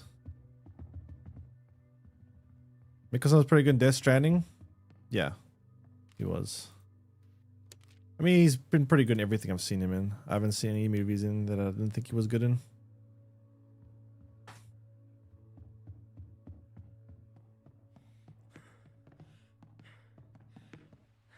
Yeah, the acting, that's not, honestly, the acting in Death Stranding is all very good. I got no qualms with the acting in Death Stranding.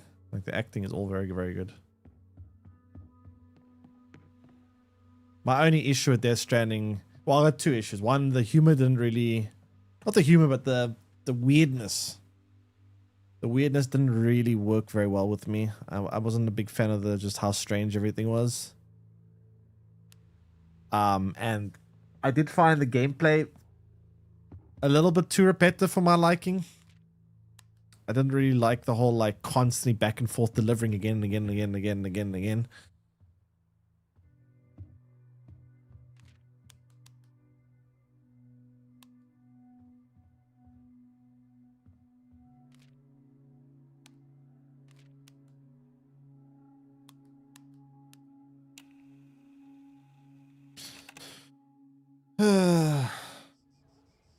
Directed by an actor in Death Stranding. I don't know which of those actors direct movies. I don't know. I was surprised to enjoy Walking Simulator so much. Yeah, I don't know if something about it wasn't even just the delivery. Was I felt like the reward system. Oh, there's that plane. I felt like the whole like way to get like it just felt like I kept going to the same station or same kind of station. Someone would, yep, we need this delivered to who and blah blah blah. I'll go deliver it. They would unlock. It just felt very. The mission structure, I don't know. It just felt to me too copy paste. I don't know. I've seen so many people that disagree, so maybe it's a me issue. But for me personally, I don't know. But I do think the voice acting and everything, the story of Death Stranding, everything about it's very good. Graphics, music, everything. But the weirdness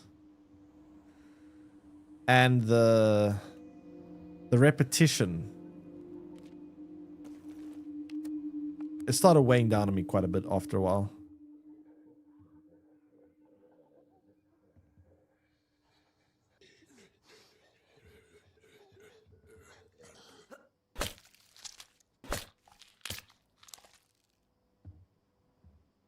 Can you live in this place? I mean, I'm seeing some like workstations, so. Ah, shelter cleared. Okay, you can move here. Cool.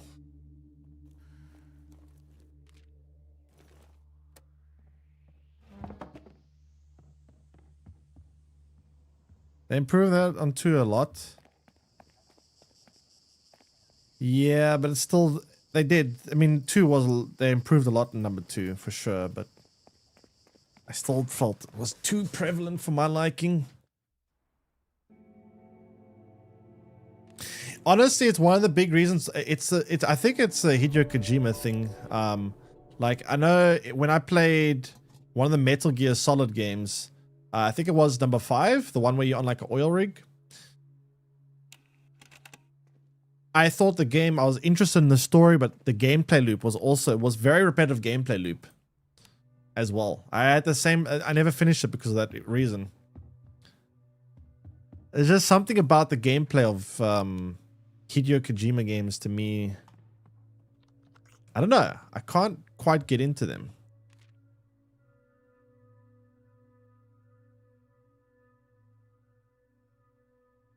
Maybe it's a me problem. I don't know. Could be a me problem.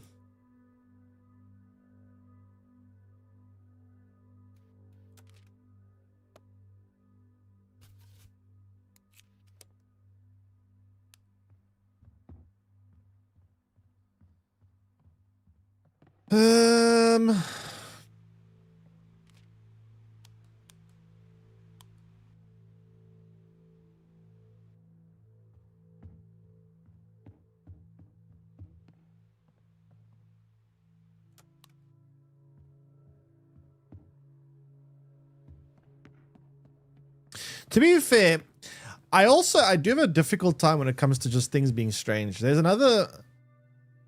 movie that I watched. I might have been too young to watch it. Honestly, I watched it when I was like probably like 12 or 13. Pan's Labyrinth, I also thought was very weird.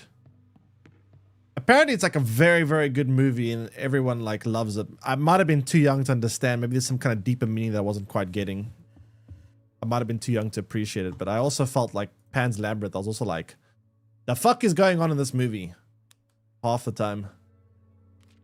But that might just be because I was too young.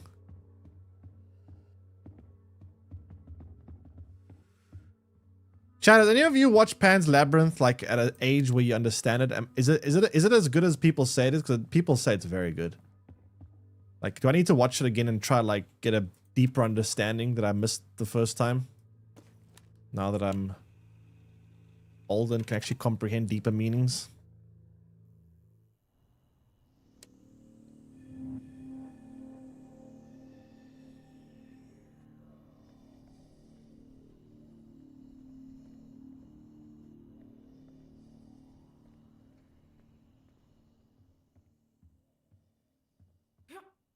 Also, by the way, if you guys want to watch the weirdest movie you've ever seen in your lives that will literally feel like you're on acid, watch a movie called Mirror Mask.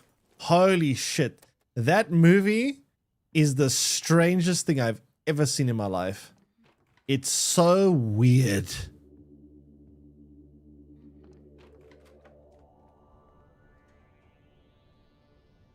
Once you know the story, honestly, it's such a long time ago. I kind of don't really know the story. What I do remember is there was a little girl. I think it's a Spanish movie. They went to her mother was like engaged to some like commander or sergeant or some kind of higher ranking official at the camp. And her mother was pregnant.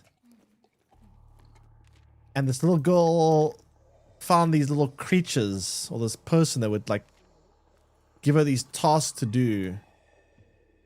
And she disobeyed him on one of the tasks, and it led to bad things happening, and the mother died during childbirth, and I don't know. That's what I remember. I don't know. I did like Pan's Labyrinth, watched it in school.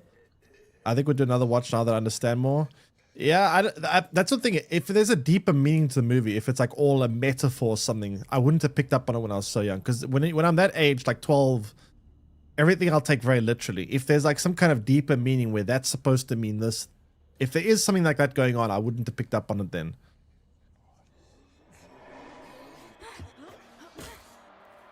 So I need to give it another watch. If it's one of those movies that kind of has some kind of deeper meaning that I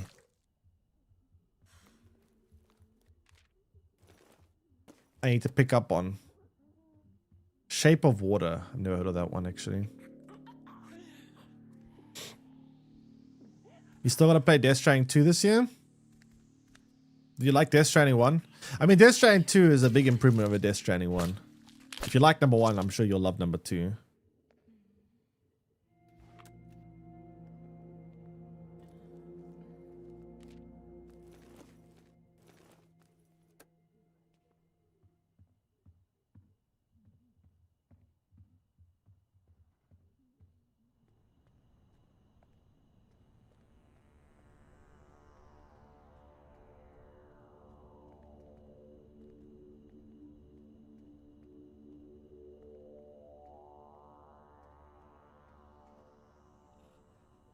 I mean, Ella Fanning.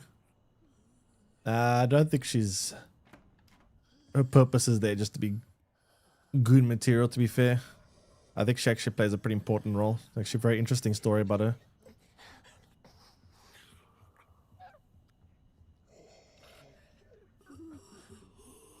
Actually, I think her part of the story was actually the most interesting part of the game.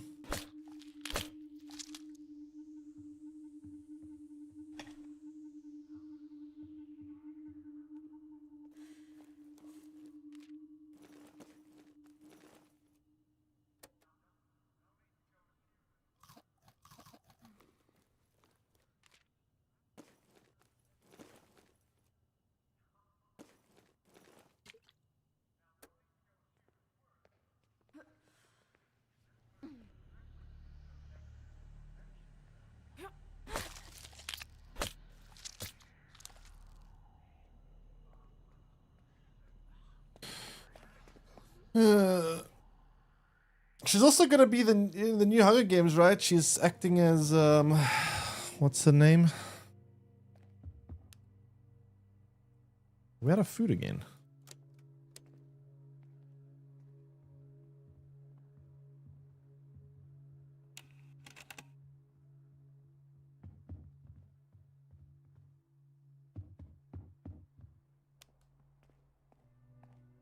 Need more food.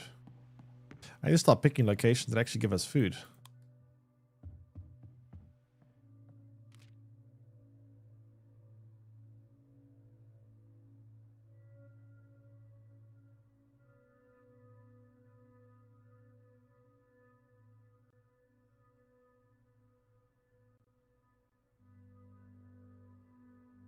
We need to move more this way, but I don't know how to do that because unless this place, electronics, has some potential move zone, I don't know.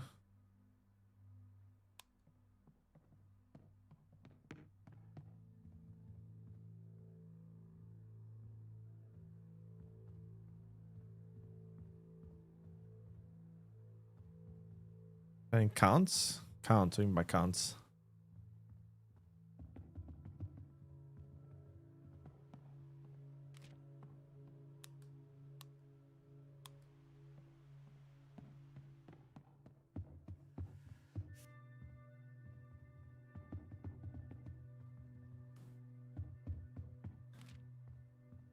I can upgrade the bed.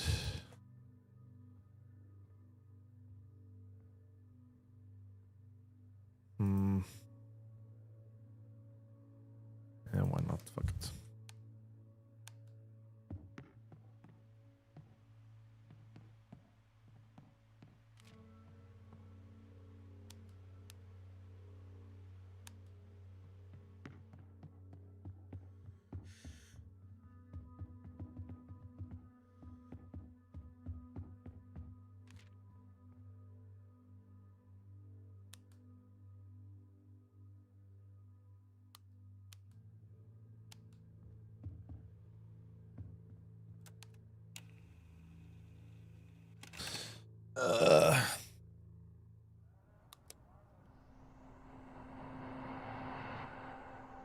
Your friends and neighbors is good as well.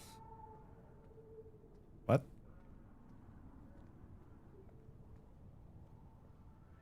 Friends and neighbors.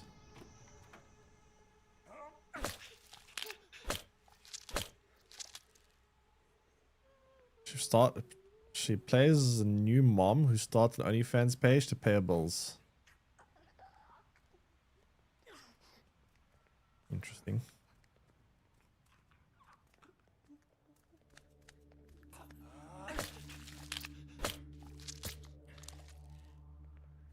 Got amazing reviews.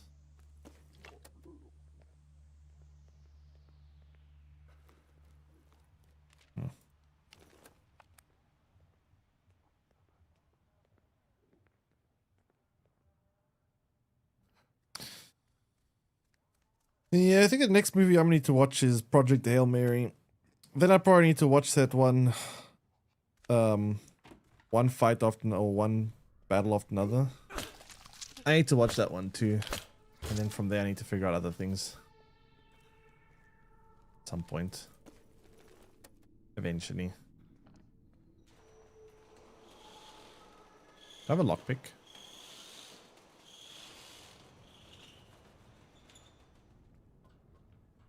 Oh yeah, you guys said that There Will Be Blood is insane. I haven't seen that one.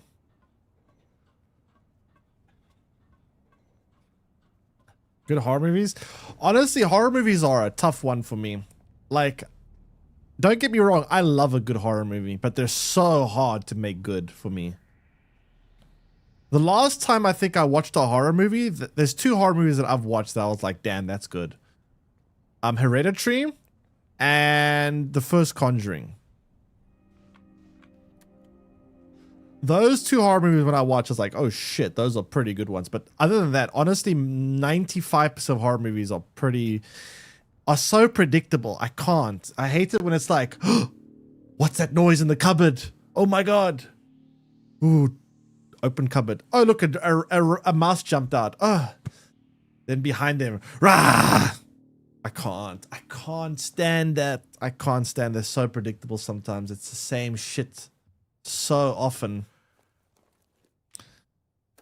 I need psychological horror, not the jump scare horror. I need the horror that really fucks with your mind and makes you like question reality and makes you feel like a deep, dark sense of dread. Oh shit. Oh, sorry. You're in my way. Bye-bye.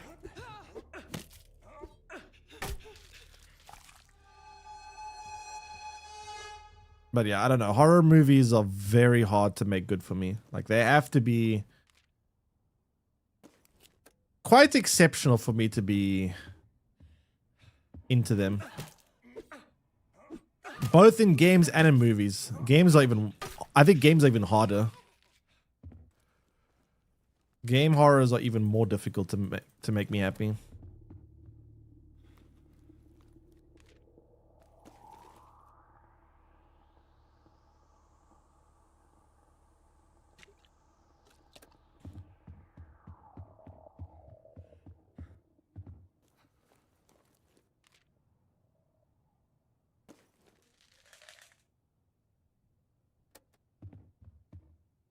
Very slow. Problem with horror games is I don't get scared by them. I just don't get scared. You want to know why I don't get scared? Because they're a game. And when you introduce game mechanics, the human brain, especially one that plays games their whole life, when you start seeing health bars, stamina bars, sanity bars, your brain turns to problem-solving mode, right? Your brain turns into, how do I maximize this? How do I minimize this? Your brain just tries to solve a problem. So in my opinion, for a horror game to truly be scary, there can't be predictable patterns. There can't be predictable mechanics. It needs to not even feel like a game. There needs to be no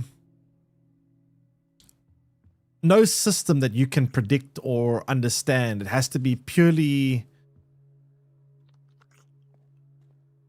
like almost cinematic in a way. It has to feel completely immersive, and that takes a very high budget. And there's not really any high budget studios that try and make horror games. And I'm not talking about like Resident Evil. That's not the kind of horror game I'm talking about. I mean like horror that's Resident Evil it's more like gore and action, but it's not scary. I'm talking about more like the PTs out there and the Visage, Amnesia, those kind of things. But the moment you introduce game mechanics, sanity bars, batteries, repetitive game mechanics your brain goes into problem-solving mode, and problem-solving mode doesn't really equal scary, if that makes sense. There's a million small, cheap. All of them are small and cheap. There's not really. I can't think of any horror game. Maybe Alien Isolation, which I haven't played, but I can't really think of any horror games that are made by AAA studio that are designed to be scary. Like there are horror games made by AAA studios like Resident Evil, but I'm not talking about those kind of horror games. I'm talking about the ones that are specifically designed to be scary. What is that down there? The fuck do I get vision down there?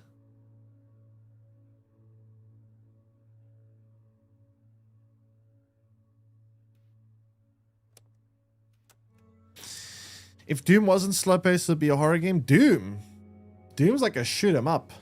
I feel like Doom is not very scary. It's just pew pew. I don't get scared whatsoever when I play Doom. It's just like lots and lots and lots of pew pew pew pew pew.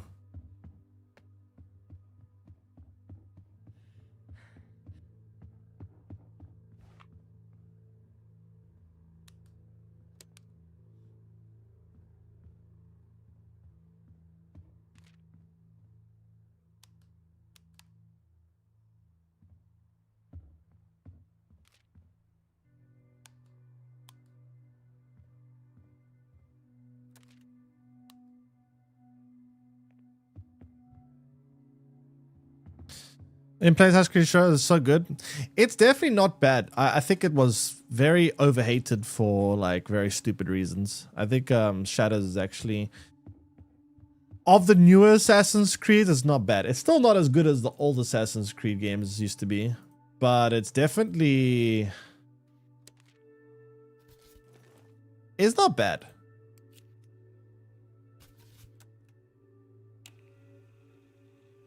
I do wish they'd have some more modern. I wish they would bring back the modern time period, though.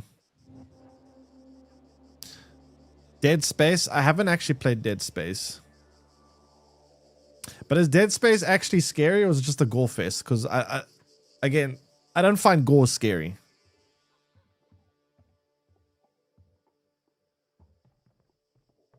Unless it's like really fucked up. Like disturbingly fucked up. Like really, really like sickeningly fucked up. Otherwise, gore's kind of just whatever to me.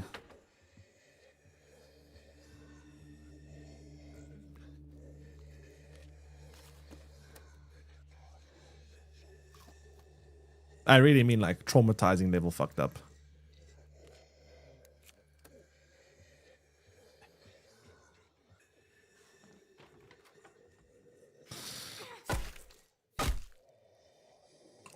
Is one of your favorite games? I've heard a lot of good things about the game. I've never actually played it though. But yeah, I don't know. Horror games to me, I feel like the only way that I would like a horror game is if it had a really, really big studio and did the exact kind of things that I would want. But the things that I would want in a horror game would be incredibly difficult and expensive to do. They would have to make the game very unpredictable. Have to have practically no game mechanics. Like every kind of game mechanic would have to be hidden and not explained and almost impossible to figure out. It would have to be very cinematic, very immersive, very high quality graphics, very high quality voice acting.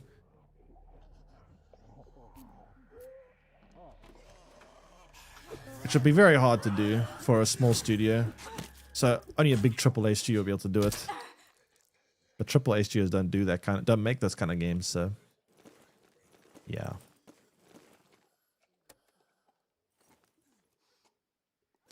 I'm not going to use a grenade anytime soon, am I? I'd rather have more base resources.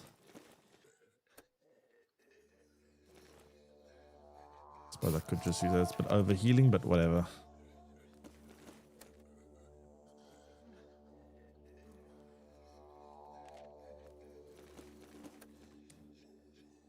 I still say to this day, the scariest horror I've ever played is PT. That terrified me, genuinely. That actually really terrified me when I played it. Like, that actually really, really scared me.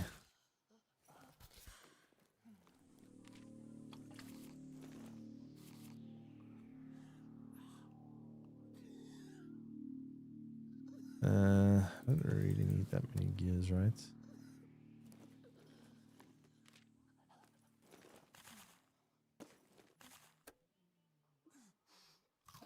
It's kind of a shame we never got that the full game. What game? PT playable trailer. The one that was supposed to be directed by Hideo Kojima, but then he left the company and they kind of scrapped it. I think it was supposed to be a Silent Hill game.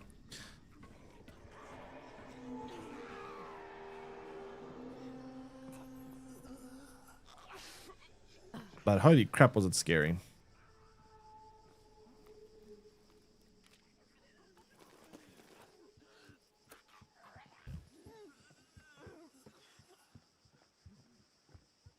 You want to know why it was scary? Because it did everything that I said it should do. It did. There was no game mechanics. There's no sanity bar. There's no flashlight batteries. It's just you walk. You're in this house. You go in this building, and on the radio, it sounds like it's like in the 90s maybe. You hear a radio broadcaster talking about a family murder where apparently the wife killed her husband. She was pregnant time. She cut out her own baby out of her stomach, and then she was like holding her baby, singing to it, or something like that. And that was what when you spawn in, you hear that radio on the radio. You hear that story. It's quite like a disturbing sounding story. And it's like an L-shaped room that's a loop, and every time you go through the loop, something changes in the room. Maybe one light's off. Maybe the bathroom door is now closed. And eventually when you go through the loop, you see this woman, there's a chandelier that's just always creaking.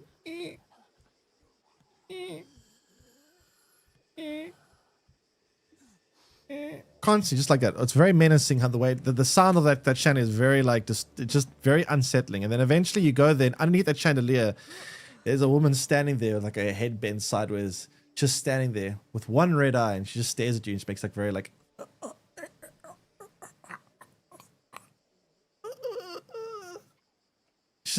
I know it sounds very cliche, you've probably seen this a million times, but the way that she stood there with the chandelier light above her just swinging was very creepy. And you have to walk towards her because you can't go back. And it's like a loop. Every time you go through this loop, something changes. You have to walk towards it. When you get towards her, the light completely goes out, but you still hear her sounds. And it's like when you get really close, if you have a headset, like it literally sounds like she's breathing into your ear, and it's like super uncomfortable. And then the light goes on and she's vanished. And then you go through the loop again. You go in the bathroom, and there's a fetus of a baby that's crying, and you start wondering, is this the same house? Is this the same thing? And it's creepy. And then you go through a loop again. That radio, the person on the radio says, "Oh, it's sunny, blah blah. Weather forecast says blah blah blah," and look behind you. And you're like, what? And if you look behind you, there's nothing there. If you don't look behind you, it says, "I said look behind you." And your instinct is just run through the loop again. And then from that point, while you're walking through the L shape, while you're walking, it's like a wooden floor. If you listen very carefully, you hear like doof, doof, doof, doof, doof, doof, doof. You hear like a second set of footsteps, which makes you think there is something behind you, because you can hear like a footstep that doesn't belong to you when you're walking. It's like, and you look behind you, there's nothing there until there is something there. Sometimes you get attacked. People hack the game and they go into third person mode, like through mods or whatever. And they found out that creature, that woman, is always behind you. No matter where you are, she's always like glued to you, behind you. So there is always something behind you, which is very unsettling as well.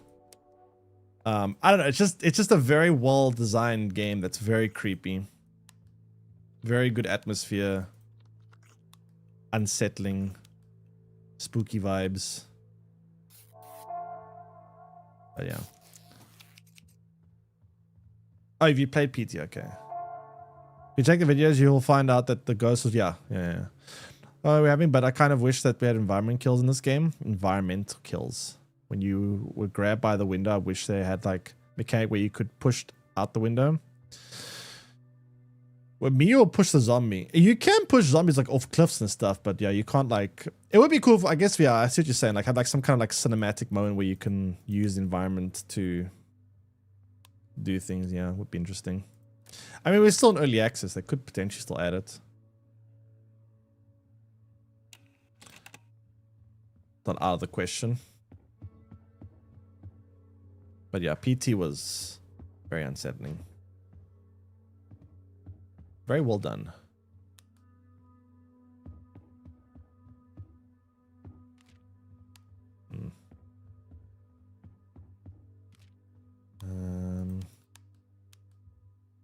Take those apart. Still trying to catch food. You can go sleep. Aubrey, what's your problem here? Sleep as well.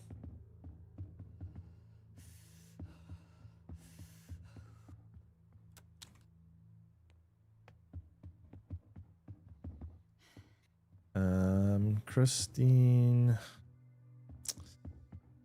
You can send 2 survivors out now, which is nice. Or we send the brother and sister.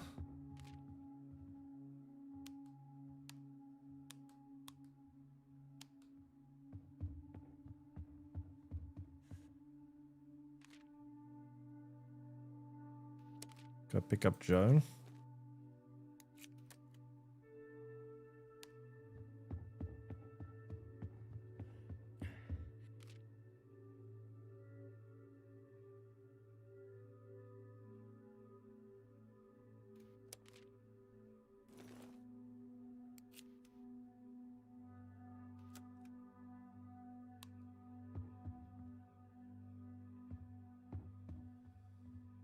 Okay. I need to find the rest of this airlift. Supply drops. The problem is I don't know where they spawn. That's the big issue.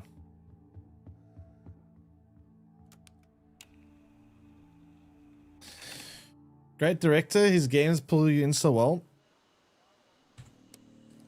Yeah, I mean, my only issue is sometimes the weirdness, depending on the game. If he's making a scary game, the weirdness he does, I think fits a game like Silent Hill. I think it fits horror games very well. I'm not so sure I like that kind of style he does with the more serious games. I know other people don't mind or like it even. Me personally, the weirdness kind of gets to me. But I guess that's subjective, right? That's... Some people have different preferences.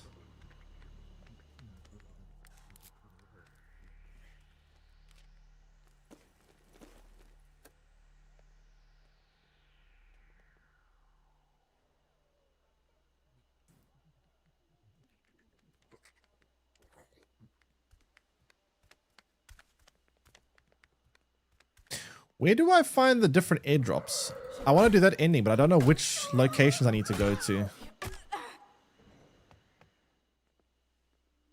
Want to get a Kojima Silent Hill? Yeah. Silent Hill games are actually very cool story-wise, but the gameplay of Silent Hill games is kind of bugs me. I'm not a huge fan of the way the games... I don't know. The last Silent Hill game, I was very interested in the story, but I kind of hated the gameplay. Like, I actually think they've got very interesting stories, but fuck, the gameplay's really annoying to deal with.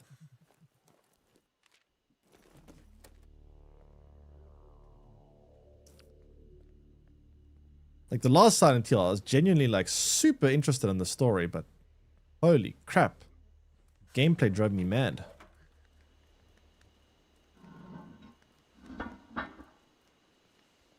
Okay, you're just gonna move on forever? Okay, bye-bye.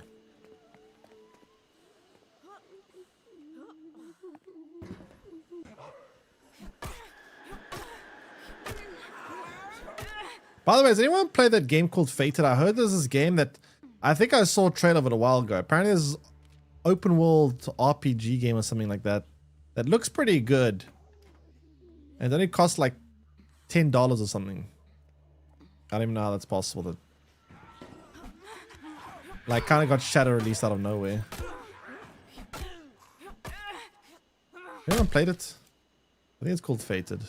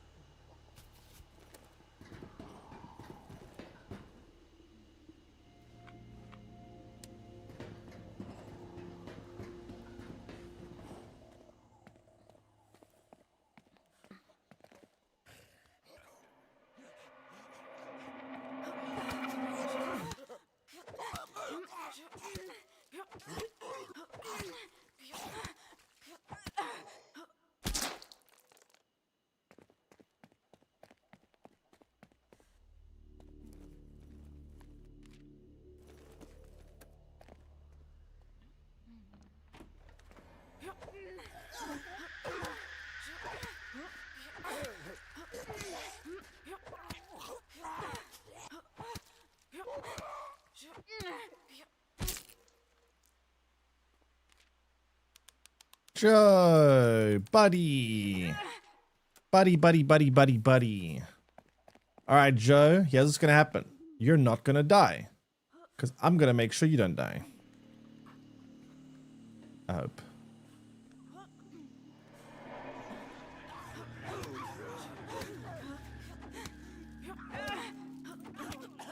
Nope. Okay, we are cleared out this area. Probably need to move here now.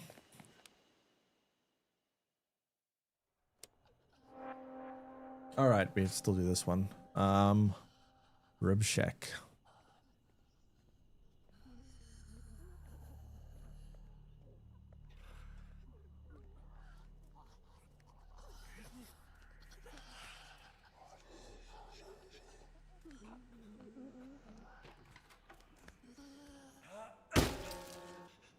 Gonk.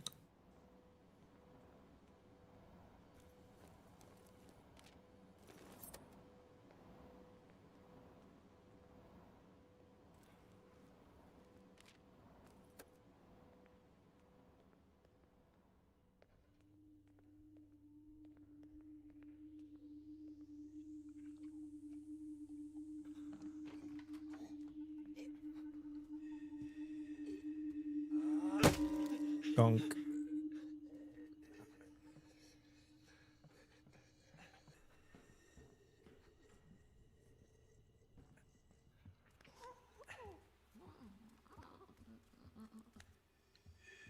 Gonk.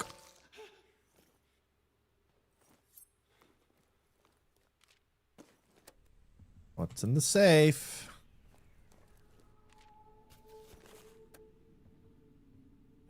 Not that bad.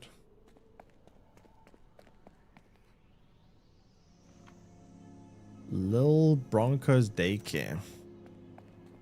Oh, that's a potential safe house, right?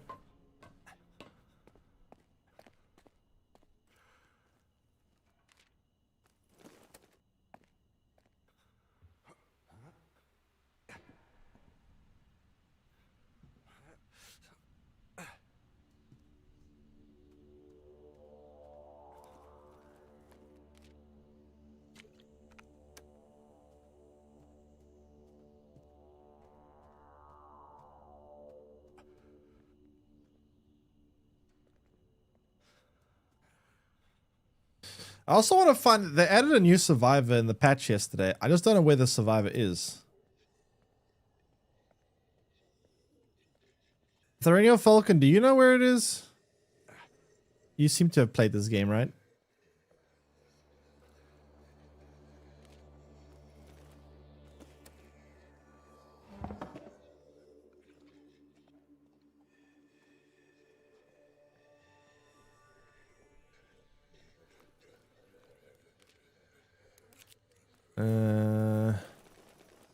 I may as well eat that now, right? And then I can take the lockpick or the meat.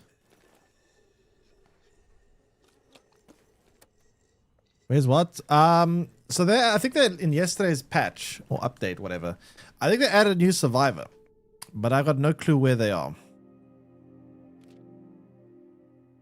Wait, what about a newness?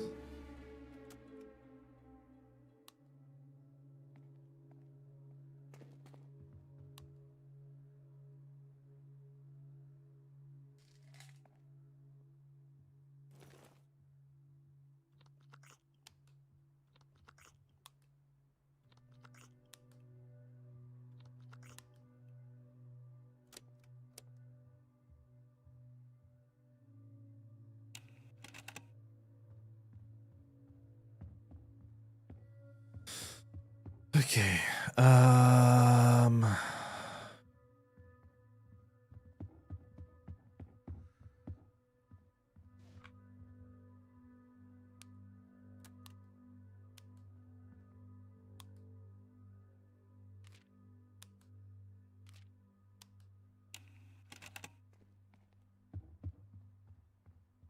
May not be recruitable ones. Wait. What's the point of a survivor? You can't recruit them.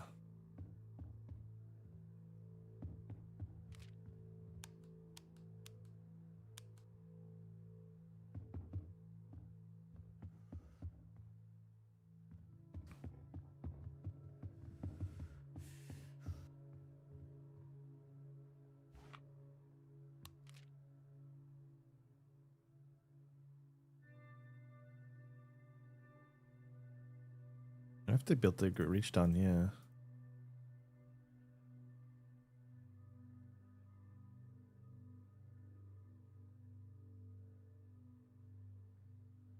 I guess we move here, and then we try go here and here.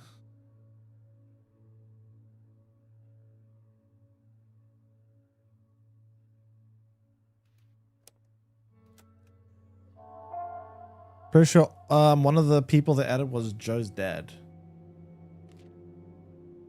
And you can't recruit?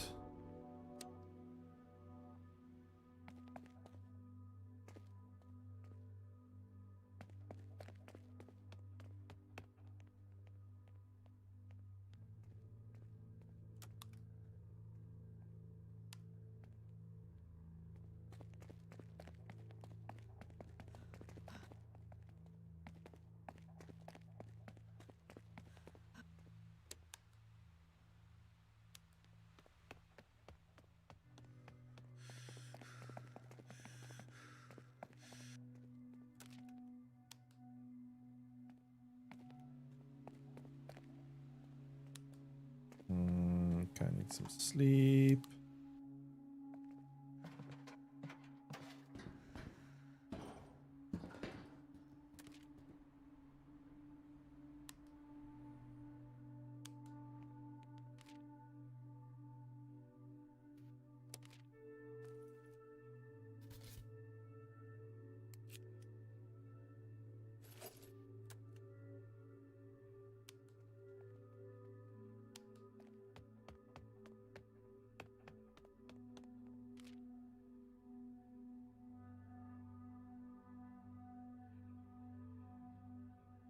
Wait, this is a quest I need to do as how?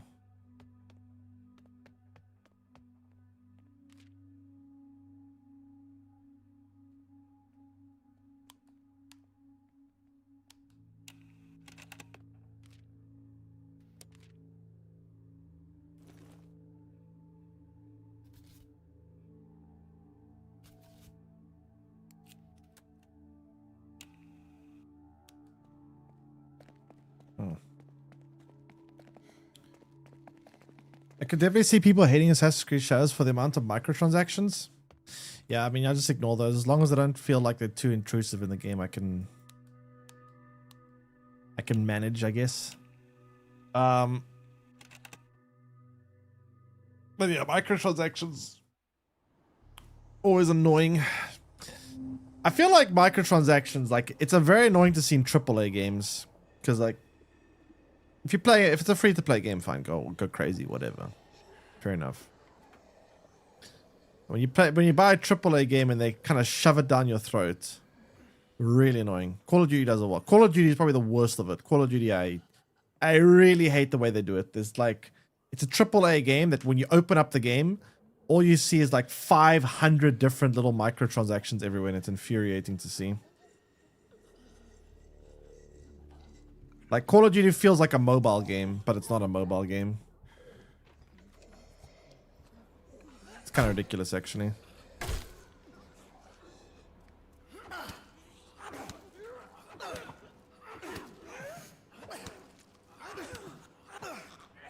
Oh, come on.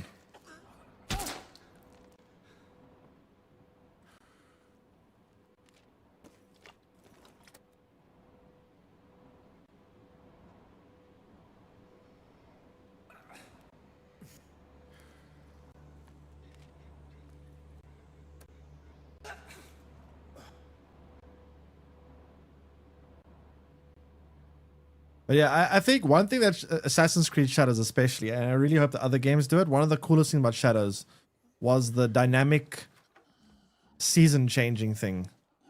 I thought that was really, really cool. And like the different seasons actually make a pretty big impact on the game. It makes the visuals makes each season look very different from one another.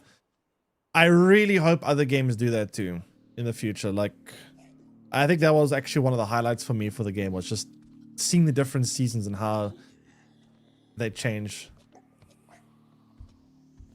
Like, most games don't do that.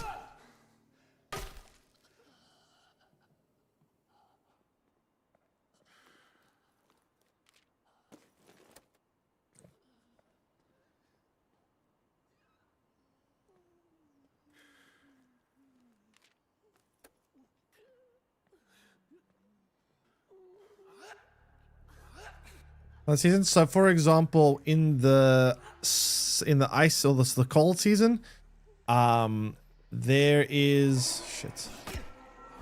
1 second.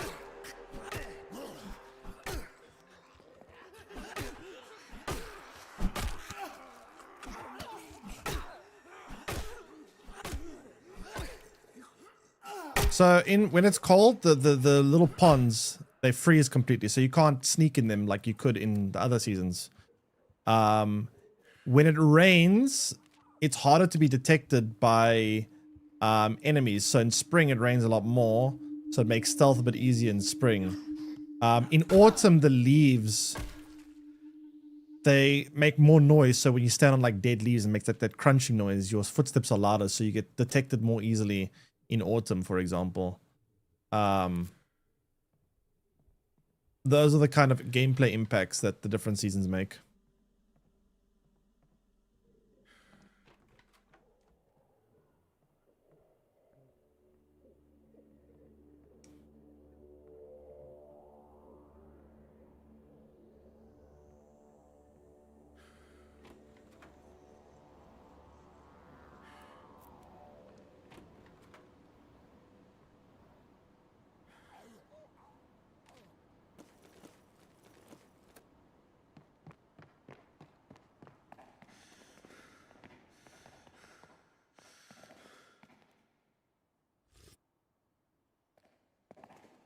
The problem is lost a lot of health here.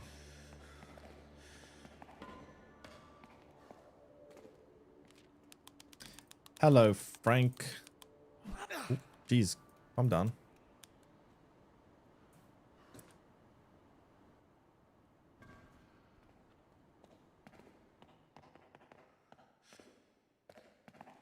It's like there are more survivors I know what to do with.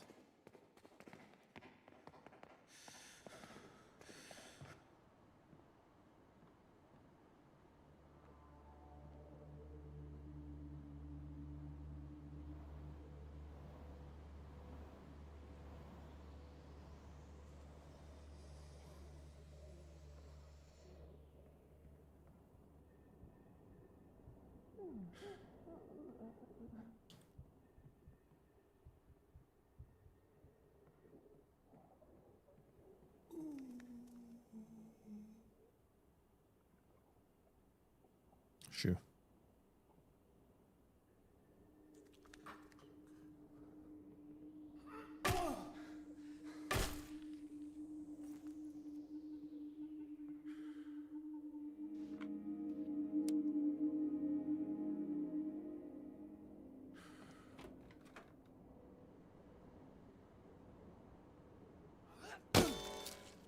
Honk.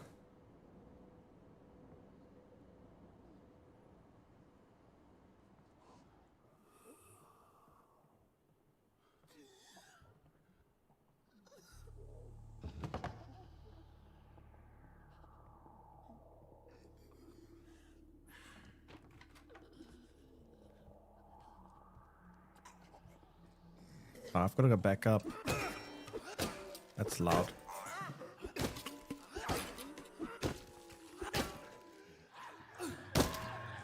Go.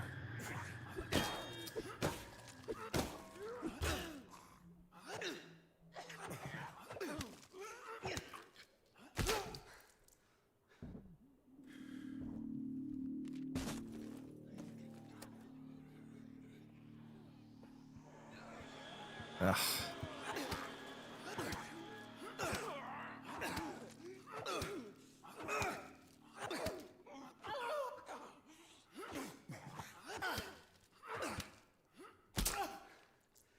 Okay, I got a pipe bomb to get through this guy.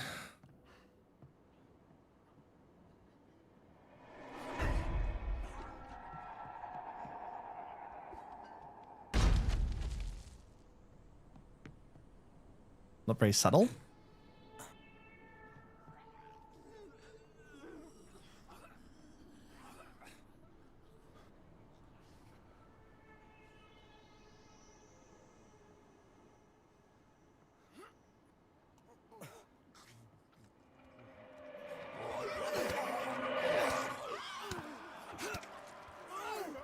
Oh god.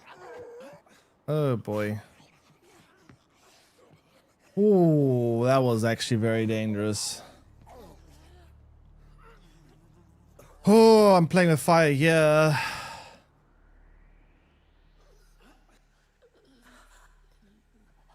Yikes, that was close.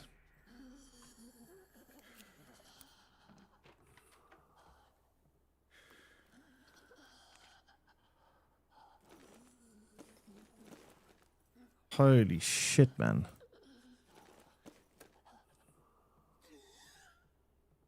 Okay. Gotta go out nice and easy. Back to base. Don't get Joe killed because Joe's almost dead. Man, I almost got Joe killed again. How do I always manage to get Joe almost killed?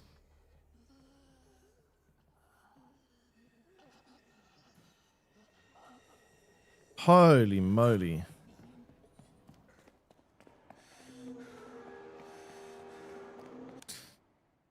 Whew.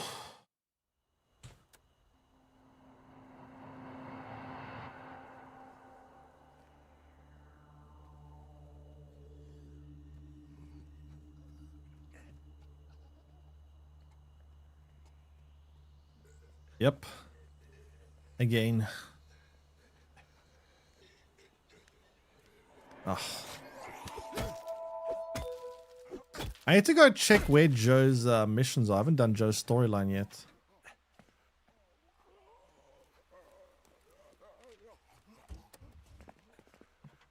Yeah, you know, I've never actually gotten Joe out successfully. Not once. I think he's the only survivor I've never been able to actually get out.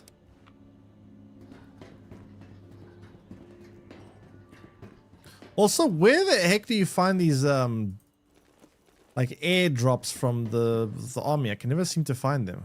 I want to do that quest now. Whoa.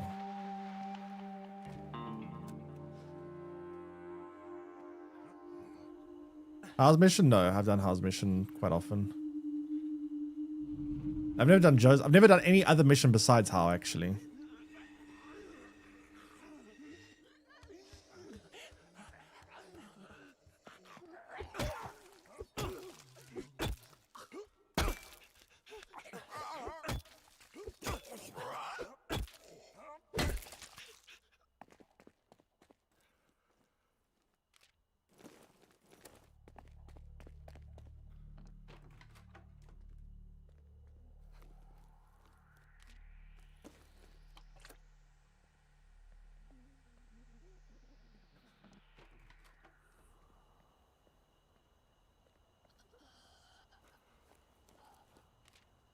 Oh, hinge is nice.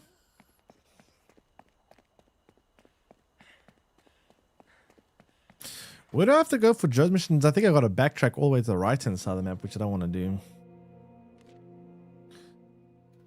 Okay, barricades going down. Okay, first things first. Whoa. Frank, what are you going on here? Jeez.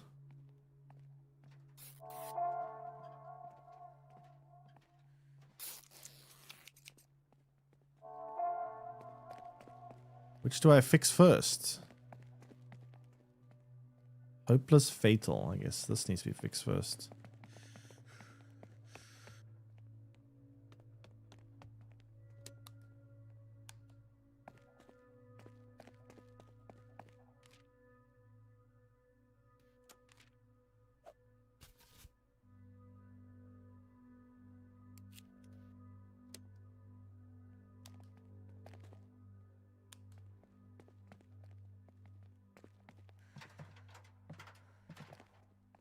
East of Harshore, okay.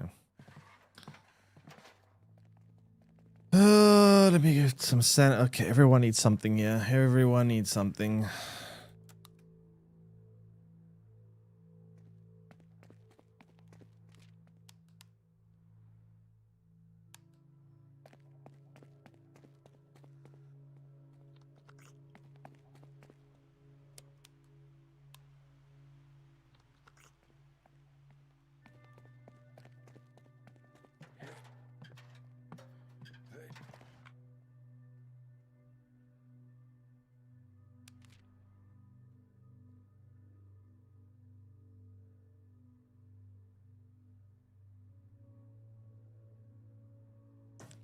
Be a bigger communal area actually. That's kind of important.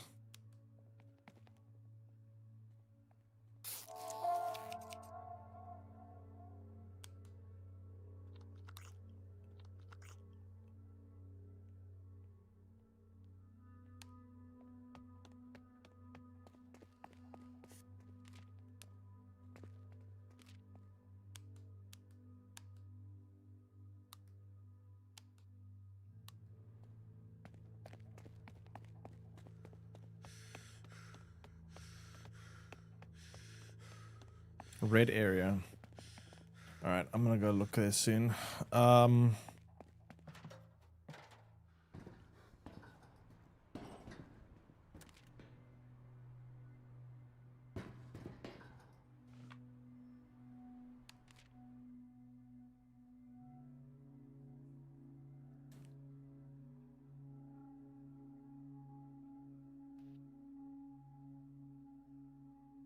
do I move up here? I guess I gotta go here and then go here.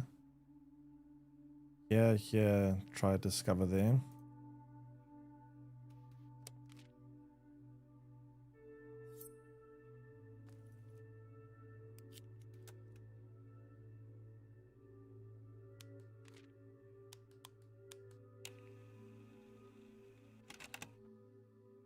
I could do the escape plan, I'll tell you, but you want to find yourself? I know where one of them is. I know it's by the... Yeah, I know for a fact I know where one of them is. I've already found one, so I'm just have to find the last one, I suppose. I'm assuming there's more than 3, right? Otherwise it will be quite tricky to find the exact 3.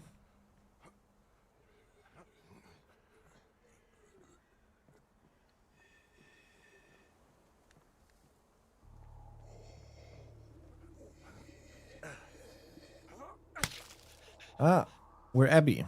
Abby cosplay.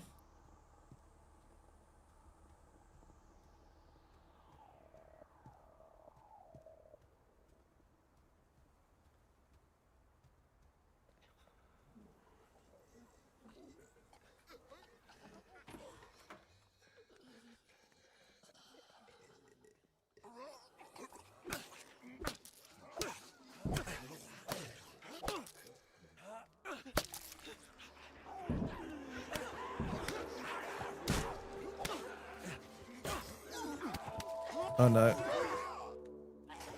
Oh god.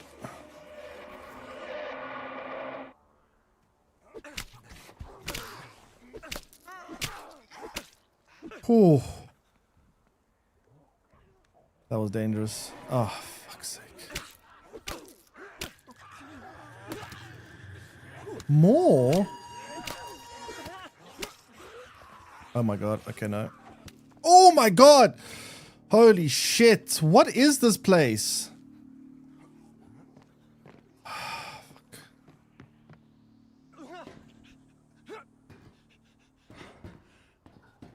That was very close. Oh my god, that was close, dude. Well, at least we've cleared out most of it. I don't think there'll be many enemies there when we come back. Jeez, that was close. That was so close.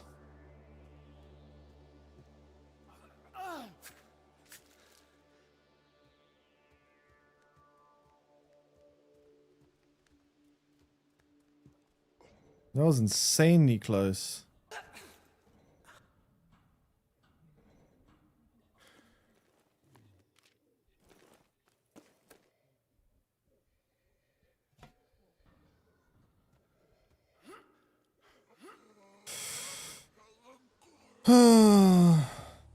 You think of 4 top it. Okay, well, if there's more than I need, then I probably will naturally get it, I guess.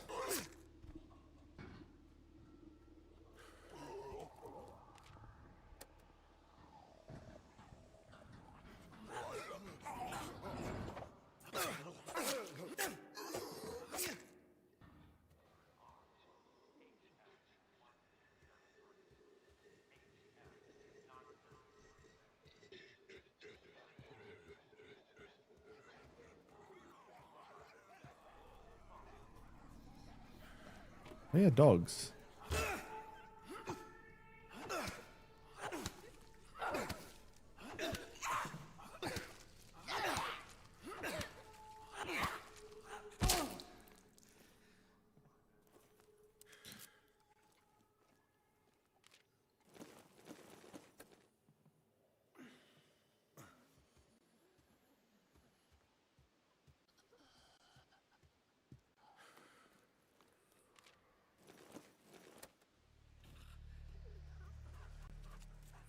Oh, there's a dog there.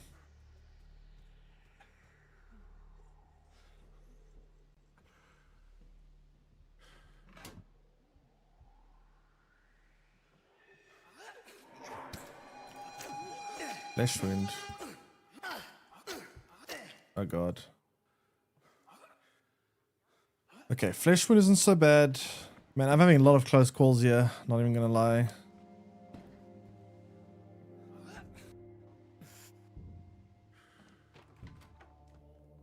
So many close calls.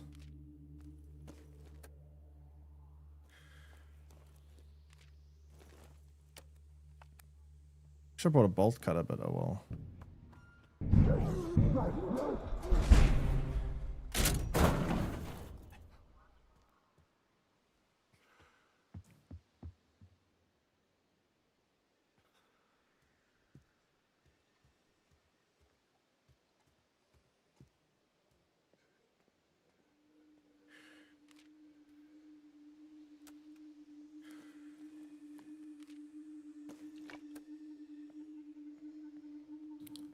Fire station 13 is Joe and Taxi Depot is Joe. I think I've already been to both those locations, which kind of sucks.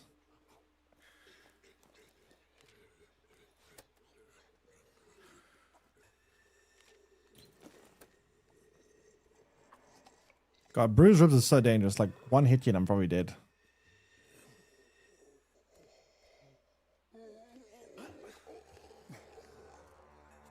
Played Resident Evil Requiem? I did actually.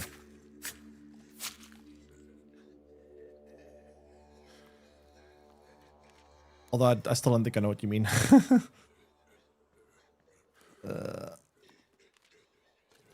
All right. I think we survived 2 very close calls right back to back, which was a bit concerning.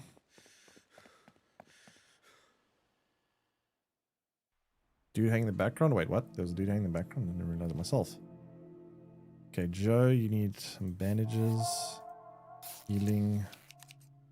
Oh, needs healing. I need sleep pretty badly too.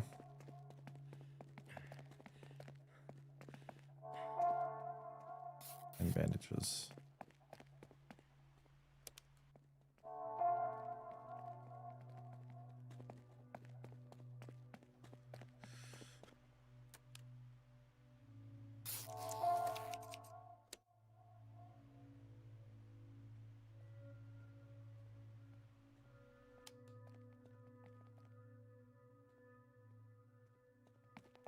When your conveyor belt activates? Okay, I see what you mean. Yeah, okay.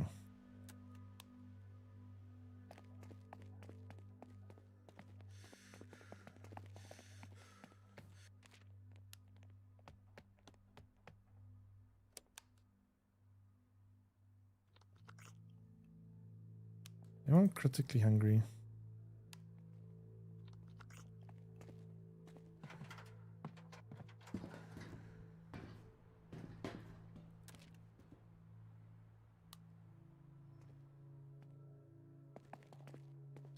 Was everyone tired?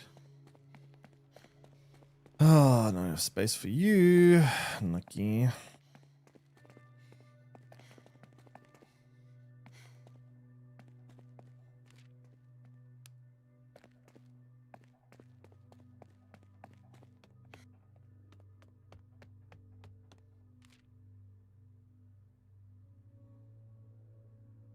Um,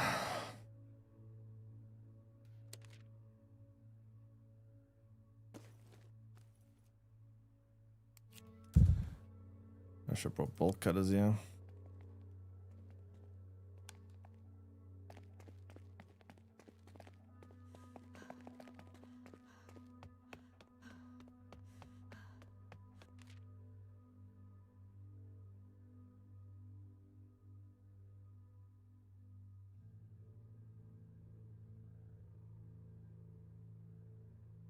So Joe wants to go to this fire station, and he also wants to go.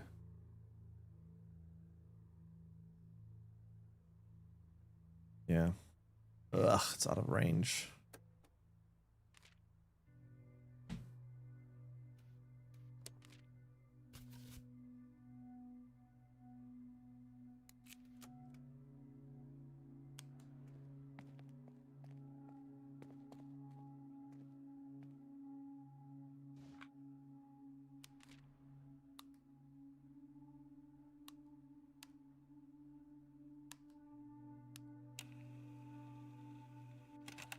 Okay. Yeah, I need to do full health quest.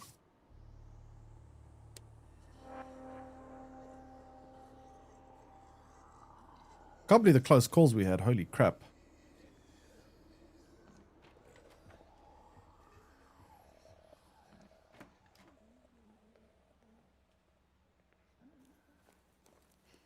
This place has some nice loot though, I think. Oh, she has reduced backpack space. Damn, I shouldn't have brought her out then.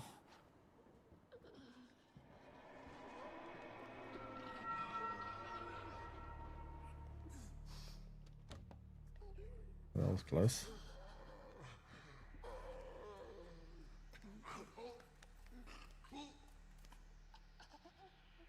And this thing looks like a werewolf.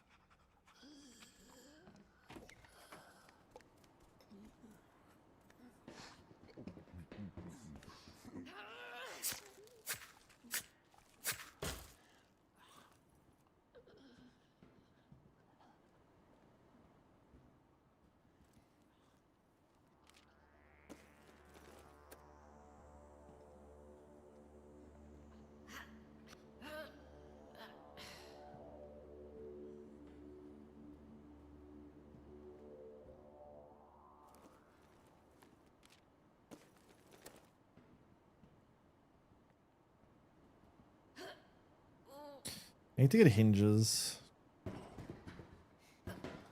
I think this place does have hinges, but I can't remember.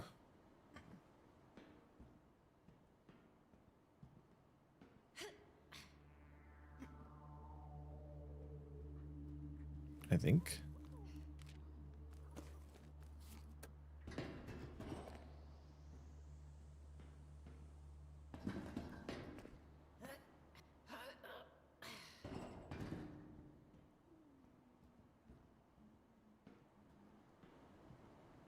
Zoop.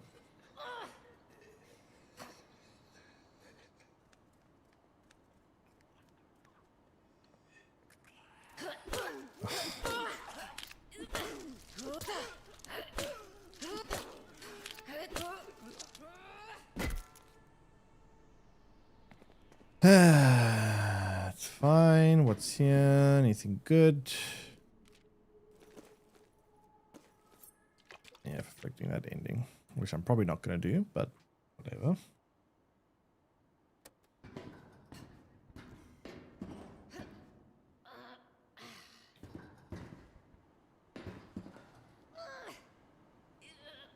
Come on, please be a hinge. All I want is hinges. Hinges are OP.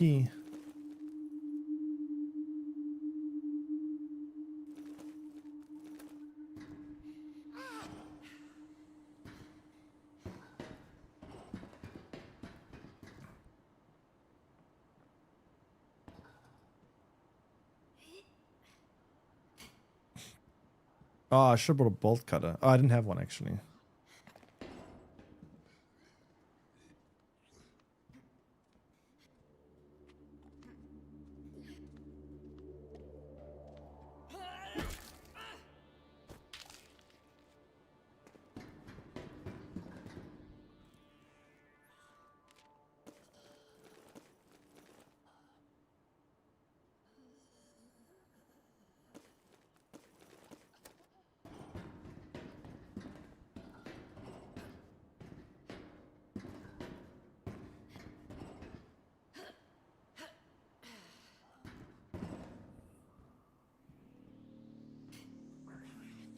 Where'd you come from?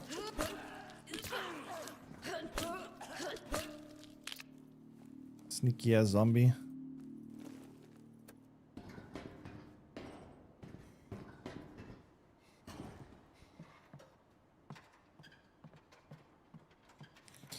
Okay. I don't know if we're gonna have to discover any locations from here. I think we're very saturated this whole area in terms of discovering stuff.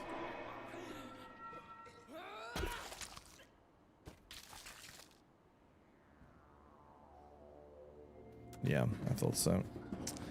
I thought so. There's a whole room in here. How do I get in here?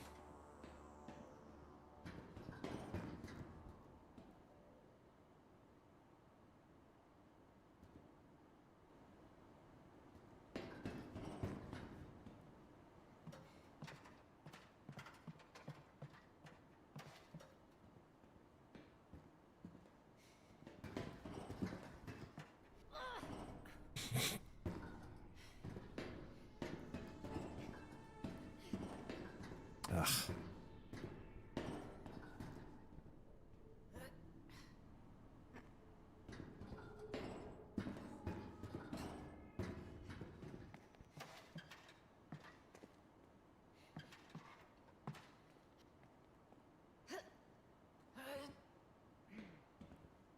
Wait.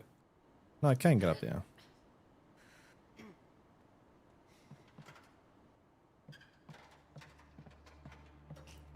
Anything good in here? A hinge, maybe? Oh, come on. That's it? Actually scammed.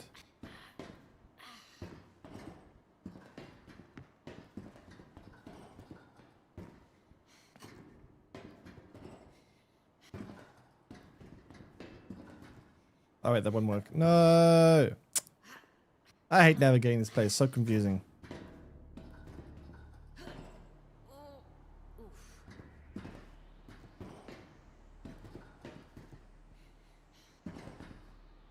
Man, for an old lady, not gonna lie, she's pretty pretty agile.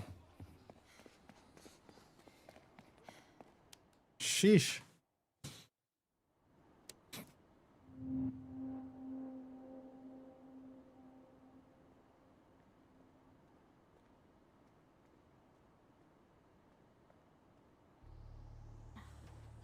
So essentially now we just need to do Miles.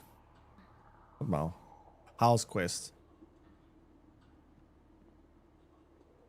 And then we need to pack up and move a bit further north.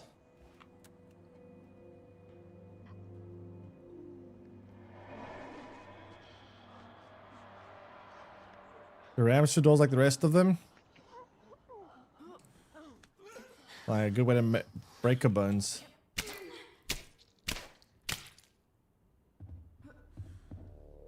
This is a location. Oh, this is a potential shelter.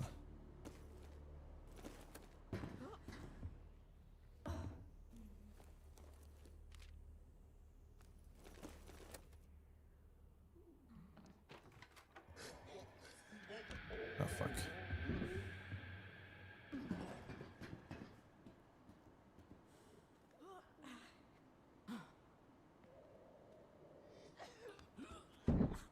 Why do you know I'm here?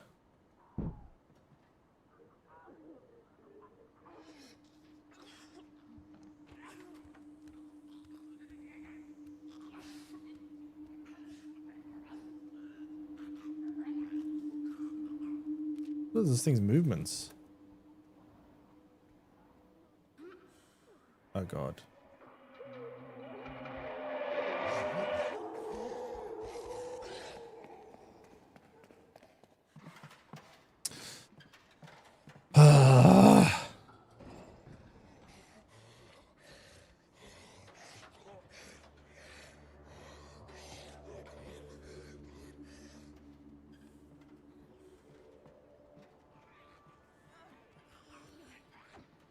Okay, these two are just annoying.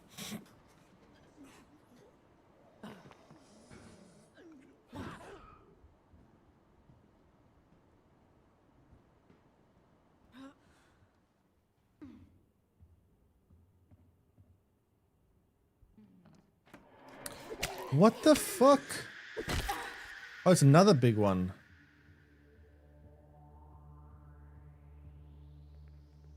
So many big ones here.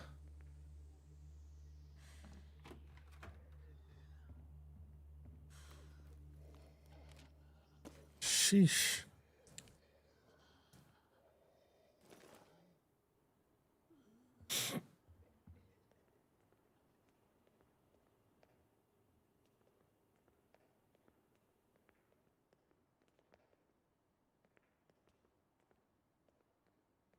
Um.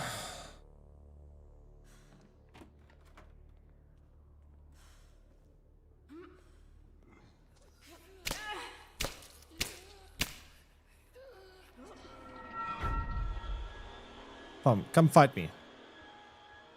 Fight me.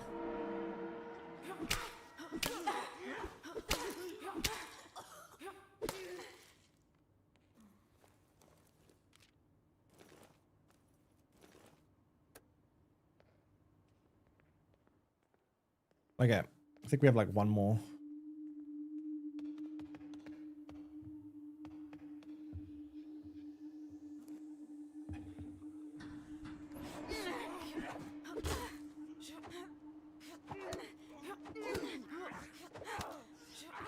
Four? Four more? Oh, shit. Oh, that's not good.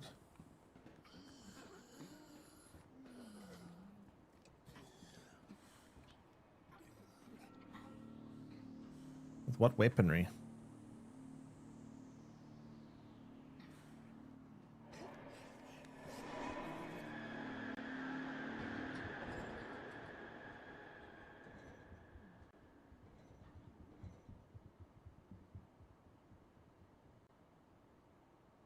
I checked up. What for God of War?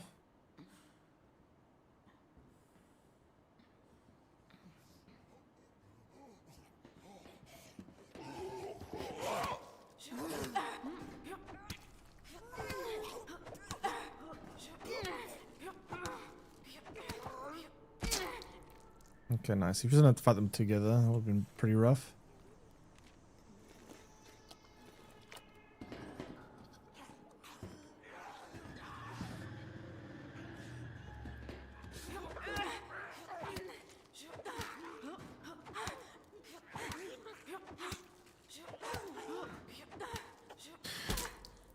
Cheese Teenage Vampire Show to MCU to one of the biggest gaming IPs. Right, she's in Marvel?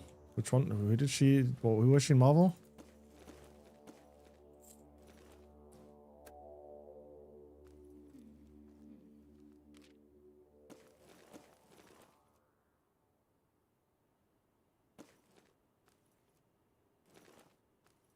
Yeah.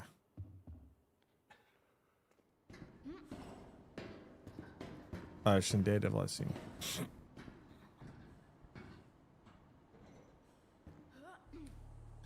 Yeah, I haven't seen Daredevil. Maybe I should. Okay, so what do I need to do here now?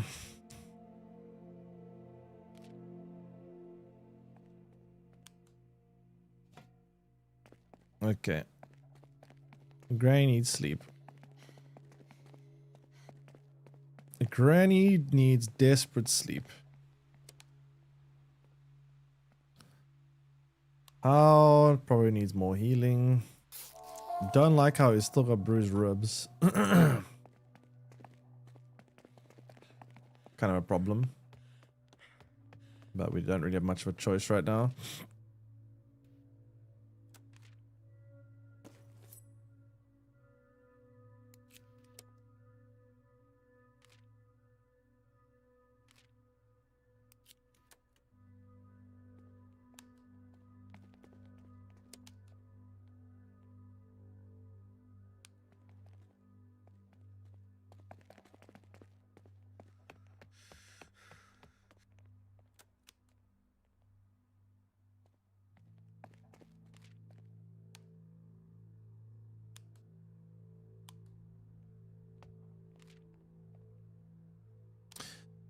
Ah, this is kind of bad. We don't have much food. Traps are taking really long to actually work.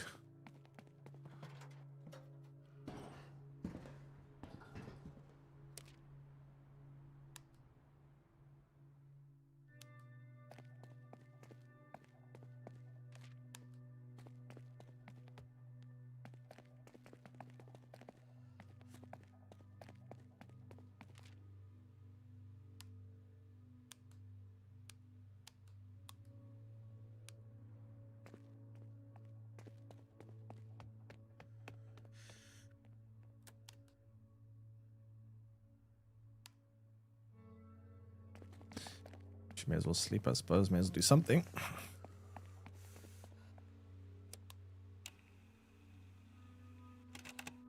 All right.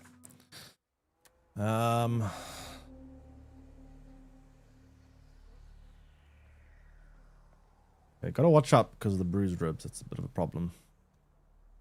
You've cleared out most zombies here, though, so there's not really that much resistance.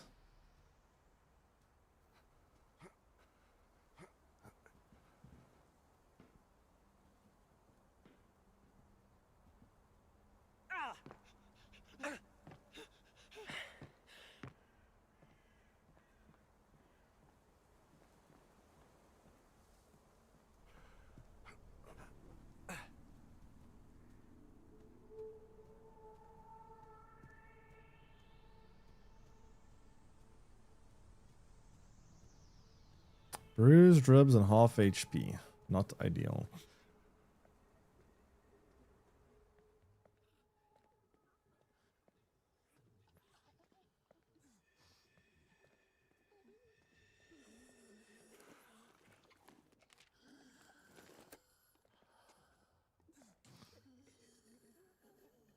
Let's see.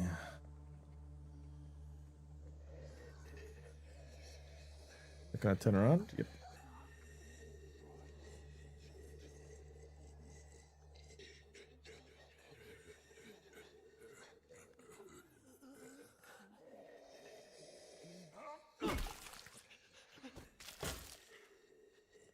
Luckily that one in the background didn't aggro.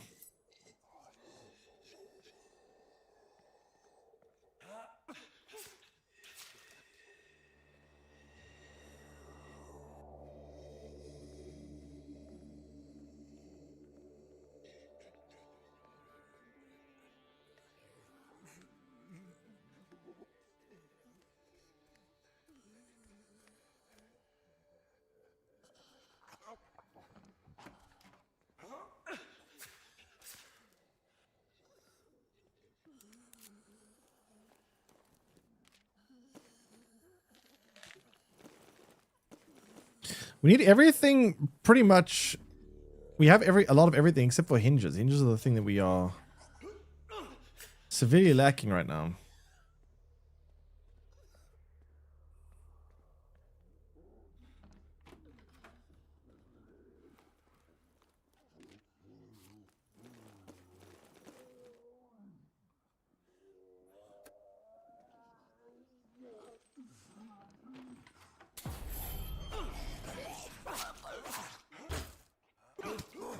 I can't see like this. That is a very annoying place to try fight.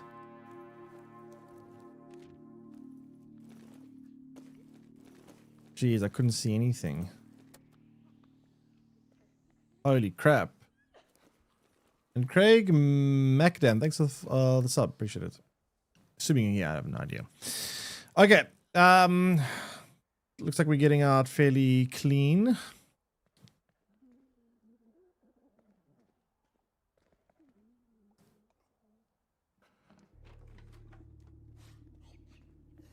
I don't know if it's worth getting a nail gun.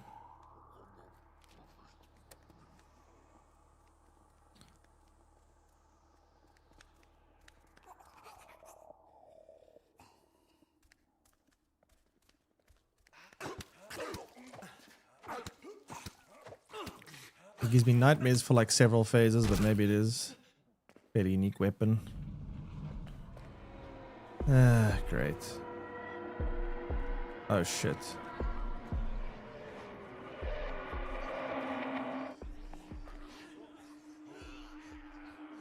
Oh fuck. Okay, we're getting out. Ah, fuck it.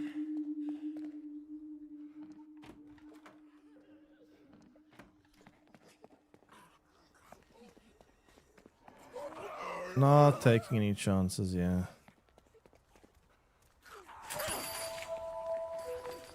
Oh my god. Ooh. That was very close.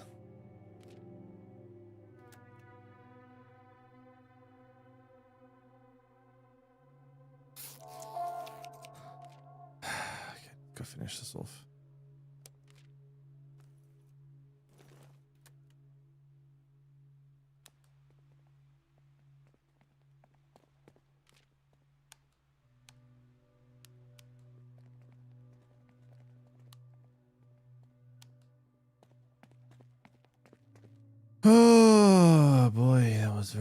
close.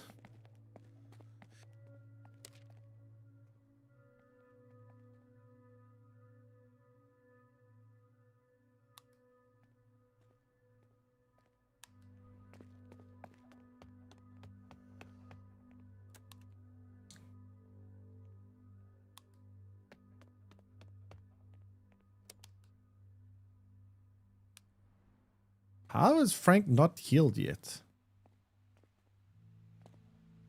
Jeez, what the hell?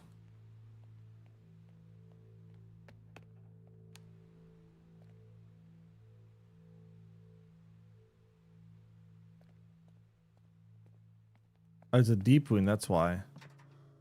Wait, I didn't do that though. I found him like this. He better not be infected.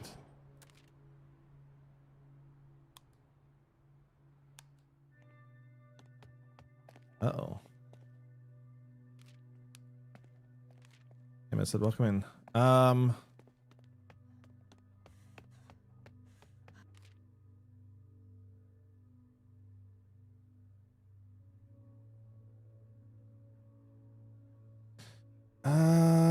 What's better to go for? This place seems to have more resources, Old Ballad.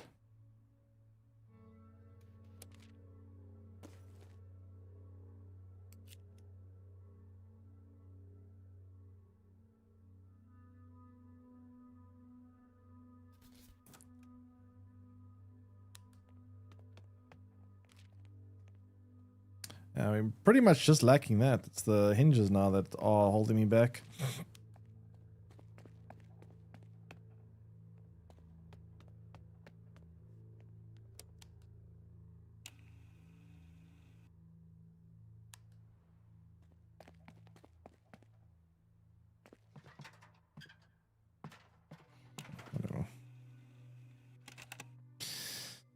Okay.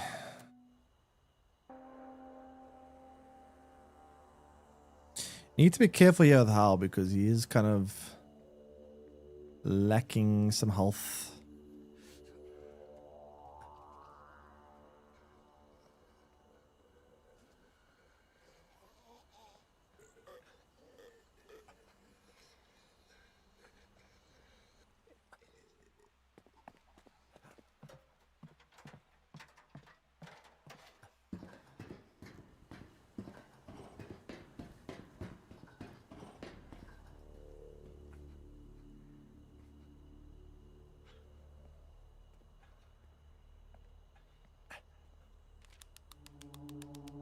Guy's kind of a psycho. Imagine caring about. Whoa, wait, 1 second. There we go. And hi, Mike. Thanks for the raid. Welcome in, Raiders. What were you playing? Our pilot, Mike, did not park his ship legally. Hey, Mike. Welcome in. What were you playing? Welcome in. We are trying to not get Hal killed. We're playing Into the Dead, Our Darkest Days. Oh, God. Oh, shit. Oh, God.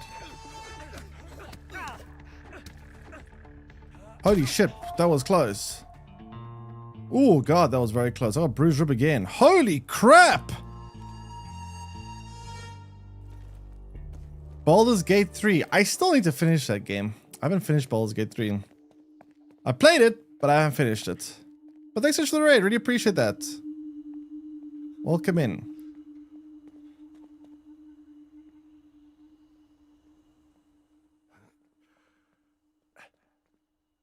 Holy moly. I've had so many close calls today. I'm actually shocked no one's died yet.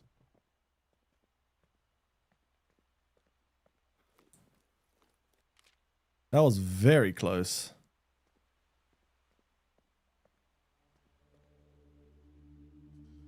Two episodes in. I don't know how far I made. I made it to the part where there's like this giant underground cave system. That's about as far as I made it. Yeah, yet. Big emphasis on yet.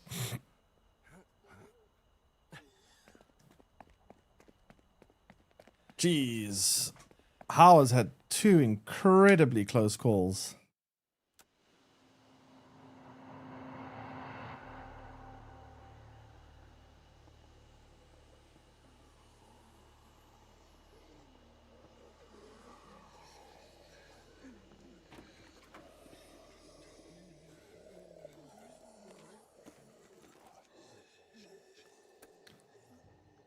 Yeah, it's a very fun game. If you've ever played This War Is Mine, it's quite similar to that. It's a side-scroller zombie apocalypse game. It's pretty good. Still in early access, but I think it should be coming out of early access fairly soon.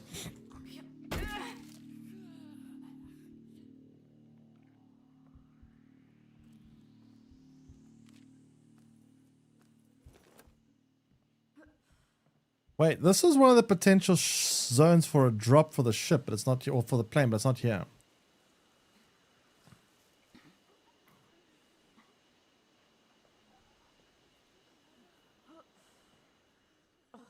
That's annoying.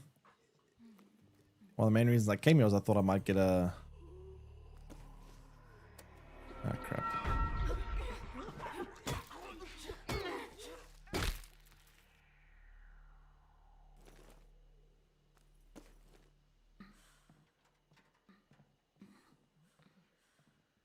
Hmm.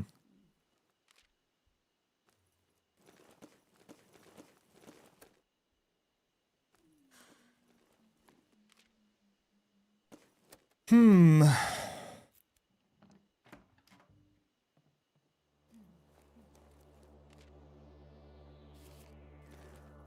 Kind of makes being here a lot less valuable, right?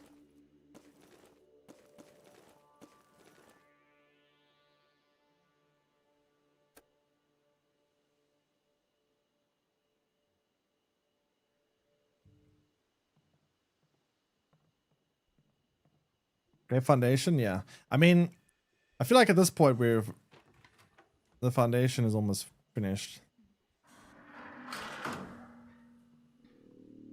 It should be pretty much time soon to release. They need to market the game better though. I feel like most people don't know about this game. Like I think that's the biggest thing they need to work on is the marketing.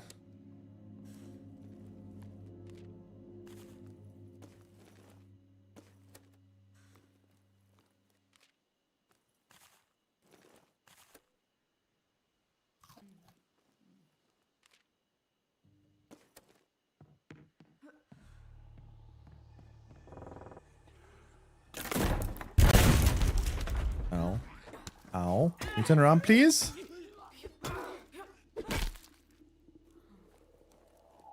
Sheesh.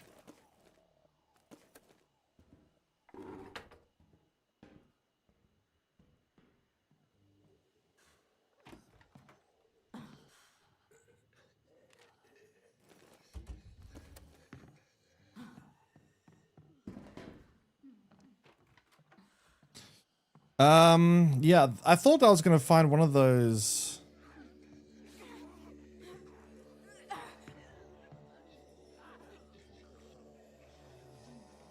Oh, fuck. Oh, come on.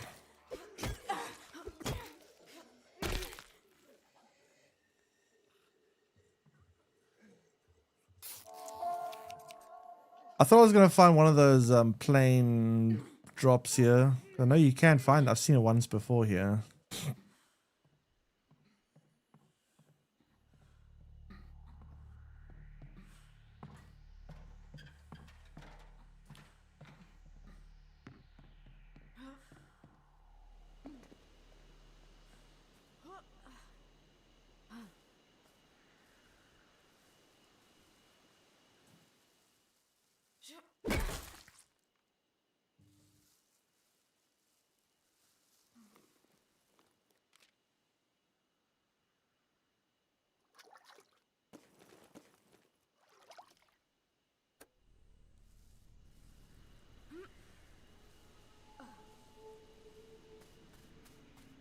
Okay.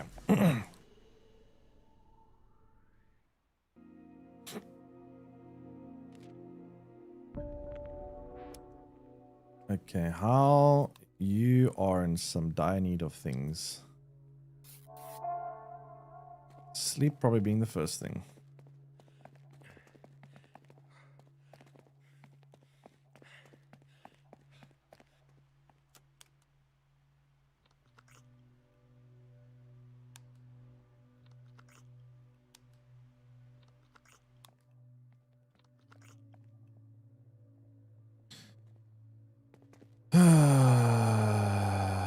now.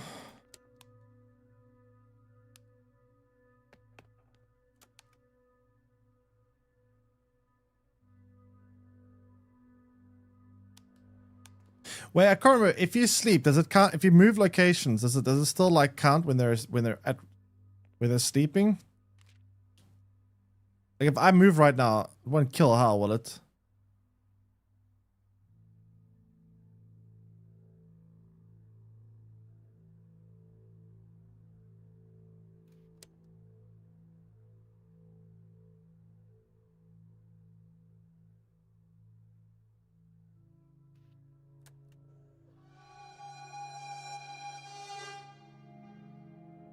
Wait, what?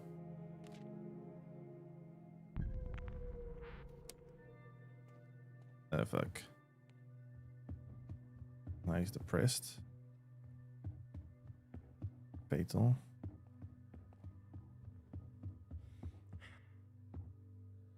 Okay, where's the station?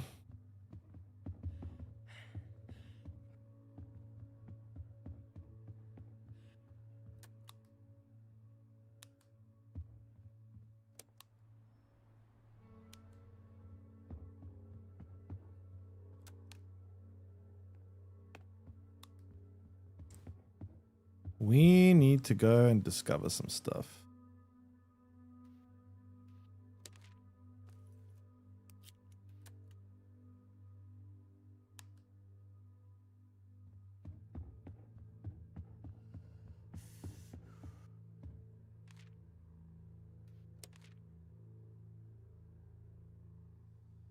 I'm probably gonna have to take a gun here.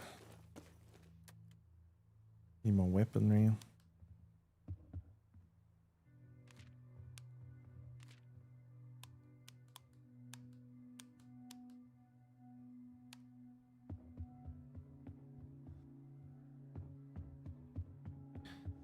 Bit of a problem.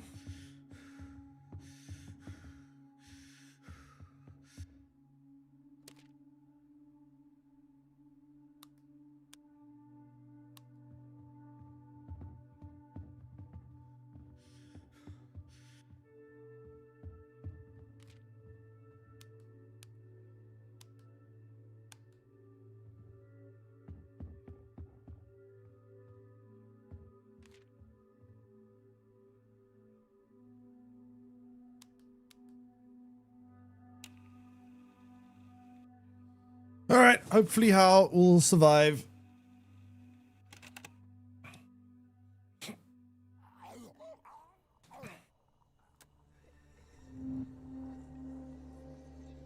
Played this War of Mine. I have briefly. I haven't played it that. It's very difficult.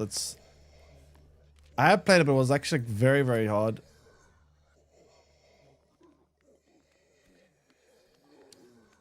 The gameplay to me isn't as good as this thing. This game is way better gameplay. I wish, honestly, this War is Mine. I hope they make a number 2 one day and have like gameplay like this. It would be great.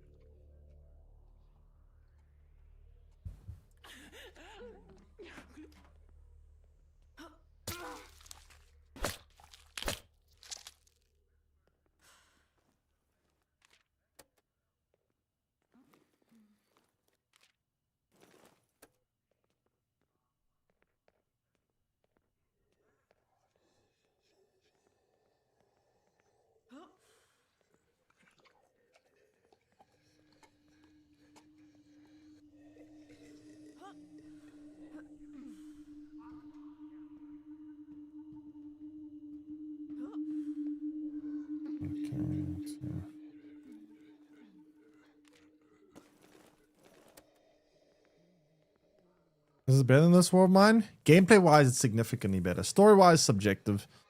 I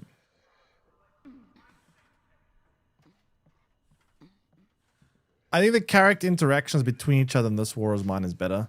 Like the way the characters interact with each other, and it's quite touching and also quite sad.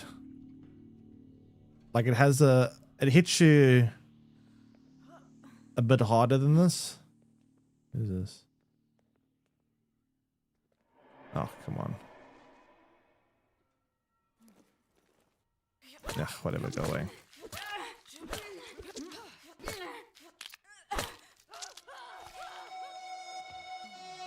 Right, she said spare me. Could I have let her live?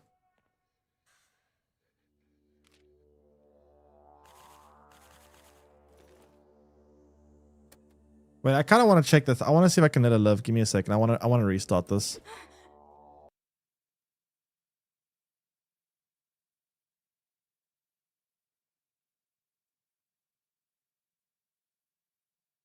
I want to see if we can let her live there.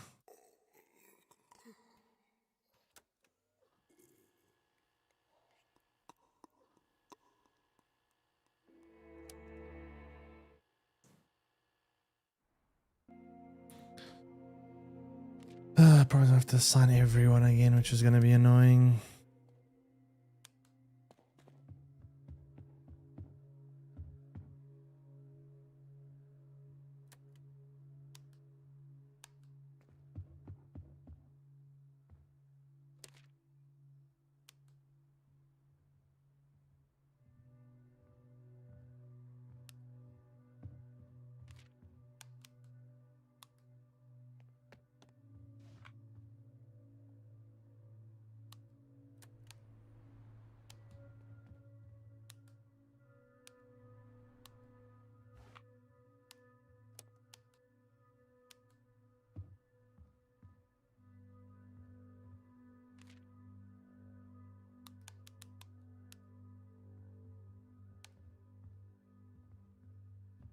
I feel like this might be a waste of time, but I want to see.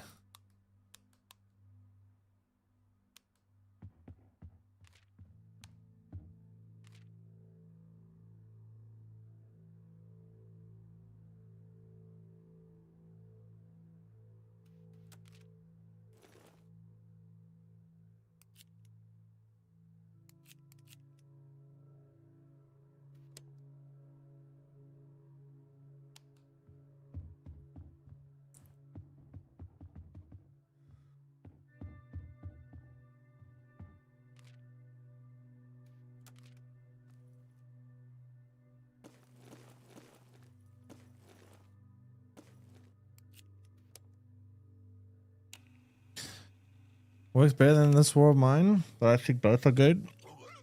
I mean, from a gameplay perspective, this game is definitely better. Without a doubt.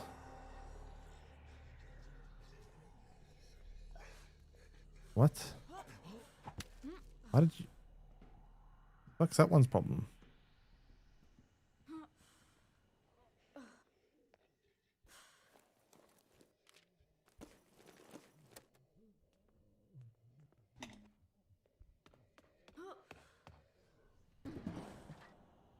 Let's see. Can I spare the survivor?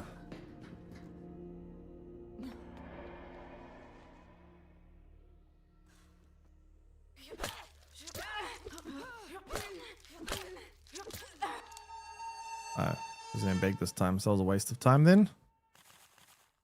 Okay, guess not. I hate that there's no way to like negotiate or do anything about these other survivors. When you come across them, they just like you have to kill them or they kill you. I wish there was some kind of middle ground. Something you could offer them or some kind of negotiation would be nice. Maybe it'll come in trading. Honestly, I feel like when trading comes, you'll be able to maybe trade with these people sometimes. I don't know.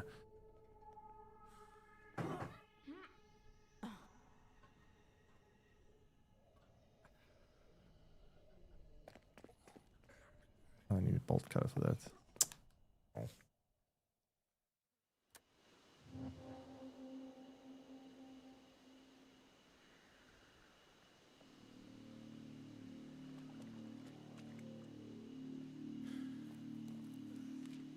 So I have to clear this whole place out.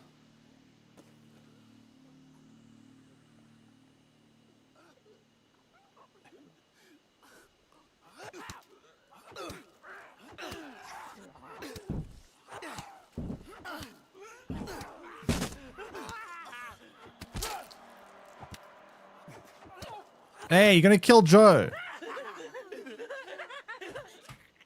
No killing of Joe.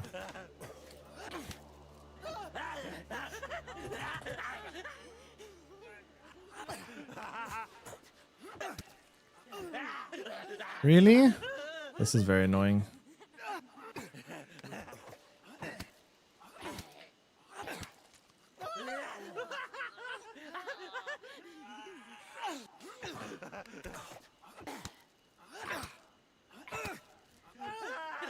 Dude!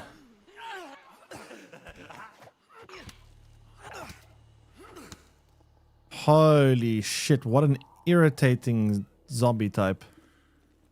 Wait, where did all our health go?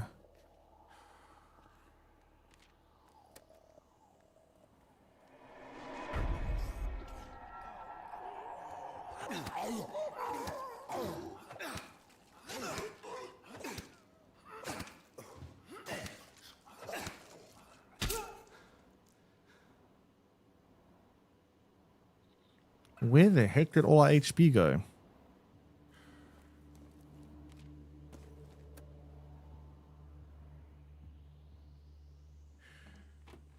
What a problem. Can I get a weapon?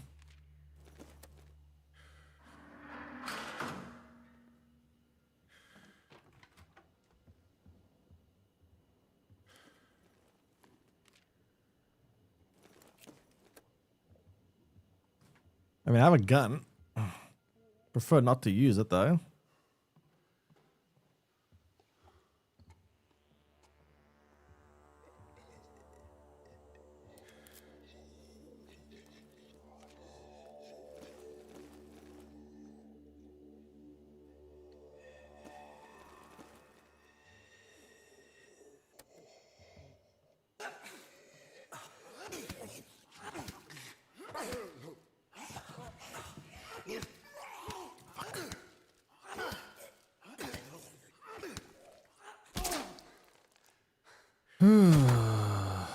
Rip HP.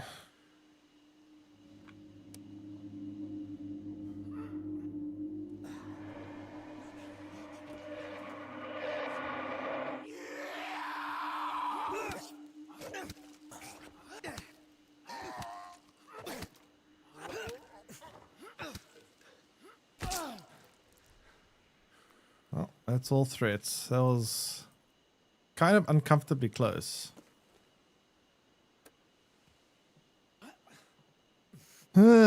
Almost had another rip for Joe. Almost.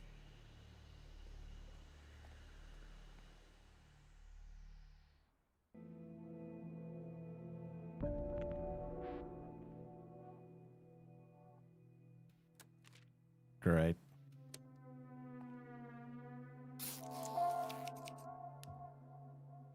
Aubrey needs desperate food. A lot of people need food quite desperately, not gonna lie. Need sleep.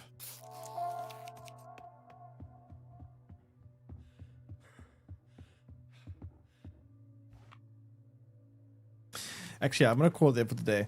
We'll pick it up tomorrow and find hopefully the escape plan with the airdrop. Yeah, hopefully. Anyway, I'm gonna call it there for today. Hope you guys enjoyed the stream. Tomorrow we'll try to get the other ending. And then, yeah. And then we'll see. Thanks for hanging out. Hope you guys enjoyed it. I will be seeing you guys again tomorrow. And, yeah, tomorrow we will try find the rest of these airdrops. Hopefully. Anyway, take care, everyone. Enjoy the rest of your day. See you guys tomorrow. Thanks, Shopee. Thanks, Hybrid. Bye-bye. See you guys tomorrow.